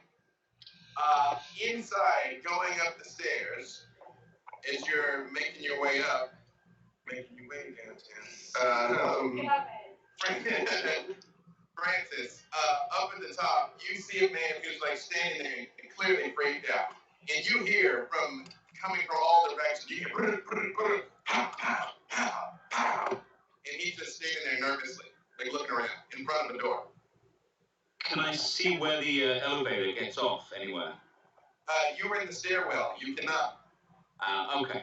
I am gonna, and he's obviously like hyper aware at the moment. He's looking around all directions.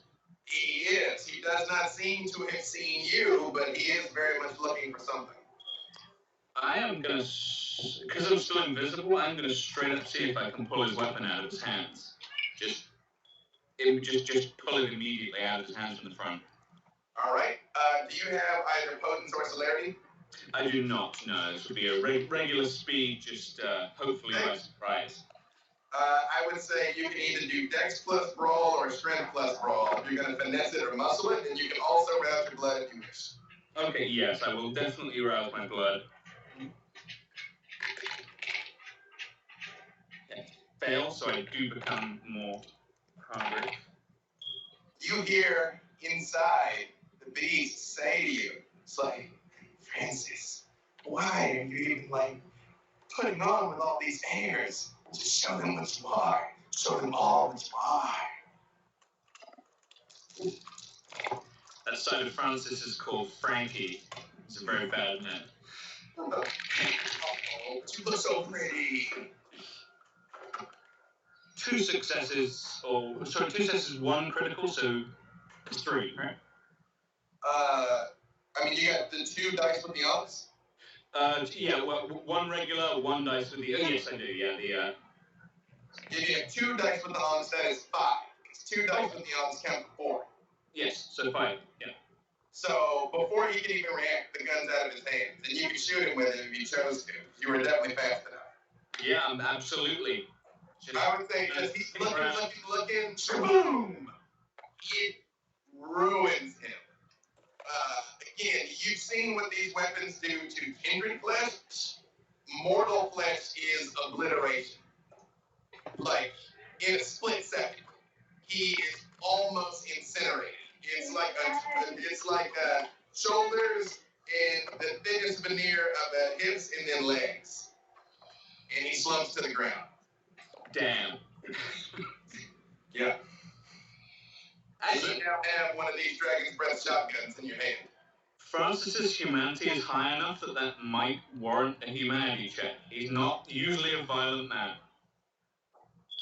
I will leave it up to you whether or not this falls under your personal beliefs of protecting someone else, because these people are peddling poison to the sick and helpless, the poor helpless. But that's how I'm justified. Yeah. You did very much execute a guy, but he was by no means innocent. So I will let you decide where that fits into Francis's moral compass. Yeah, no, I think anyone could justify that. He would have shot me first, given the chance. Absolutely, he'd have shot you and everyone you knew, given the chance. Yeah. And deep down inside, Frankie is pleased. Mm-hmm. Right, you continue making your way up. In the elevator door closes. Or it gets, you hear the where it stops moving, so you know you're up at the 6th floor. And Campbell says, "Are you ready, sir?" Yeah. Yes. When the door slides open, like bullets go flying past you, riddling the back of the elevator. And then after they stop for a split second, you hear boom, and a big swath of what is probably buckshot hits the back. And Campbell just like looks at you for a moment and just holds his hand around the corner and goes bang, bang, bang, bang, bang, bang, bang, bang, bang, bang, and pulls it back and slides the clip out and puts another one in. And just stands there with his back against the door.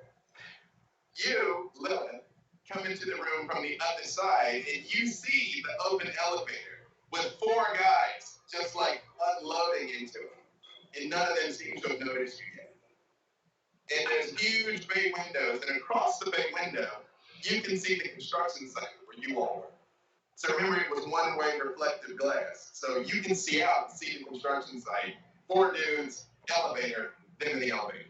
So Morgan, what would you like to do? I will attempt to do the same as soon as there is the opportunity. I will shoot at people. Same thing. Are you gonna poke your head around the corner, or are you just gonna reach your hand like Campbell's doing, or are you gonna try and show yourself in any way? Just reach my hand out like Campbell's doing. I would say Dex plus firearms and subtract 1 die. Okay. Blood. You can rouse your blood if you wish. I will do that. Failed.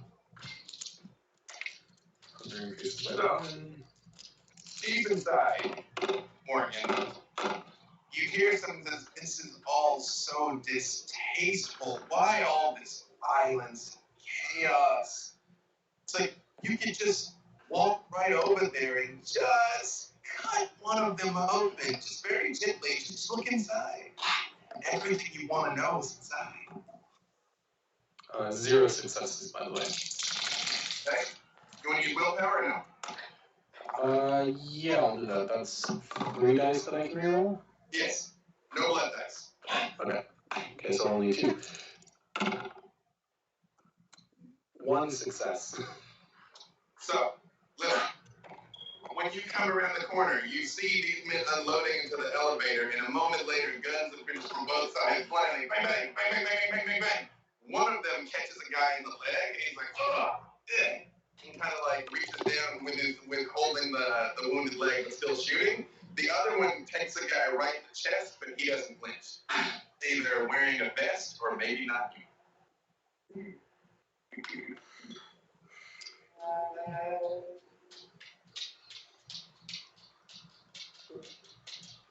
Oh, shit.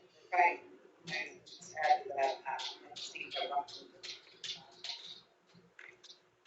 Like, not to be in the range of the fire, but like around the corner. You can kind of like, bottleneck. so you kind of have 2 options. You can go closer towards the bay windows where the construction site Casey is over there. Or you can kind of go further in and you would be moving more towards like the kitchen of the place.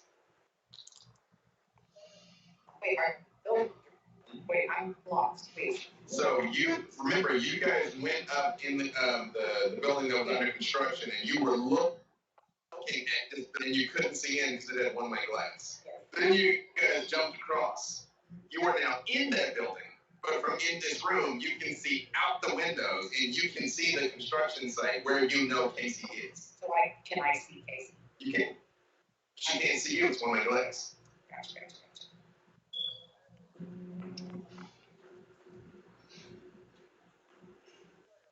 Would you like some help? Because normally I would not interfere, and it's not my sort of thing.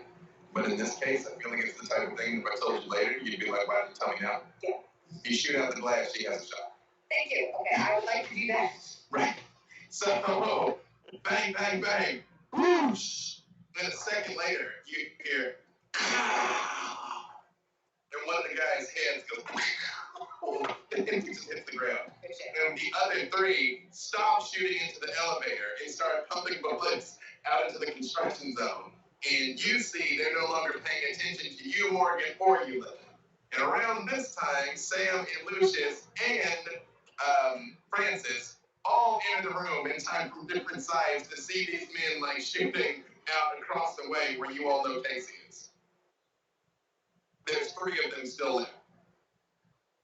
Okay, well... Also, Francis, the first thing you notice when you come into the room is Sam looks hideous. Like, there's gate bleeders showing. His entire thing is ruined.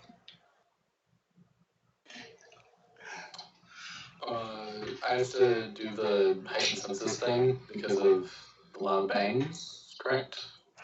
I would say once the gunplay started, it's up to you whether or not you left that on. Like, you knew what this was, so did you leave it active or did you turn it off? No, I'll turn it off. Okay. And you're not done, you know? So,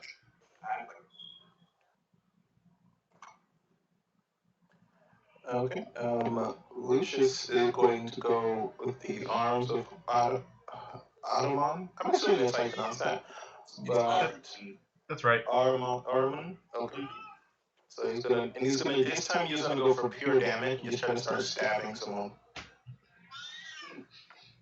when in doubt, just stab people. And what is Sam going to do? Watch. Alright. And what is Francis going to do? I was going to use the weapon he's got and take a shot at the one that is looks like the easiest target, one with probably the one actively firing out the window. Alright. And what is alright. And what is Morgan going to do? Morgan is going to...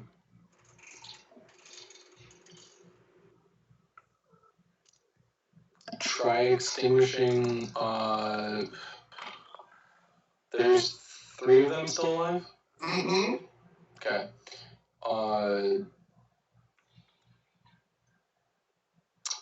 Whichever one's the tallest, I'm gonna try and extinguish that one by day. Alright. Go for it. Okay.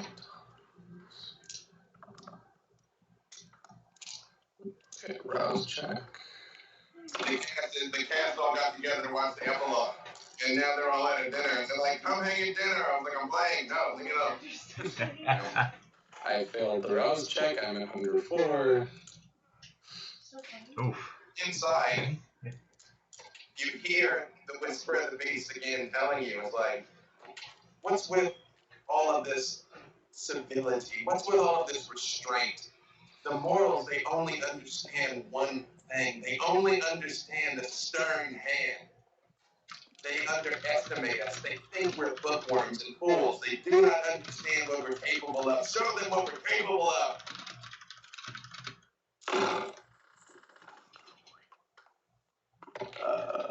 1 success. Let's do it against that. Stamina plus composure. You can see the man go, and out of the wound in his shoulder, you all witness blood streaming out of it. It's like the tears in an anime when they just go out to the side. It just comes flying out of it. And even he's like,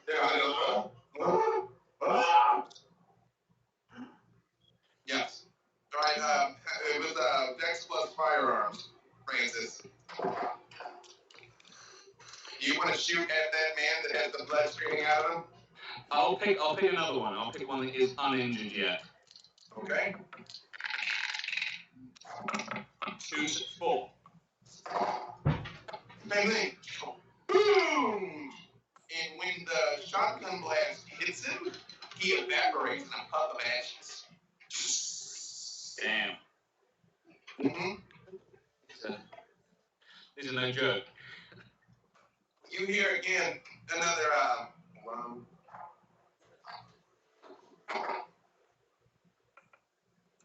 when this happens, the report of your gun is so loud, the 2 remaining turn back towards you, and you hear another ka-cha!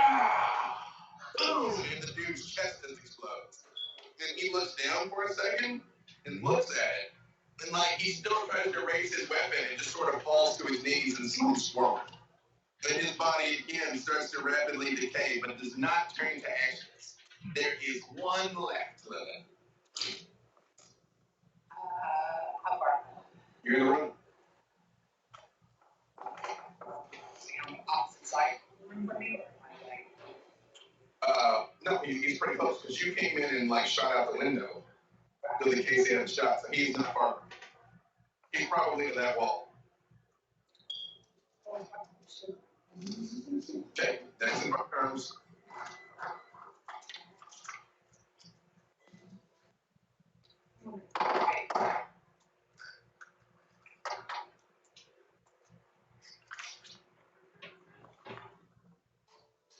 I can, is my glove still around for that? It is. Okay. That's a little better. Okay, what is your, sorry.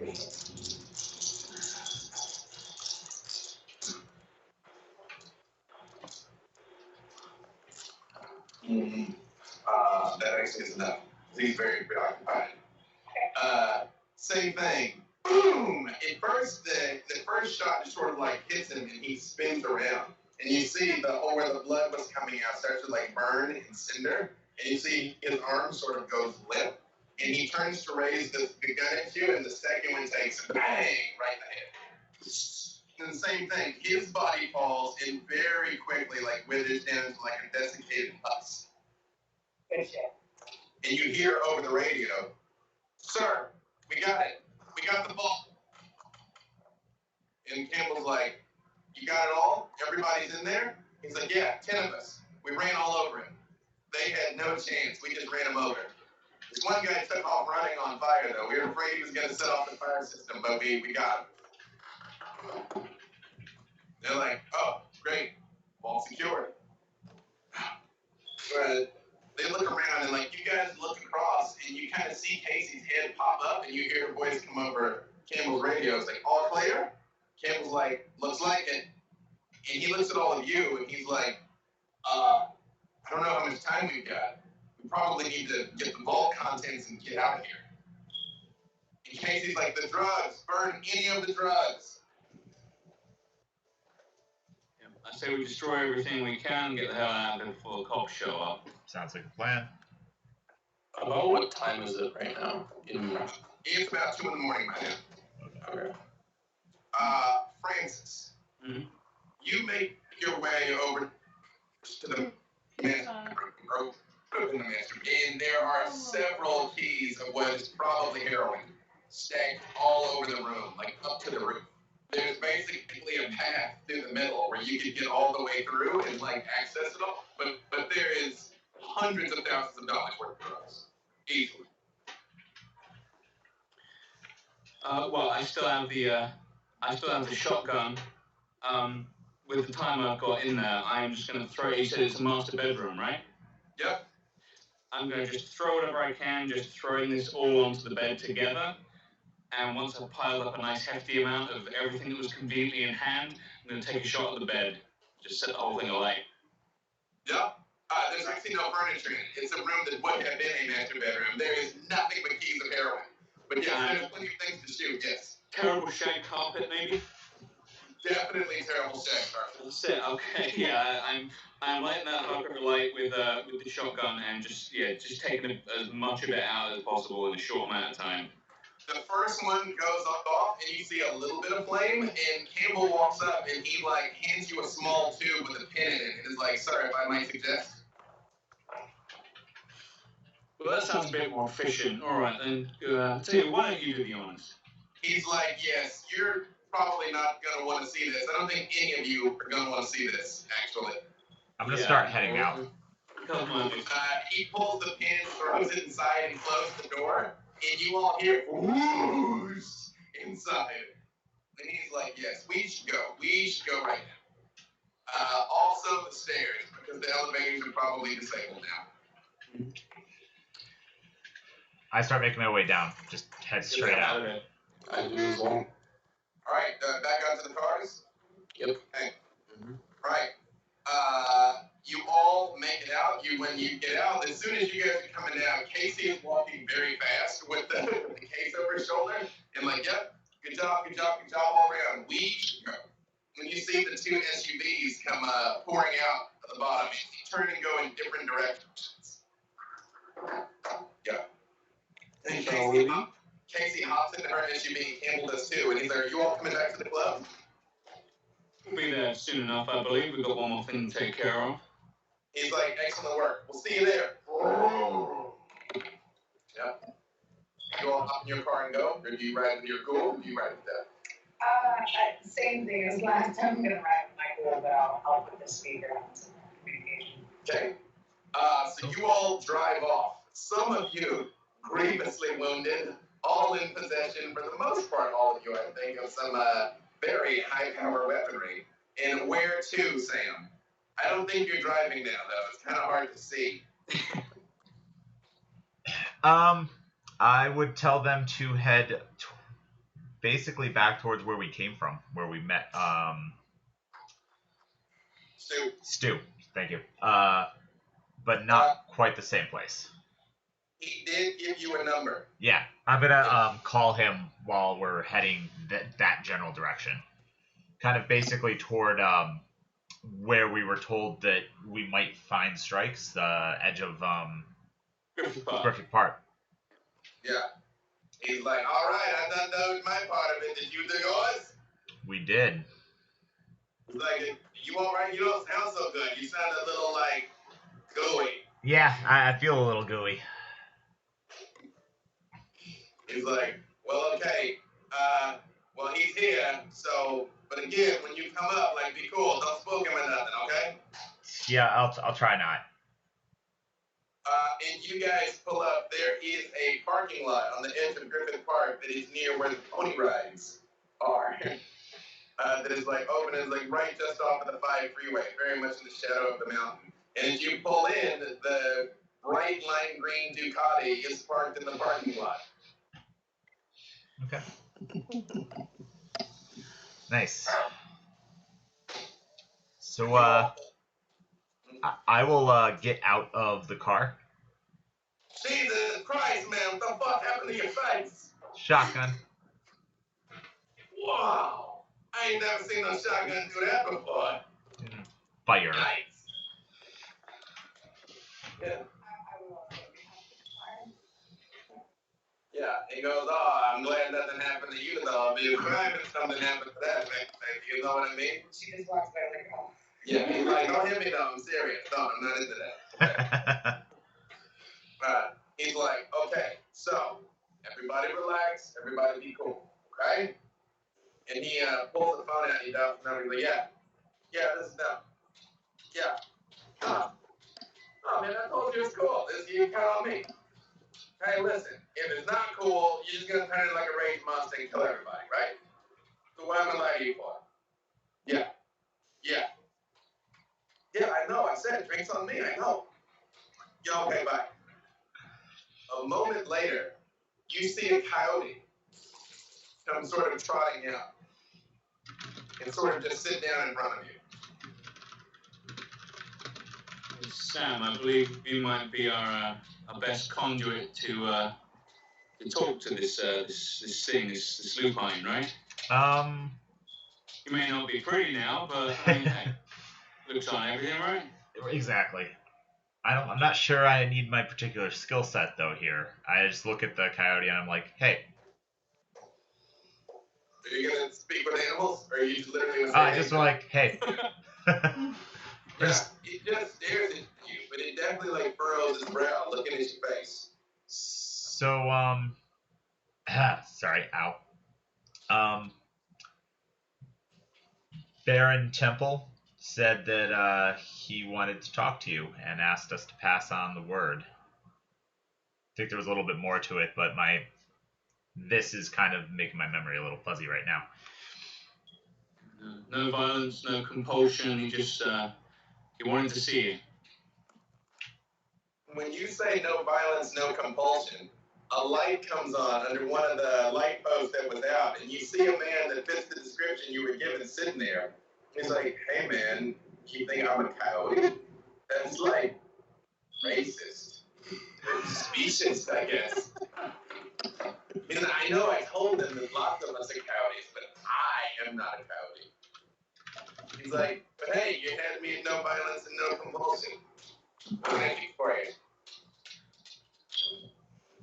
Well, we were just told that you were an ally or maybe a friend, say, of the Baron. He wanted to get in touch with you.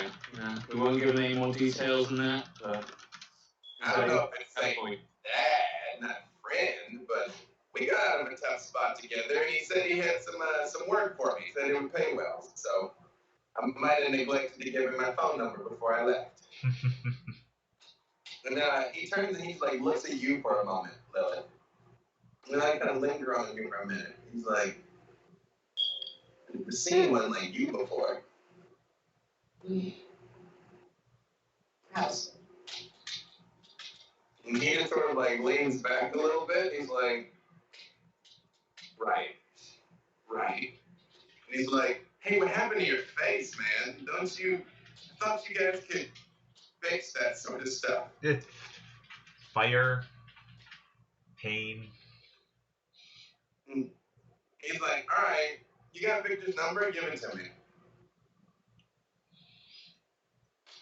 Y'all give it to him, and you see him typing in his phone, and he's like, all right, we'll see. If it makes sense, I'll do it. Otherwise, I won't. That's He's all like, he you guys has. seem like he looks at your face. He sees how slow Lucius is moving. He even sees the bullet holes in your clothing. It's like you guys had quite a night. You could say that. Yeah, you could say that. Los Angeles is a wonderful city. He's like, I guess the message is sent. I'm gonna head out of here before anybody can with you guys, and I don't think you should let any more people catch you here either. That's probably a good suggestion. Mm-hmm. He just sort of like tips his head, stands up, and he's like, oh, yeah, there is that one thing. And the coyote that was there in front of you just like sits back and turns into like a 10-year-old boy, just sits there on the ground. And he does say, we are all coyotes. Come on, buddy. And the kid walks up and holds his hand, and they both turn and walk away. Just off into the shit nose. I didn't know that. Where shall we go, friends? Well, I think we need to go back to the Baron. If I recall, I was promised a drink. I was promised some books. While you guys are getting in the car, you've been driving for about 5 minutes, and you all get a text from Victor that just says, success, with 3 exclamation points. It says, a deal is a deal. I'll give you whatever I promised. Any pineapples? Is there any pineapples? I imagine the word success above the car, video game style. I text back with the pineapple emoji. Yep. True. Eggplants, yes. That is a good place for us to stop.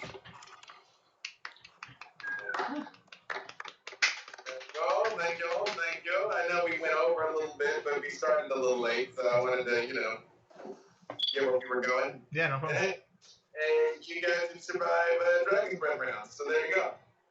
Hey, It was fun. You know what's funny is that Victor's gun is actually stronger than that. So like yeah.